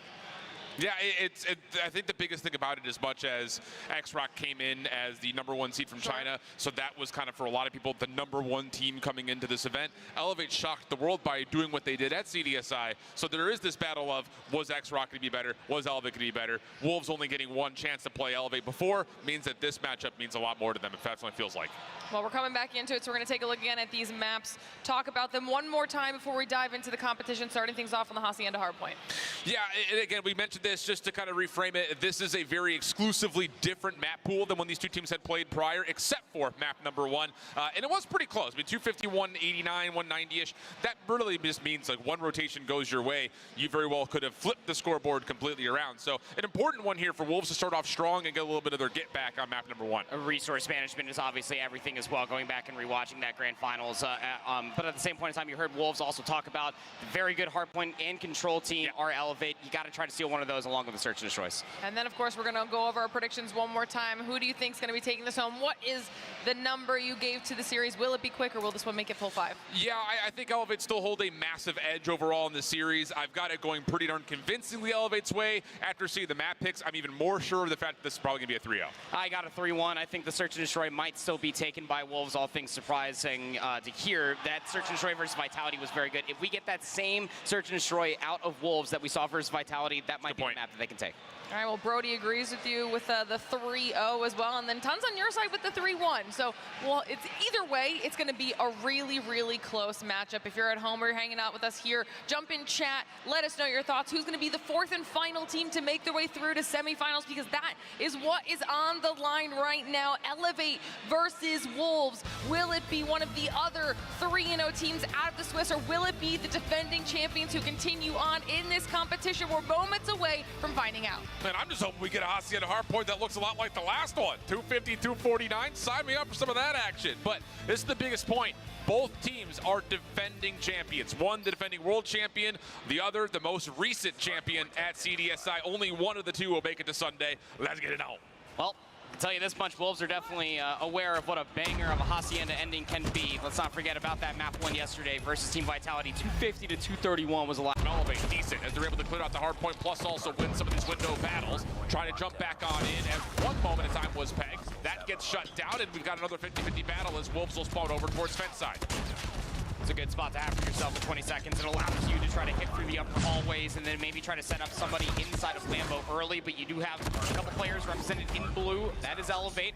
Starting to push said upper hallways and already thinking about the rotation towards next at the same point in time. Yep. 19 to 12 is pretty standard when it comes out of P1 on Hacienda, but this rotation is where things might break off. Yeah, and Elevate do a nice job here, I think, just controlling spawns through the majority of P1. Most importantly, as things start to move, they're spawning over towards Wellside and taking the quick route through lobby to contest the back spawns for Wolves, plus also try to win them in their own right. So these in battles, very important. Neon, he has not been as loud as he was last year. Definitely a key player that Wolves needed. He gets shut down over towards the elbow. That's enough for Elevate to lock the spawns and the hard one at the same time. Yeah, where we haven't really seen much of Neon, Zai has been stepping up in a massive way for Wolves Esports. Already up to 11 eliminations, probably going to be the first on their team. To be able to get one of those operators might not come around until P3, but still hanging around the joint. Work his way in with the War Machine. Shut down almost immediately, but there is enough damage dealt for Elevate to still work their way on in. Last members defined around the corner, and as Zai drops, Elevate will at least be able to keep this hard point contested every second, and now a chance for Elevate to try to work their way over towards Patio for new. You just have to make that expense worth it, especially with Zai throwing the claw into what was supposed to be P2. Previous to this, Neon actually pushed all the way over by the well side, and I do love the heads-up play from Kendi just to try to push for the back spawns here at Garden. Is able to get those. That means that Elevator in first. Fight from the front, though. Rage is on. Yopi, Sparrow out. That's going to be decent. The little trade back and forth as him and King go to battle. And it will be won over by Elevate. Now trying to push forward is Yopi, just trying to put a little bit of a buffer in front of this hard point. Smoke contains the left side. Here comes the hit along the right. Susano, not sure of where he needs to get this claw into play. He's outside the picture, but as he steps into the winery, that's enough for once again Elevate to come with the proximal spawns and win the hard point again.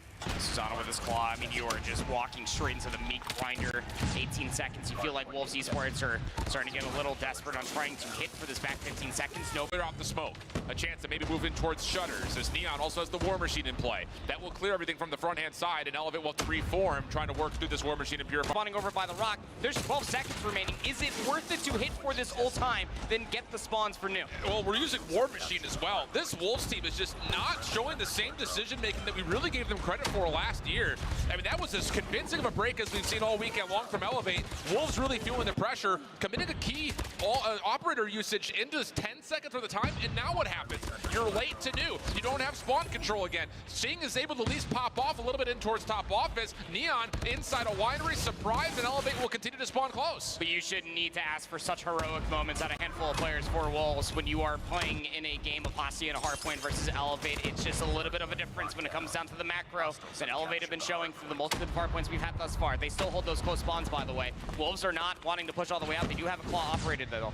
Yep, and that claw looking pretty decent. Shing still alive, by the way. He's been on quite a streak with the Purifier out. Now back over to the Fennec, and for some reason, Elevate, are we not calming his position? Loses ammunition, so that's enough for at least a trade to come through, but the Wolves still have help from the front, and they've been able to bring this back to within 20 points, with still 15 to fight for at old. And big P4 moment, but again, by way of heroics. As far as operators are concerned, nobody really close to getting them online. Don't have them currently. So this rotation is going to be the old tried and true. 5 seconds left to fight over, still being contested as well, but now only trailing by about 25 or some extra. But look at the heads-up play now coming through from Peg. Already over by Rocks, here by his Lonesome. The push is about to be coming through the upper halls. Oh, and great awareness because his teammate in Shing spawns towards Boathouse, so he can turn his attention back over towards the open steps. Only finds one of the needed two, but Wolves quick to pick up on the trades. Elevate. Now all of a sudden they're the ones spawning over towards Boathouse side. So again, it's just a little bit of a flip-flop, a teeter-totter of spawns back and forth. Who picks up on it fastest? Right now Wolves at the moment with the double from Zai have a little more clearance. But as soon as I say that, now Elevator hitting from the Lambo side. It's just, you gotta have your head on a swivel, and King's gonna be able to assist with the Sparrow out. Wolves looking decent here to start this last hill. Split spawns coming through for Elevate though. Got a couple players able to work up that pinch over by the Boathouse, and everybody from Wolves will drop. 25 seconds to fight over here towards the end of the second set, and Kendi loves it so much he's going to pull out a War Machine. Oh, and Yopi thought for a second he was about to just completely foil this hit from Wolves. But Kendi, the one that really puts this thing without question in the favor of Elevate with that War Machine. 12 seconds to fight for. Elevate starting to grow their lead as Clo creates space from the front. Should be over 190 for Elevate. Wolves trying to get themselves in a position to hit the scrap while also getting the high ground, and that helps as Peg finds a nice keen double. So one player lurking, that was Yopi dealt with. It's just they try to hit for the last bit of junk time. But it is a steep ask for Wolves to come back from this far of a lead. They have definitely enough tools to be able to do it, including Peg having at least that Pred missile and operator in the back pocket for them, plus Neon. Need to be timely and showcase better operator usage here in this final set comparatively to what we've seen so far. That's a massive Pred against 2 on the hard point, and it actually forces Yopi into a weird spot to where the Sparrow doesn't really find much value. Smoke is making a mess of it. Elevate trying to follow up on this, but the kills continue to tilt in favor of Wolves. Yopi trying to assist, but once again, the high ground windows looking good for Wolves. Yes, they're down 60, but they're making the right plays and they're waking up big time in the map. 12 seconds remain. We really need to start seeing someone from Wolves starting to position themselves, maybe try to come through open staircase, but they're all just focused inside of the time. And Elevate are able to reap from such a benefit as well. It's going to force a north to south spawn on the right side of the mini-map, and at the end of P1, Elevate will clean house. That gives them the free rotation to new. This is the game right here, but Wolves at least have 4 of their 5 operators to play with on this break. It has to be perfect. Purifier out early for PJ. He'll be responsible for water, trusting that his teammates can clean things up from the back. Neon doing what he can with the War Machine, has found a couple. That's enough to get Shing involved. That's now Zai in the mix. Okay, this is starting to work out. Wolves breaking from the front, but they costed them 3 of their 4 operators. The only thing left remaining is Peg and Elevator still spawning close. You pull out the equalizer here. Have to. This 40 seconds is so vital.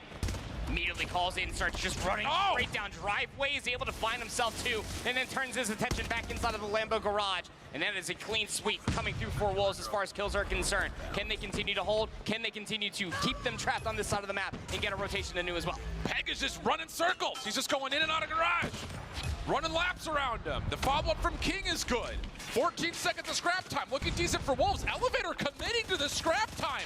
They're not rotating over because they still have well spawn, but someone has to make the move on spawn to go. Wolves are still winning every single gunfight. Now on rotation is Zai. He's going to take a bit of a 50-50 battle on the backside. Wolves should spawn close as Elevate hold the lead. They will get those back off his spawns, but now you just have to clean them out. Pred missile going to be called in there from King. Doesn't find anything besides PJ, but it needs to be the space to work for this pinch as well from Shing. It's looking decent. The timing of this pinch is looking solid. Kendi from up high has the War Machine, but can't see anything. The smoke in his way. Susano down low with the claw, though, cleans things up. 226 to 196. Spawns will flip. Elevate now holding from the high ground. Streak starting to be earned by Kendi. Klo off the pitch with the equalizer. May have just put the nail into the coffin on map number 1 as Elevate wiped the floor. One more hit for Wolves that has to come from behind.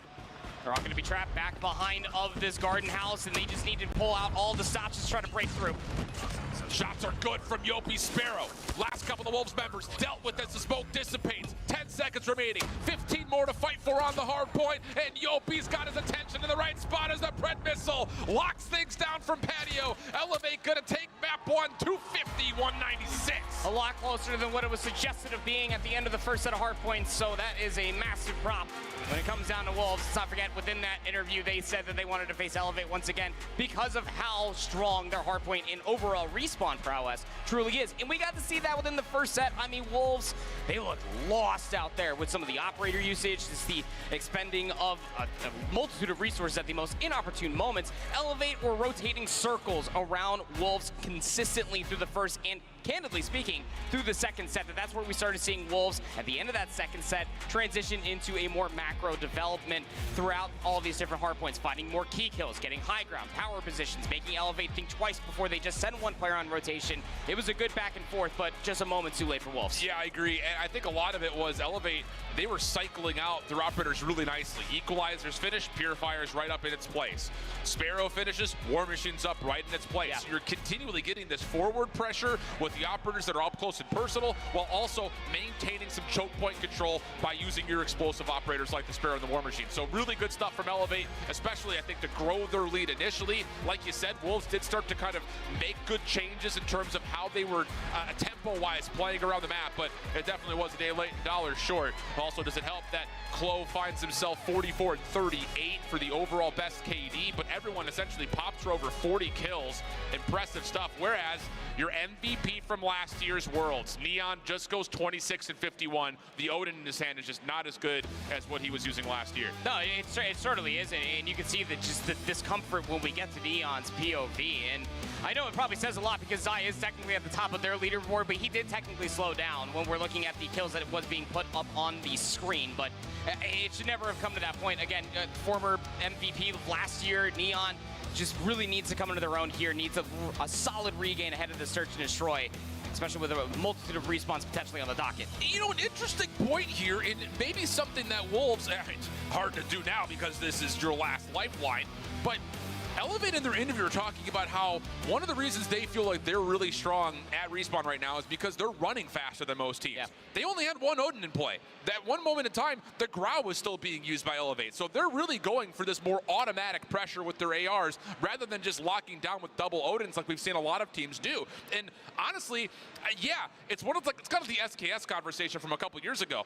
Sure, your instant TTK advantage by running an Odin when you hit shots is really high, but if you're not hitting shots, it's okay to use things like a Type or a Grau or another MG. Just get something more automatic in his hands if he's struggling with the single tap weaponry. Yep, no, I agree.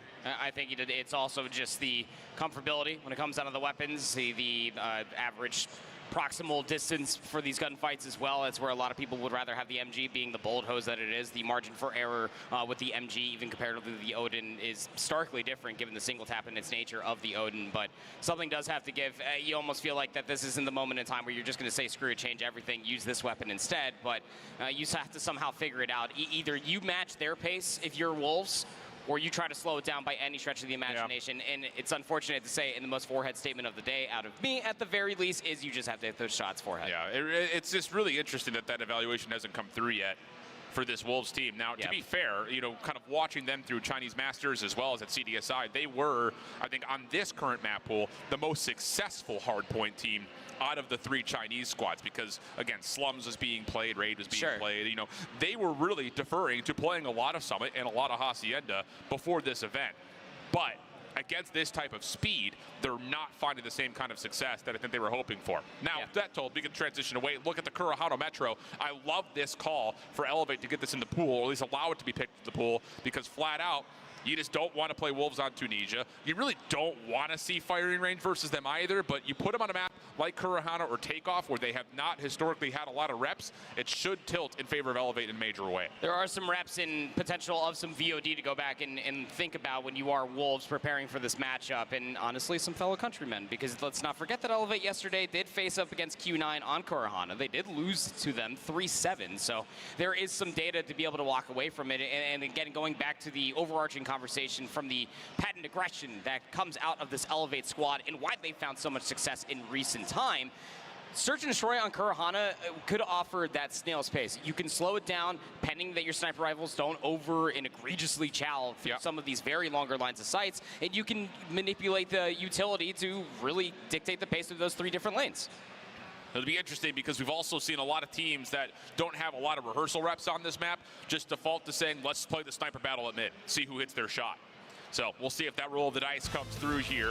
And I think in particular, you have that conversation, and your first chapter of that book starts with Neon. Can he light things up like he had all last year? That was one of the main reasons that he got his MVP, was because of his performance in Search and Destroy. Wolves have to have him show up right now.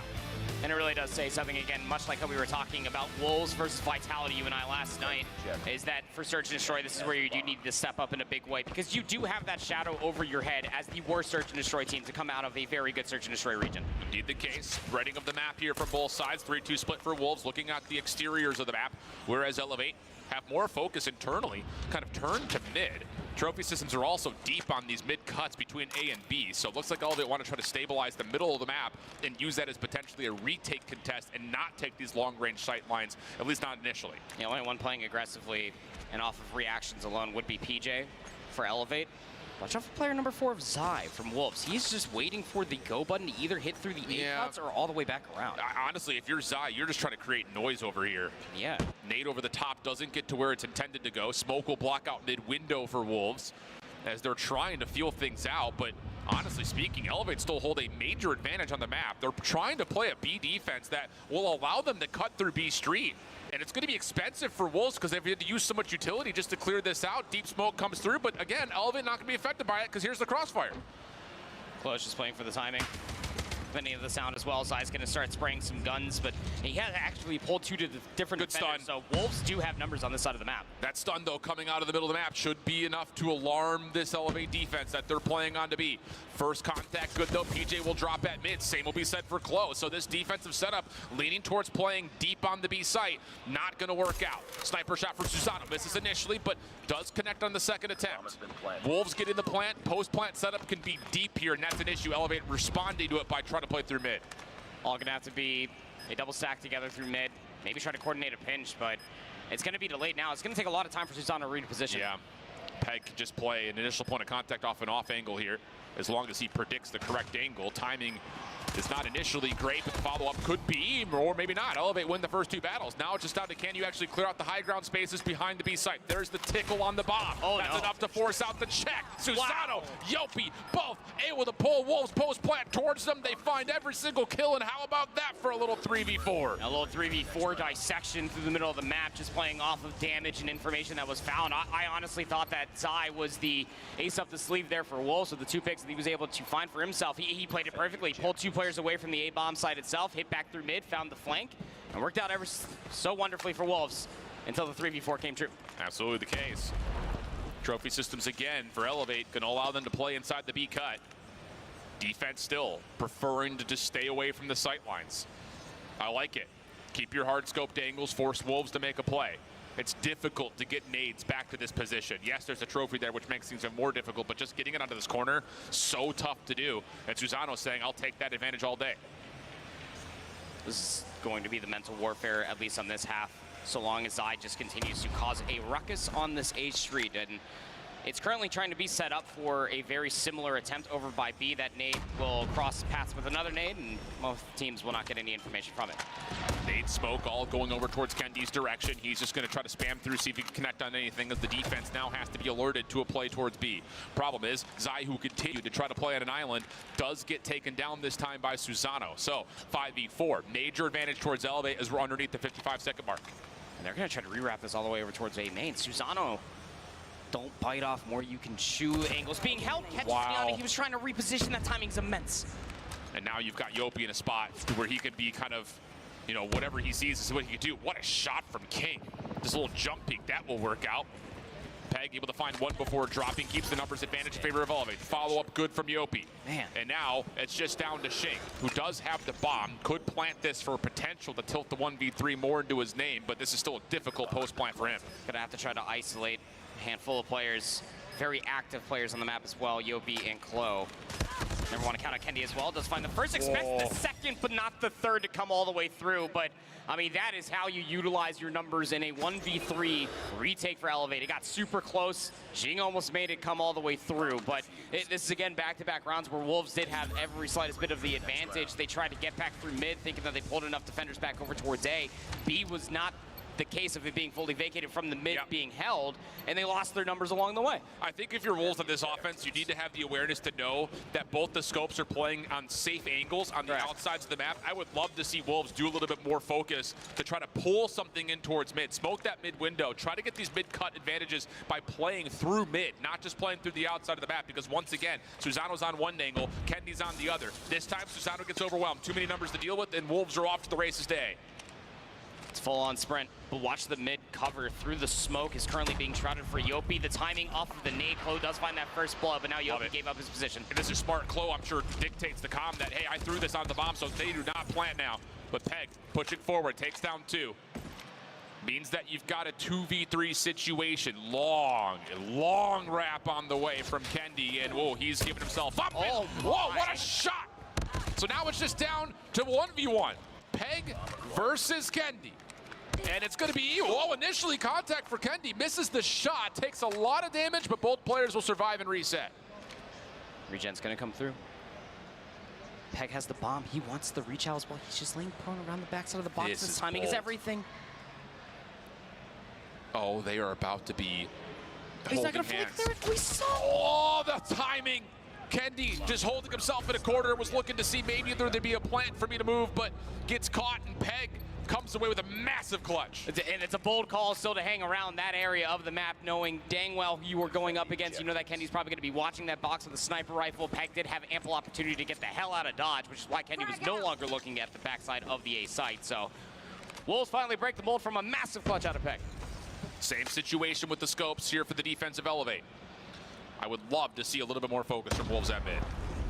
It's just essentially SMG and MG42 peaks. Nades are out. That bounces into the corner. Kendi able to connect for the first, and PJ is still very comfortable here in, wow, this is no smoke coverage. We're trying to find contact through mid without trying to really toss any utility or smokes to deter this elevate setup at all.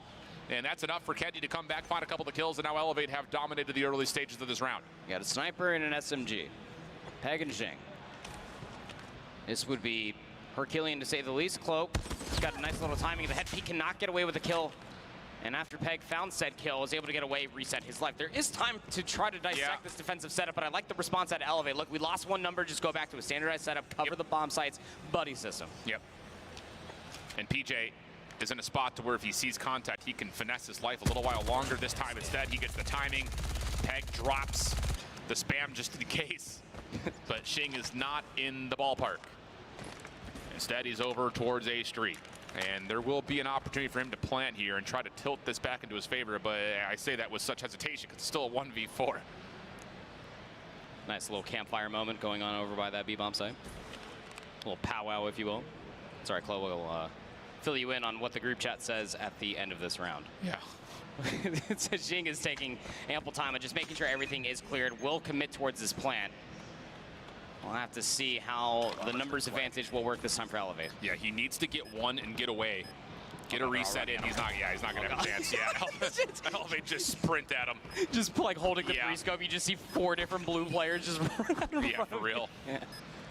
Yeah, man, this map is really difficult from the offensive perspective. It's just, you know, the thing about it is you can tuck these trophy systems defensively into these corners to where you have to bounce these nades perfectly for the trophies to even be activated. So it's just one of those things that the defenders stay so safe for so long. That's why I'm kind of looking for Wolves to try to hit something and hit something hard. You know, smoke back towards mid window, throw your stuns and your nades into one of these mid cuts and try to push it through that direction. But easier said than done. Here's a big set of nade focus over towards one corner, but again, it just puts you out in the open. PJ for one. The follow-up is good, though, for Shing. Trades back and forth as Chloe tries to have the final word. Not going to happen. We'll go 3v3. It's just a cadence that we have not seen out of Wolves, to your point there, so far, these 4 rounds of play. But that was probably the most aggressive upfront that you could possibly have seen out of Wolves through the 5 rounds now. You have numbers. 3v2 on the map. B-bomb site starting to look juicier by the moment, but it seems that it's just going to be a retake. Kendi, Susanna both have sniper rifles, respectfully, looking for a pick. Yeah. Pushes on the way in. Spoke still holding that towards the outside of B Street. Peg on for the plant. Here comes the push forward for Susano. Pardon me? Sure. Trade is out, though, so now it's just down to Kendi. 1v2 situation. Not unfamiliar to these grounds, but it's difficult to say the least. Misses the first onto Neon. Second will not be so fortunate, and he gets a hit marker. Oh, brother. Woo. I believe both you and I were there for a second and thinking that that was just mere pixels away from having that second kill and potential for a 1v1. If Kendi's alive, you feel like it's always possible. 3-2 goes the scoreline. And then we go back towards a very aggressive look over towards A main. Last time they did this, they did not commit. Very standardized defensive setup, but the entire play for Wolves is just to have Peg on an island, create as much ruckus as possible for B. And this is different already in terms of Wolves. They have been dealing with a lot of resiliency early through this A mid cut. Now there's nobody there. So this throws a lot of question marks into Wolves' mind. Is there someone playing up through mid? Nope, it's Yopi with a shotgun, which you thought may be in the proper spot to find some effectiveness. Not the case. 2 sniper shots will land. Wolves now in a 5v3 for the post plant. Chloe may decide to try to chow this quickly. Try to catch one on the exit. First sniper shot misses, but now he's stuck. And there's nowhere for Elevate to go. A 3-3 half, and considering how it looked early, that is unreal good for Wolves. Yes, it really is. Again, when it comes down to it, Search and Destroy has been the weakest game mode for Elevate this entire weekend so far. 1-2, but still undefeated, and top 2 seed coming into the single elimination bracket. But Wolves really did impress me last night, the way that they looked versus Vitality in that map number 2. they can definitely get in your heads when it comes down to the aggression and how accurate they can be. 3 kills for Zai is not the sexiest KD ratio in the world, but he's setting his team up continuously. There's still a lot of free space for Elevate to work over towards A. They've got some deep trophy systems down as well. Wolves are just letting them have the map, essentially. And you don't want to let Klo have the map, because then he starts to do stuff like that. Smoke on the way in. Wolves try to use this as a chance to retake and contest this bomb plant. Ching on the corner, doesn't quite get affected by the stun like Elevate had predicted, but the trades are good, and Elevate just run through A. And that's the aggression that we were asking out of Wolves. We saw a bit of it when they aggressively hit through mid to B, but it wasn't anything like that. And again, Elevate has one game plan, one MO in mind, and that is just to run you down and outshoot you as well. So Wolves have to respect that that is a very possibility. These early stuns and nades need to be timely to be able to get the information, but it seems instead of A Street, why not go down mid? Shoulder had been seen by Kendi. I love this call, but time's going to run out on this play as that smoke on the A cut is going to dissipate. So Elevate need to make a decision here. You don't want to be stuck at mid. And Kendi is just going to play the Vanguard, just contact checking with a Tundra. You think he's feeling himself? A little bit. I'll say. Missed the first. Doesn't miss the second. That's not bad to go 1 for 1. Still tucked in a corner at mid is PJ. He doesn't get checked. And now all of a sudden, Wolves get caught on their rotation, and it's a free play for PJ to move in towards A. First sniper shot misses for King, and PJ finds a second. Absolutely one shot. What a hit marker. PJ should be dead to rights. Here comes the cavalry, though. Rest of Elevate swarming around the A-bomb site. 2v4 now. Can Wolves find the timing or an exit? First shots are clean from Zai, looking to double up. Knows he's got players a little bit deeper. Neon on his secondary pinch. That lands. They know they've got one player nearby. Elevate, back off. That was Yopi who was close initially. Now he's tucked into a corner. And against an Odin and a Tundra, it's just do not give them the angle. Yopi able to take down Zai. Neon now in trouble. There's the shoulder from Yopi. Shot misses for Neon. Follow-up coming through down street, and that's Susato to meet him at range. Elevate up 5-3. 2 more rounds from a 2-0 lead out of Elevate. And again, aggression is a suit they've been wearing since the start of it all. It works out so wonderfully for them, and just how decisive they are once they start flipping the transition from one bomb site to the next. Look at how just placed these nades are. So wonderfully done, and how much space they take because of it. Yep, and it's just immediately a throwdown at B. Zai trying to survive through the stuns. Not going to work out. The SMG's just too quick, too confident. Phoenix ringing out through the B site. Wolves in trouble, but King fighting back. And Peng, he wants to chow this. What an explosive challenge from Klo, though. This breaks the camera. Slides on him, leaves it down to King. 1v3, and he's got too many corners to clear. Elevate just rushing through Wolves, now up 6-3. Trying to make this offensive half a little bit of a speed run. I tip it out of you, Elevate, but again, it almost feels like anything you can do, we can do better and faster as well. Just the speed that they are just covering these sites. There are no party tricks. There's no bait plays. It's just nades, take space, gunfight. That's just game plan right there. That's the GP on GD right there. Game plan on game day. Looking good for Elevate. Here comes the rush. Sing just overwhelmed. Mercy. Wolves trying to hold on to the backside at B. Do well to slow down the play from PJ. Klo also has to give up the angle for just a moment. Help is on the way. This is completely enveloped. Now it's just down to who hits their shots. First shot misses. Yopi trying to follow up a little bit deeper. That will work. That's going to scale this Elevate offense deep into the B side a little bit more. Wolves have to be worried about that. And as Peg checks the shoulder, he gets punished. It's all down to Neon. We called him. He needs to show up in a big way. First shot goes awry. 1v2 for Neon. This is a wide peak from both players. Shots will miss, and Klo will finish it out. A 7-3 stat line. Elevate looking clean. It's the one map mode combination that needed to be a guarantee for Wolves to stay alive in this series. We knew that they had to try to seal away a respawn. They themselves in their interview were very, very much so admitting to how good Elevate are at respawns. But when Elevate get to a Kurahana where we had some question marks, it was going to be a very good look for them regardless for things like that. Would you don't see a body, you don't even connect with any information off a stun, they don't even hesitate. Not even just to confirm the information, but just to get in your face and run you over immediately. The ability that Elevate have been able to showcase at CDSI, here at Worlds, is nothing but respect for how quickly they get in and how quickly they work together to get those team shots, to get the kills, to get the bomb planted. It's fundamental COD, baby. And I think the thing about it, you know, kind of hearing the conversations around the community about Elevate in the opening moments of CDSI, their search and destroy, it's like, brothers, we gotta figure this out. But by the time they started getting into the playoff bracket, hey, let's just get a good game plan for our map pick, win that, and then we're good to win the series because our respawn is so good. That's been the case here. This was their map selection. They looked very well bred for it, especially from the offensive perspective. Yeah, I can't say anything but just amazing things. I mean, for a 3-3 half, just to waltz on into your offensive half and then just completely eviscerate the Wolves along the way. Some very close calls and some very clutch moments. You can look at players like Kendi, like Susano, the aggression from close, spearheading a lot of the mid plays were Yopi and PJ. It's just a well-oiled machine at the end of the day. Even Callie can't help himself, but just absolutely love what Elevate are doing. It's clean stuff, man. It's clean stuff. Yopi, Susano, Kendi, PJ, all walking away with 9 eliminations. Chloe at 7 and 8 was also the catalyst for a lot of the plays and how they started. So again, it's a good 5-man roster putting together an even effort across the board. On the other side, yeah, the sniper rifles not impactful for Wolves again. Bottom 2 fraggers are your 2 scopes for the Chinese squad. Not what we saw from last year. They were the 2 that really carried them through a lot of the S&Ds. And you were really hoping for the bounce back from Neon. You know, we always set it up. Maybe a better player once he gets a sniper rifle in his hands. And for Kurahana Metropolis, it surely should have been panning out that way. But when you're getting stunned, smoke checked, naded, and displaced continuously just from the team nades that are coming through from Elevate, very difficult to do even at the highest level of Call of Duty Mobile. So it's do or do not now for Wolves as you find yourself down 0-2. And now you have to reverse sweep Elevate.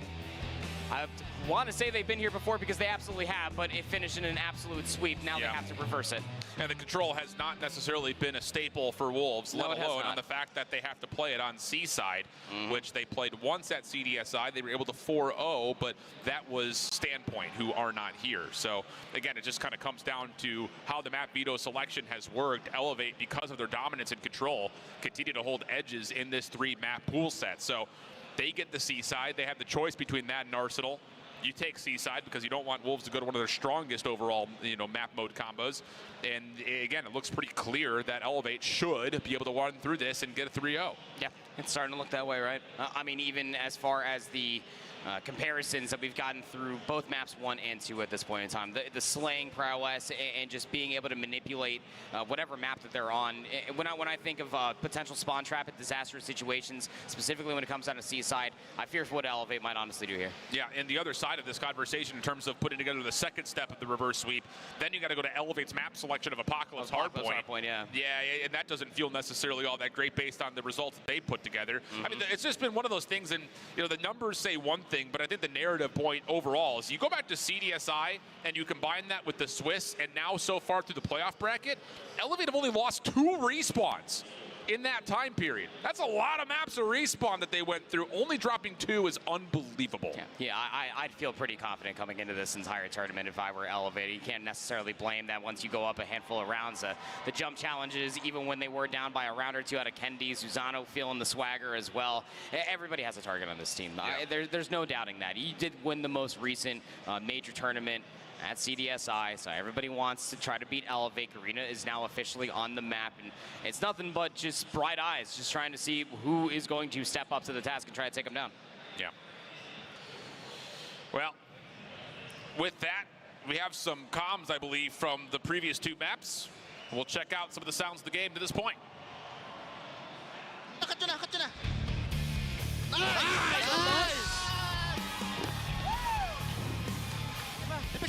Nice!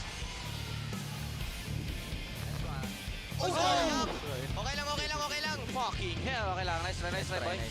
2-3 lang tayo, 2-3. Magko-commit. Harap mo. Magsisiti ako. Tara, PJ, picking ako. Blast it. Isa pa. Landed, isa pa. Nice! PJ. Nice, man, boy. Nice. Backside tata. Baka kung ano kung. Kilang, hawak pa, kaliwa. To side. Ganyan. Nice! Last 2.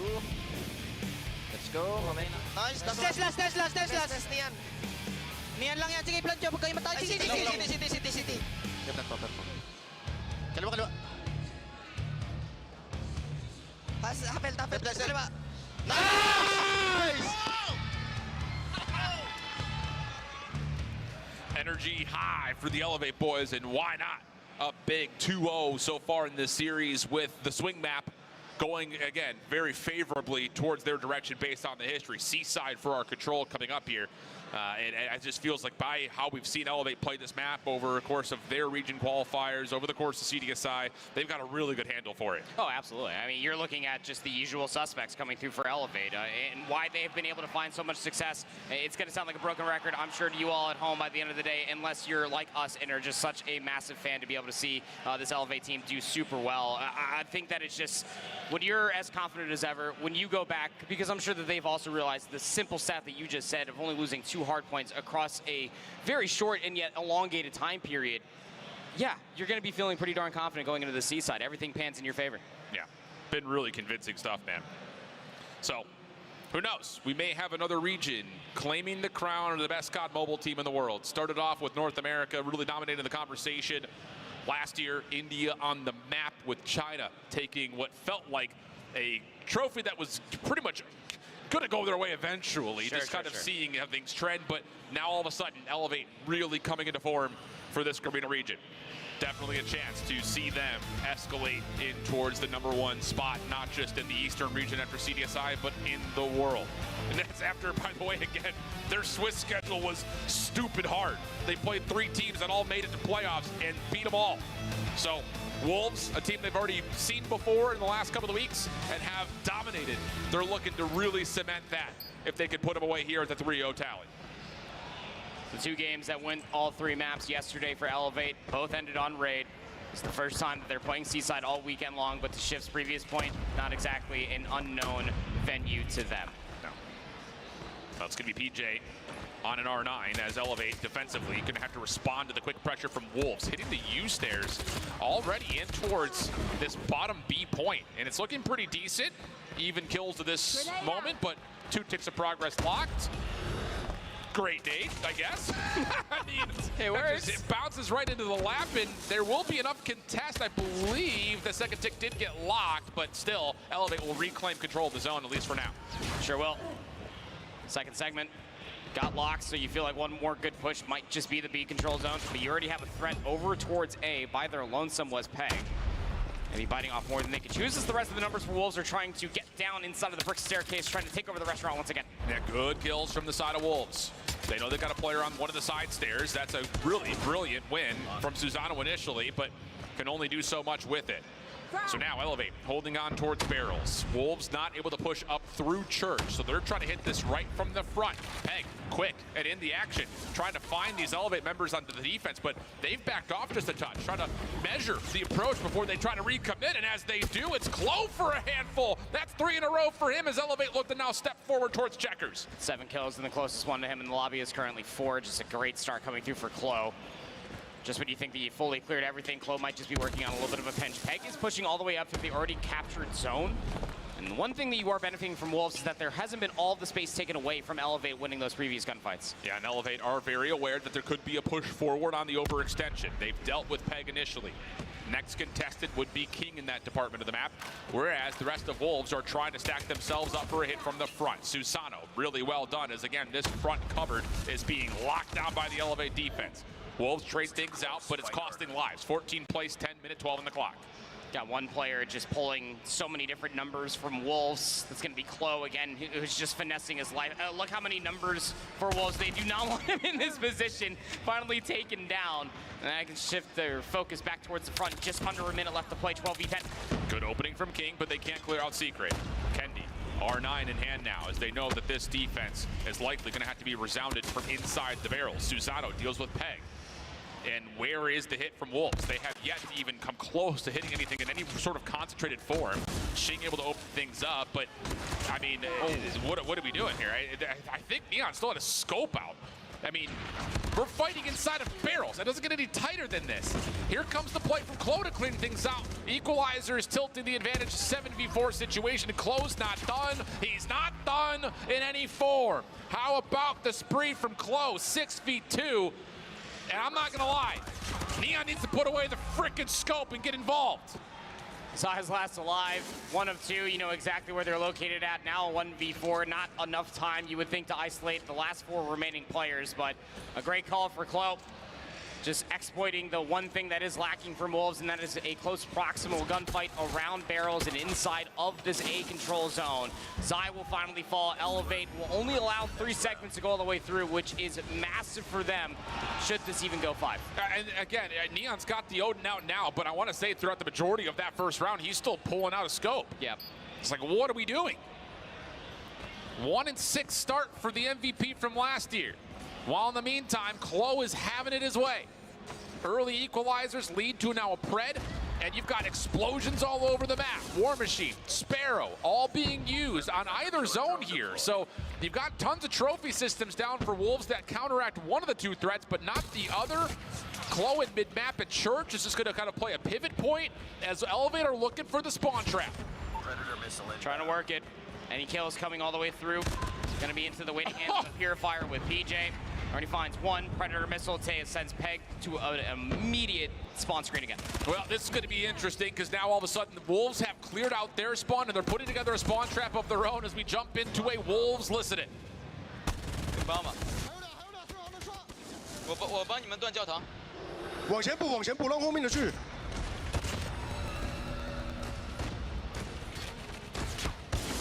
刷不成了 ，A 去了。我走了，能不能省个大招？咱家注意死角，咱家左边死角。跟他掰吧，哥们儿。咱家左边死角死了。在家等着呢。就架着。别了，给我狙了。跑。去个吧台吧。应该快好了。 我去吧台。等花枪应该快好了。 Very calm listening as Wolves set up a bit of a spawn trap, locking down every single lane. Not much to say. You watch that angle, I'll watch this one. Don't lose your ones. And at the moment, Wolves are winning every single one of them. Elevate now working on a little bit of motion through checkers. They're going to find a way to try to enter on into the site. Going to try to keep this close proximity. Kenny with the R9 would be the tip of the spear naturally. Yopi does find the opening, and now Kenny has found his way in. Will be traded though. The claw's been popped. Claw for Susano. Damage tally. Doesn't quite use that as a way to confirm any kills though, and that will be enough for Wolves to clear the zone. 12v4 situation. Looking clean for Wolves. Just down to what Elevate can muster on this last hit. If they can do it cleanly, there is chances to hold this very convincingly, but the problem is how do you get rid of this stack over towards the front stairs at checkers? And the answer is you don't. Peg finds the kill. He also has an equalizers in case things get messy, which doesn't look like they will. Peg still in a bit of a spree off 2 in a row. Follow-up from Xing is good, and Klo has been seen on this long flank through Graveyard, so should be a pretty comfortable defensive win for Wolves to get us back to a 1-1 count. Yeah, I mean, and throughout the entirety of that listen, and what was very evident was in fact, the spawn trap was very good. Whittling away so many of the different lives. Klo is just trying to chase down somebody. They're just running away from him, just playing with his food. All right. What is happening? I mean, this is just like the most aggressive game of cat and mouse I've ever seen. Like, we have heaven weaponry, prize fighters as well.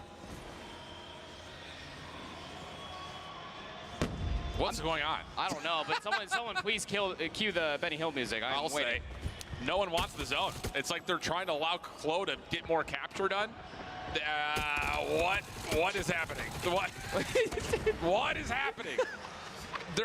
Wolves are finessing, trying to, I think, get Klo on the zone for some sort of capture, and they're letting him find the eliminations until finally Neon knocks him out, but some moment of comic relief there. I don't know. I'm either glad it's over or sorry it happened. Like, one of those. 4-12 for Kenty so far. As Elevate struggle to find themselves any segments over by A, so we're all tied up there, 3-apiece. Quick action, full 5-man hit, automatic towards the A zone. Elevate trying to stand tall, but Xing has pushed themselves through. War Machine just trying to lock things down in case there is some sort of a pinch, but not to happen. Elevate's trying to set up the spawn trap. This is going to come at the cost of a free A zone, though. Will that actually play the difference maker? Because honestly, Wolves can still fight out of their spawn, and if they still capture, they can rotate quickly to B, but Elevate's defense from behind clear out the point. That will be enough to deplete the third tick progress. And it allows Klo and Susano to try to get into a nastier position. And since losing one, two more have now replaced a fallen Elevate member. Good heads up, peek there out of Susano. The Odin not going to be able to get the better of Xing in that gunfight at the bottom side of the stairs, but you still have presence from the team in blue on the opposite side of the map. Yep. Well, here we go. Wolves now on their next approach. Do you get the extra 60 on this attack? Close by himself over towards B, so in terms of defensive status, Elevate is really putting a lot of investment towards holding on towards the zone itself. Sparrow part of the picture. The hit towards B starts to develop those. Wolves find the solo defender there, and they will quickly realize this is a wide open zone. Enough for at least Xing to stop the clock at 35 seconds, and now he's going to try to hold his life with Sparrow out. This is good control coming through from Wolves, albeit down by 7 lives now. Xing going to pull out the Sparrow, finds himself 2. Kendi pulls out the War Machine just as a response, shut down almost immediately. Second segment on the way over by B, and numbers are that much more potent on this side of the map for the Wolves. Now Xing able to win that 1v1 onto PJ, so now Elevate are in dire straits. Off the respawn, they have to be worried about mid-map. Third tick locked at B. No one in position to deal with any immediate exits. This is just about if Elevate can stop Wolves from playing through the backside on the OE. Klo from the front, comes around the corner. What? Able to get the left hand right into the face of Xing. And that now all of a sudden has Elevate playing very far forward, scaling this defense into checkers. Xing has been anchoring in their base, just expecting somebody to try to push all the way through, and by the time it finally does, Klo doesn't want any more of it. Just completely resets with the rest of his team. The defense is all centered around barrels, but you still have players trying to guard off the church. Yep, you have one member from behind. That's Peg. He's got the equalizers out. He's good for 2. Purifier to counter. King, Annihilator out as they get the shutdown onto PJ. Shot misses though. King shut down. Klo now with the equalizers. He's looking to push forward, and will he ever? 3 kills in the feed. Elevate now pushed all the way up, and with only 3 lives remaining, Wolves not looking all that potent to try to finish off this offense. Not likely. Neon does have an operator, but you really do hope that they do not pull that out. I know it's not the greatest KD ratio you got going for yourself, but you're going to need that for potentially a round 5 defense should the kills continue to rest the way that they are. How it does work, segments are currently going to be led, albeit from an extra offense. But with these 5 segments, does technically put Wolves in a better position to try to get that round 5 defense should it not end on the upcoming round. War Machine out for Zai. Wait, they why? think that they could put this away. They think they can just get on and stack, and they may be right. Wait. Two kills are in. This is going to be a 3v2 to try to open this up. This is still winnable. Last 5 seconds. PJ, he's got the R9, and he's good for 1. Not able to get the second. Just down to King. Can he contest the zone? It's on with 0 seconds, but Yopi cleans them out. A real strong investment for Wolves, thinking they had an opening, and it gets shut down. It's just an awkward thing to assume that you have an opening just with that much time. I mean, when you do find the white, you do send them so far out of the way that the stack 3-player strong, should everybody have stayed alive, would have came all the way through. But once the trades start to follow up, Elevate just have to reinvest a couple more numbers around the zone and be perfectly fine. Can end here should Elevate win an offense. Oh, but Peg over towards barrels. Able to find a couple to open things up. It leaves Klo by himself with a 1v1 versus King, which he does win. Clock will stay paused at a minute 16. First tick of progress looking likely to get locked here at B. Follow up from Elevate. Try to clean out the middle of the map. Well, also, PJ is just trying to make sure there's no spawn trap. He's done well on the top side of Fountain, at least initially. But Xing has the final word. Gets himself 2, and now Wolves have to be considerate about what's coming off spawn from Elevate. Yeah, sure do. Have a couple players already pushing past the well, though. Do Wolves just trying to at least meet them. Kendi finds a nasty one versus Zai. There's a lot of stray gunfights happening all the way across the map. You still have 2 players over by the B zone. That's going to have to be chalk. You do have King putting himself into a position to maybe find a couple exits. Does find the first. But Elevate stave off the spawn trap. Live starting to get pulled back a touch for the Elevate offense. 18 plays 21. You've got a deep member in Yopi playing through Church to clean up on the Zai forward. Now all of a sudden, that's Susano looking in towards the zone with help. But Yopi takes himself out of the picture with the Sparrow. That could have been huge to stop the Wolves' defensive rotating in. But now it's just down to Kendi to spam this back alleyway through Dark. And it will not be enough to find many eliminations. Claw on the other side from Neon. That'll be good to open things up and get Wolves back in for contest. do need to try to use this claw for maybe another kill or two. You would love to have that. Extend the life lead from 17 plus down to the 13. Try to get them to the single digits if possible, but the claw will have to be put away. No operators online for all 10 players within this lobby. But you have a minute and 35 to try to exasperate the numbers of Wolves to try to find a way in. Long route on the way from PJ, but the hit from the front is not developing. Good shot from Kendi, little pixel peek from him.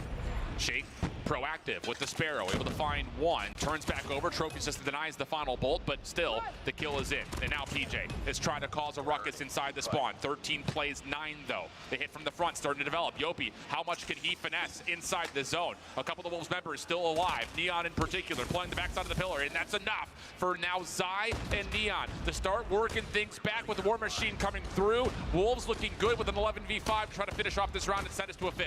And War Machine might be an over-investment again, but hey, Zai might honestly earn it by the end of the next round as well. He's pretty good at getting score in a game of Call of Duty Mobile. Still 5 lives remaining. Klo pulls out the equalizer, thinking that might just be the opening required, and they're just running straight into him. Yeah, I mean, Klo's going to turn this into a 4v4 if he could just keep farming these kills off spawn. Yeah. So now it's just not what actually happens from the front. Klo's not going to lose any of these gunfights, not with an equalizer out. Oh my now God. it's not what's happening on the zone. What's happening on the zone? Elevator finding the kills. It's a 2v2 situation. Second tick of progress is in. Third on the way with the double stack. Like this. Who can get in? PJ has a purifier out. Does he predict the right doorway? He sure has. Yopi falls the first. Now it's just down to the 1v1. Peg saves the day. We're going to round 5. What a call from Klo just to put Elevate, who were so far down in numbers, in a position that almost had them winning. In that moment of time, Peg, for the 1v1, had to get both kills at the end. Was lighter HP, but the shots were that much more pure. We go again. It's Wolves on the round 5 offense. Early focus into the B zone. Tools of the trade available for both teams. Hunter Killer drone already out. EMP also was charged up by Yopi, but that's it. No more score streaks, no more operators for Elevate. Wolves working on their second tick of progress, looking good for it with Peg and King still holding on to operators. Huge tools for Wolves as they try to finalize this A zone. B zone's gonna get fully captured. What's the exits look like? You got an Elevate member in your spawn, by the way. Oh, what's that you say? Oh, there's 2. Kendi and PJ are trying to keep these players at bay, and Kendi's just gonna find 2 immediately off the spawn. Here comes at least 1 more player to try to get these Elevate members away. And King's actually gonna invest the Annihilator to just try to win these gunfights in their spawn. Does have 1 spawn member come up to just try to help things out. But while all this is happening, Wolves are developing a spawn trap of their own.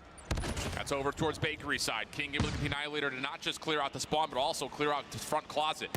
Elevate trying to deal with Neon around the back, and the boxing gloves will do the trick. Now over towards Dark. PJ versus Shing. Advantage PJ with the health pool. And that's enough now to get Elevate in the zone. Yopi making sure there's no hit from the front as the Sparrow cleans things up. Peg trying to get the equalizer around the back, and he's going to put some pain into the Elevate spawn.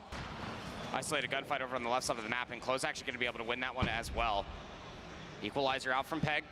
Just waiting for kills to come all the way through. Well, Kendi's just going to be the first, but immediately traded out. Nice investment from Yopi there with the Sparrow. Now you only have 2 more operators left to go through, and that's Elevate not only with the positional advantage, but also the resources too. PJ and a bit of finesse, trying to get himself back in towards safety, trying to contest this left side closet. Good for the first, almost transfers for more. Claw out for Susanoo, spamming things down. Bolts are firing all over the place.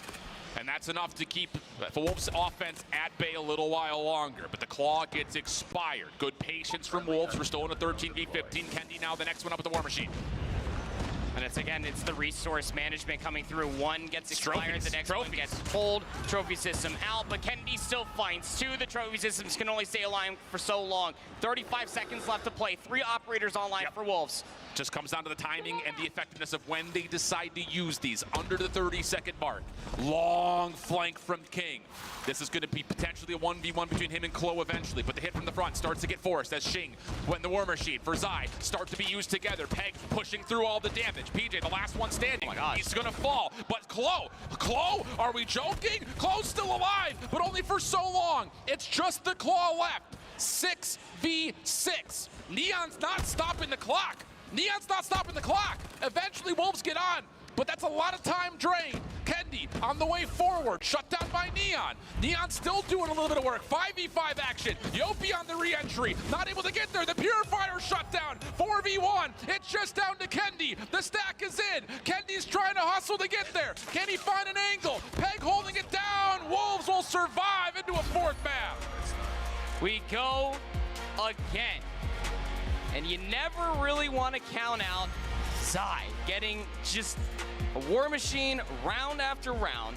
Always good for it, always generating score, but yeah, some sweat has to be dripping down their brow the way that you were able to at least clean up those last few kills from Neon, but instead of just holding inside of the zone, stopping up that clock, wanted to hold a further position. It only benefited going 1-for-1, but it meant that you did have to pay some respect and slow up rather than just sprinting straight into the zone, into barrels. It made you think twice about it.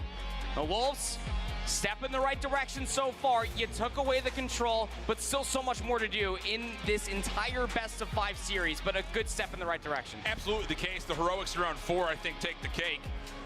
And then the efficiency kind of in round 5 to make sure that spawn trap had good value, especially on a peg with the equalizer initially. Massive. So many small moments. In terms of even the first 2 rounds, offensive wins were right at the precipice. So a very tight map back and forth, but Elevate will drop their 3rd respawn in the last month and a half.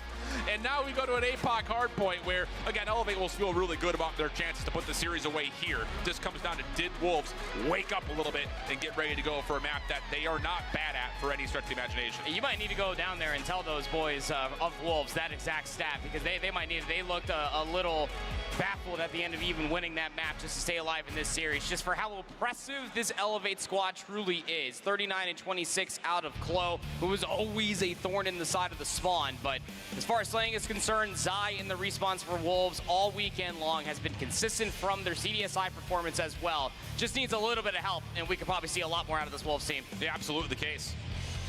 But a better performance from Neon in particular, I think especially the heroic moments that were required from Wolves. Peg continues to show up when it matters most, and Zai, who has been the statistical leader for this Wolves team, has been impressive. They're going to need that in a major way, though. APOC coming up next, a map that Elevate have really utilized a number of different moments. Not so far this weekend, to be fair, but watching them play it a couple of different times over the course of CDSI, there are some very convincing results, including a 250-39 win against Stalwart earlier on in the playoff bracket. They also had a beatdown of Vitality and a convincing win versus Q9 on the map. So they've played some really solid stuff over the course of the last month and a half. And with that, we will step aside for just a brief break before we jump on in. So don't go far. Get yourself refreshed there, friends. We've got map 4 on the way right after this. 大家好，我们是来自中国队的 Wolves。这一次我们来参加亚特兰大的使命召唤手游世界锦标赛。这一次我们是来拿世界冠军的。Yeah. The Snapdragon Pro Series is brought to you by Snapdragon Elite Gaming, Monster Energy, DHL, and the United States Air Force.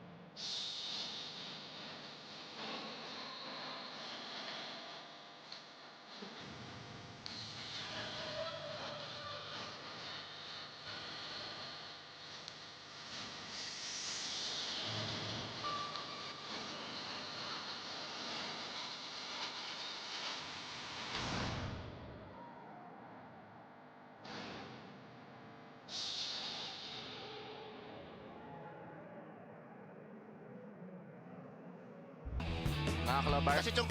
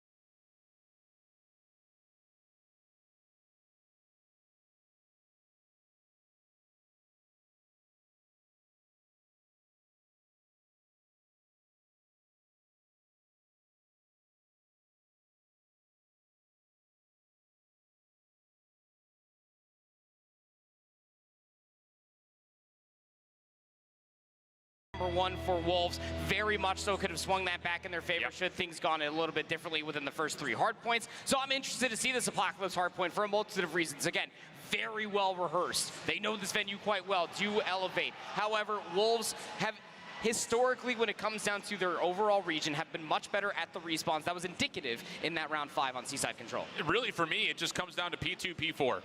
1 and 3, very 50-50. You're going to pop operators. You're going to handshake it. You're going to tug of war it. There's going to be a little bit of that back and forth. Sure. But rotational wins to set yourself up for a strong opening at P2 and to do the same thing over towards P4 cannot go lightly. You cannot just funnel through cave if you're the team breaking. So lots of things to look at, but really just rotate better and you should be okay if you're Wolves on this map. Yeah, you know, and that's what was most alarming when it came down to that map 1 breakdown. Like, the biggest takeaway, like, albeit a 250 to 196 scoreline, which was much more respectable, the 70-point lead started to grow just with how proactive this Elevate team is in the respawns. We even saw it in the control. Every single kill means more map positioning, means more terrain to be taken away from any team that they are facing. Wolves were kind of thrown into a very difficult situation where they were constantly hitting for all of 9 seconds at the end of P3 when P4 was about to pop. We need to see some more proactivity coming out from Wolves to get the rotation in their favor, anchor out those spawns, and get in better positions for players like Neon to have a better performance with that AR in hand. Absolutely the case. And then just as a reminder, looking forward, if Wolves were to find a way to take away Elevate's map selection, we would find ourselves in a one-and-done firing range search and destroy. That would be Wolves' search pick. A map that they've played a ton, but to be fair, the results were not convincing on the map coming into the event. They've played it a little bit more so far this weekend. It's been a little bit better. So could be an opportunity for a reverse sweep to come through. But I think, again, the big focus is his, because can this Wolves team keep up with the pace that Elevate have already shown us? Hey, the first step is obviously possible here when it comes down to Wolves. You finally took a map off of Elevate, and that within its own self, it's got to feel close to a championship ring. And you gave them their first respawn loss in quite some time, and especially on Control, their first Control loss all weekend long. All of that said, it is Apocalypse Hardpoint. It was their venue to pick for a reason. 10-2 leading into this entire weekend across all the tournaments that have recently been played for Elevate. They freaking love it here. We got to get some teams laid down the groundwork, get dirty, because you never know where these SMGs for Elevate might be lurking. And with that, locking down lanes, transmitting good information. That has to be the key. Opening nade, well placed up towards maps. That'll work out for Elevate. Finding themselves an early advantage on the hard point itself. Now they take the battle underground in towards the trenches. Spawns have already moved just a touch. King's working on it, holding his ground just outside maps. Zai trying to get there to join him, not going to be allowed to, and Elevate will stabilize and early flip the map for Elevate. Yeah, this is a massive moment for them again. Always playing for the macro. Still plenty of time left to fight over here at 1.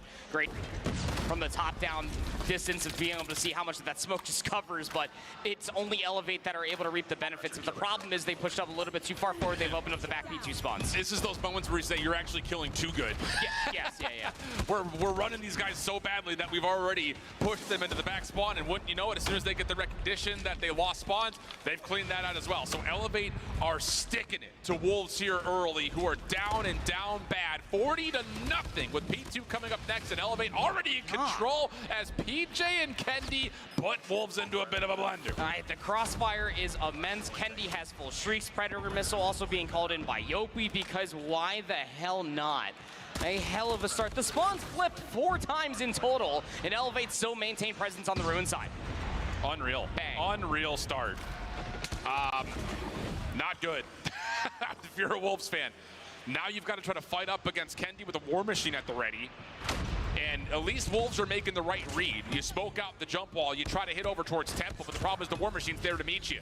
Slowing it down a touch or Elevate, but they still are being tested. Wolves trying to still force their way on in. Nice jump over the wall to catch a couple, but Kendi turns his attention, finds the kill, and Elevate continue to keep Wolves on a goose egg. And from the outside looking in, you're down to scrap time, 20 seconds before you got to rotate all the way across the map. You already have that side of the map, but I mean, Wolves are just throwing numbers all the way through the tunnel, and they're just getting blown to pieces. The bottom ruin spawn just opens, and now you're in an even worse position if you are Wolves, because you want to hit through the old time. It's just down to 5 freaking seconds shift, and Elevate have collected every hardpoint second available thus far. Absolutely blanked. Oh, and the exit kill works out, so now Elevate, they very well may have this thing to 100-0. They've got operators at the ready. Wolves can't get to the P first, and now all of a sudden, Wolves are just trying to force something with this little play from King. That gets shut down.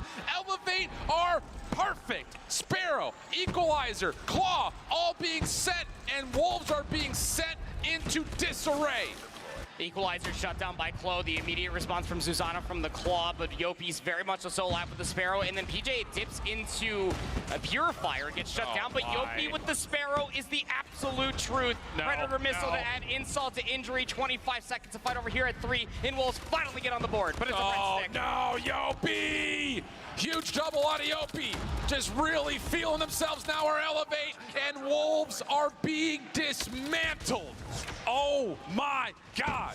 PJ around the back, not able to keep this thing at a convincing scoreline. Do you say that now that Wolves have earned 5 seconds? I don't feel like it's good to say. No. There are many different steps, but we are very much so at square one for Wolves. I mean, a 2-for-5 kill feed trade is the most convincing kill feed that we've seen from Wolves this entire game so far. It goes even beyond the macro versus micro, as Wolves are starting to dip their toes into their own resource department. Again, P4 is a very massive hill for Wolves to finally spawn on into this map number 4. It's tough, man. This map can snowball in a major way. We haven't seen one quite like that in some time, though. As if Elevate were to say, took one of our respawns away from us, hurt my feelings. Elevate trying to really pack a punch here as the break attempt's on the way, but Wolves still holding on. Just comes down to can they finesse this last 25. Nades galore all the way across the statue head. Good kill feed coming through from Elevate. Once again, 20 seconds left to fight over here on the first set of hardpoints comes to a conclusion, and it is a blistering pace that Elevate had set for themselves. PJ, 22 kills, 20 for Yopi. Everybody's just absolutely slaying, and Susano can just kick his feet up and just watch these longer lines of sight. But Wolves break back in. It's only for 5-second shift, and it's just not good enough. And Kendi is transferring like he's playing on mouse and keyboard. He's snapping. Yeah. But this is how it happens for Wolves, little by little. You're not going to make up 100 points in the blink of an eye. Have to trust the process, and immediately that has to be about playing the macro of the map right here. Yopi try to hit a bit of a pinch around through P3. Chloe right there with him. Traded out nicely, though, from Wolves. Now within the 100-point threshold, starting to look a little bit better. Can they get a tally onto Kendi deep? Yeah, they can. So hold on a second. Wolves starting to step back up just a touch. Elevate now with an opportunity to pop operators on this rotation, but Wolves Wolves are dominating around P1. It took them a little while longer on the Hacienda map number 1 to realize their mistakes and try to rectify them a little bit too late, but that was when the lead was 60, not 100. But this is fantastic to see if you are a fan of Wolves Esports, as they are currently soaking up the majority of time on P1, keeping Elevate at bay and making sure that they hold on to the utmost important rotation of 2. Nice Pred missile called in for a double. Elevate trying to stretch through cave side to P2. That's shut down. Uh-oh, here we go. Wolves back to within, just around double the points that Elevate were able to put together in the initial parts. The last couple of seconds, really pretty meaningless. It's all about what happens here on rotation to 2. Wolves are there first, plus they have spawns, and they've got a gravity vortex gun already aimed up towards this backside cave. Just trying to shut it down before it can even happen. King's gravity vortex gun at least finds said value in the clock to follow things up with Zai. Sparrow out deep over through cave side. That works out for the first. The push over towards the secret window. That will also work. And now there's a claw for Susano.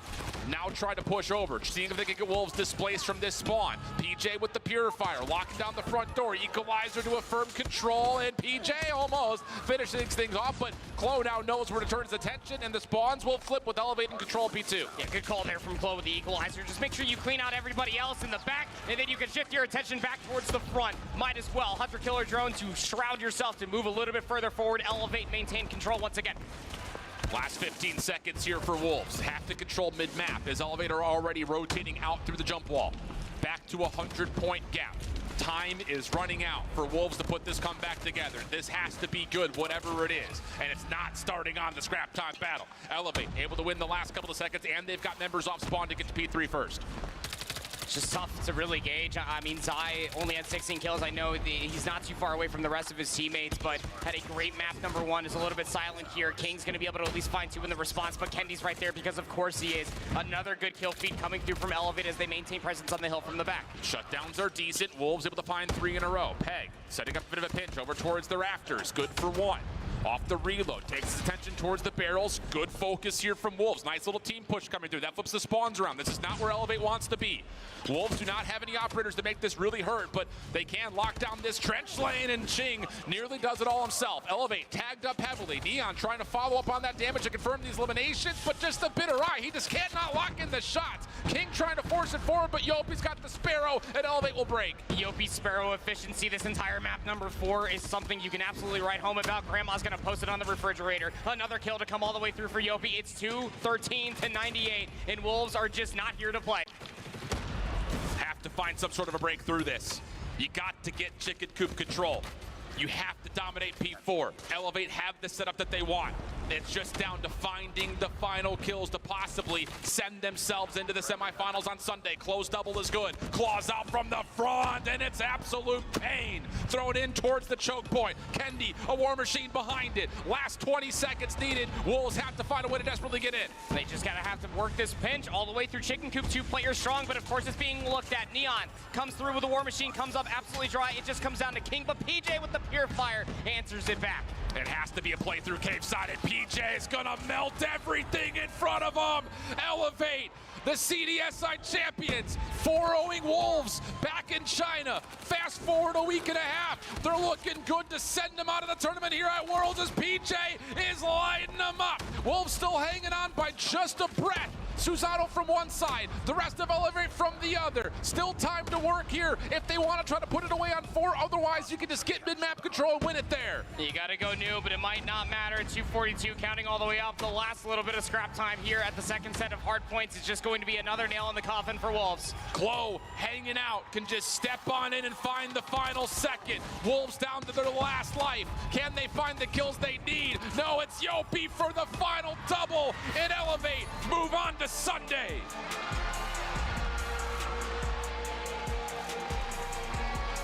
Got it done at CDSI. It was 0-4. Come here to Atlanta for DreamHack 2024. You lost the control. You kind of angered them a little bit. It was a 100-point lead at the end of the first set of hard points. Was egregious of a scoreline, to say the least. But Elevate came to play. That much was obvious, even through the Swiss bracket. They are the real freaking deal. We asked about their consistency and what they look like on that main stage at CDSI. That has been a continuation ever since then. Absolutely the case. Domination has been the name of the game for Elevate. moments of concern, sure, still kind of hang around in the search and destroy leading up to this matchup, but that performance on Kummeruttu, I think, knocks all of those concerns out of the ballpark. Sure does. Yeah, you lose your first seaside control, but we're dealing with a 1v1. Yeah, I mean, that's just going to happen versus your defending world champs out of Wolves every now and again. But to come out and blank Wolves and have them at 115-0, mercy. I mean, we had, I'm not even going to attempt to do the math, but just the slaying differential in between Elevate and Wolves was just so immense in this map number 4. But it also just gets accentuated by the conversation about the operator usage. Through every single Respawn map that was played in this Best of 5 series, Elevate always had the edge against Wolves, which is crazy to say because that was the one thing benefiting them in Respawns this time last year. Absolutely the case. Clean stuff from Elevate, knocking down China's number 3 seed. For Wolves, it's a year that is filled with just not being able to get over hurdles. Could not get over Q9, could not get over X-Rock, only beat them once between the 2 squads overall, and now a chance to go up against Garena's best. They fall in 0-2 form in overall series count versus the number 1 team out of Garena. Elevate absolutely determined to show why they were undefeated out of our Swiss bracket, now coming through here in a dominant fashion to continue their way through, now in the semifinals, and they will be facing off against Galaris tomorrow. This is going to be a very, very fun Sunday to kind of end this entire competition. That's a saucy one because, again, just looking at how Elevate play both their hard points, it's only a single Odin in the picture. Everything else is full automatic rifles that they're trying to use for their long-range battles. So going up against Lucazid, the king of single tap, what does that look like in that battle?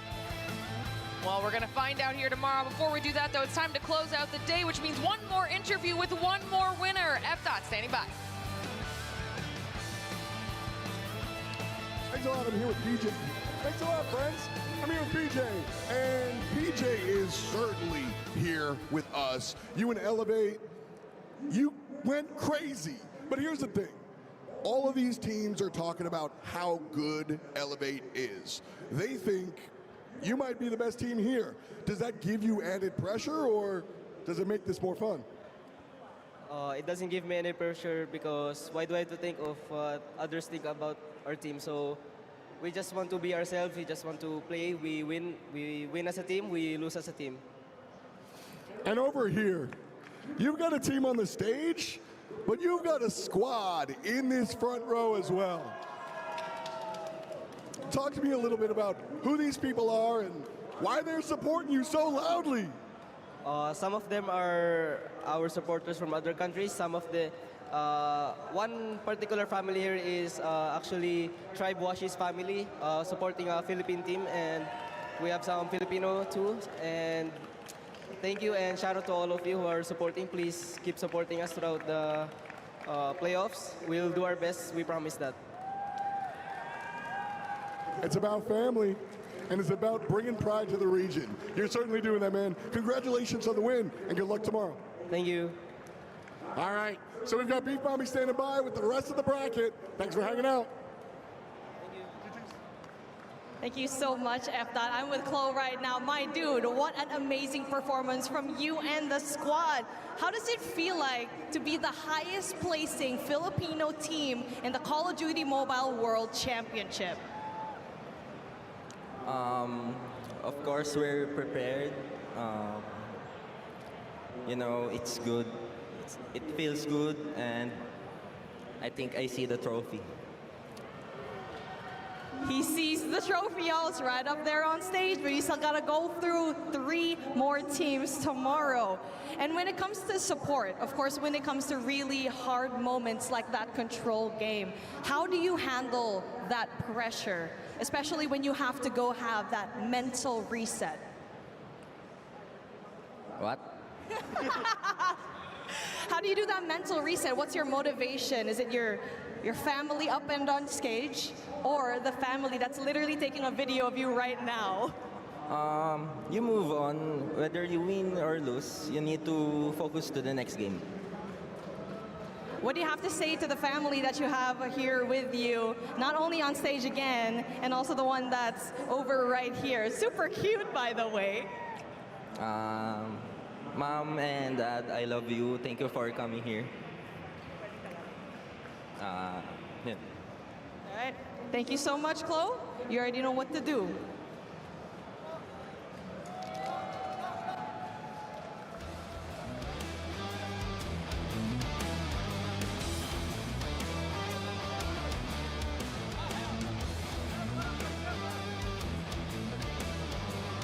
And there you have it.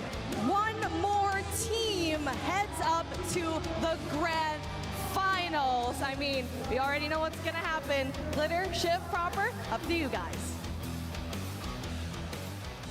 You know, I know we're supposed to be knocking out these teams, and there are commiserations to all of the squads that have lost their matches today, but the sportsmanship that we see every time we get to do these interviews and the respect they have for each other is always so nice to see.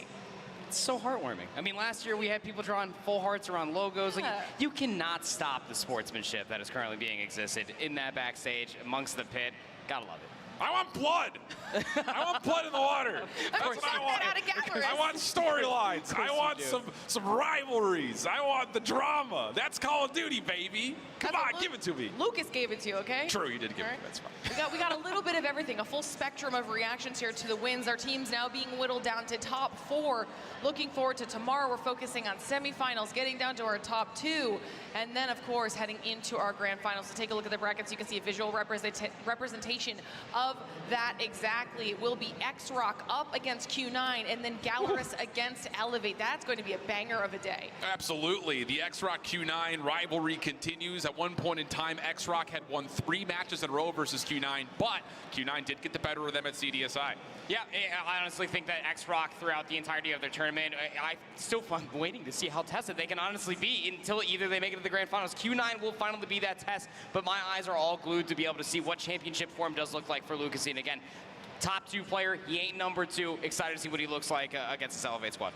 Yeah, hopefully you guys are prepared for what we have in store tomorrow. And we're going to show you the schedule so you know exactly what to expect. We love it. All right, we're going to wrap up the day here because Alan's clearly off the reservation. He's done for the day. Thinking about meatballs. Give me your final thoughts for how everything's gone so far and what you're looking forward to tomorrow. I mean, albeit we only had 2 series that actually went to map number 4. It was a fantastic day of competition. I know we said it a handful of times, especially when we were talking about our 3-0s, is that is as competitive as a 3-0 could possibly be. Just very happy to be able to see all the international representation going up against each other. Would have loved to be able to see more competition, but I'm satisfied for now.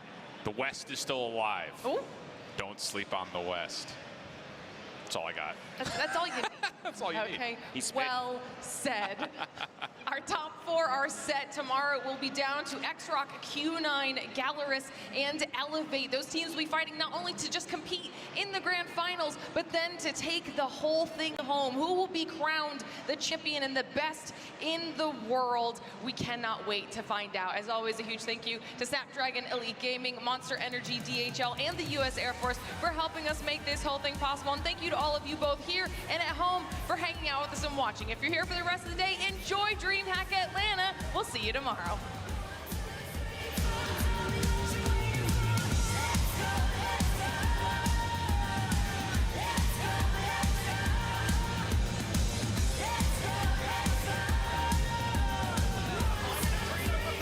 Surely not number 4 Neutrino. We're here in FDX. He's just sending it. Oh my goodness.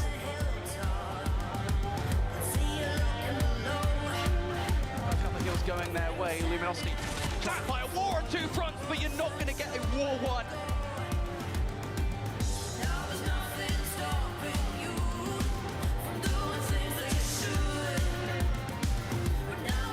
So this is a wide peak for both players. Shots will miss, and Chloe will finish it up.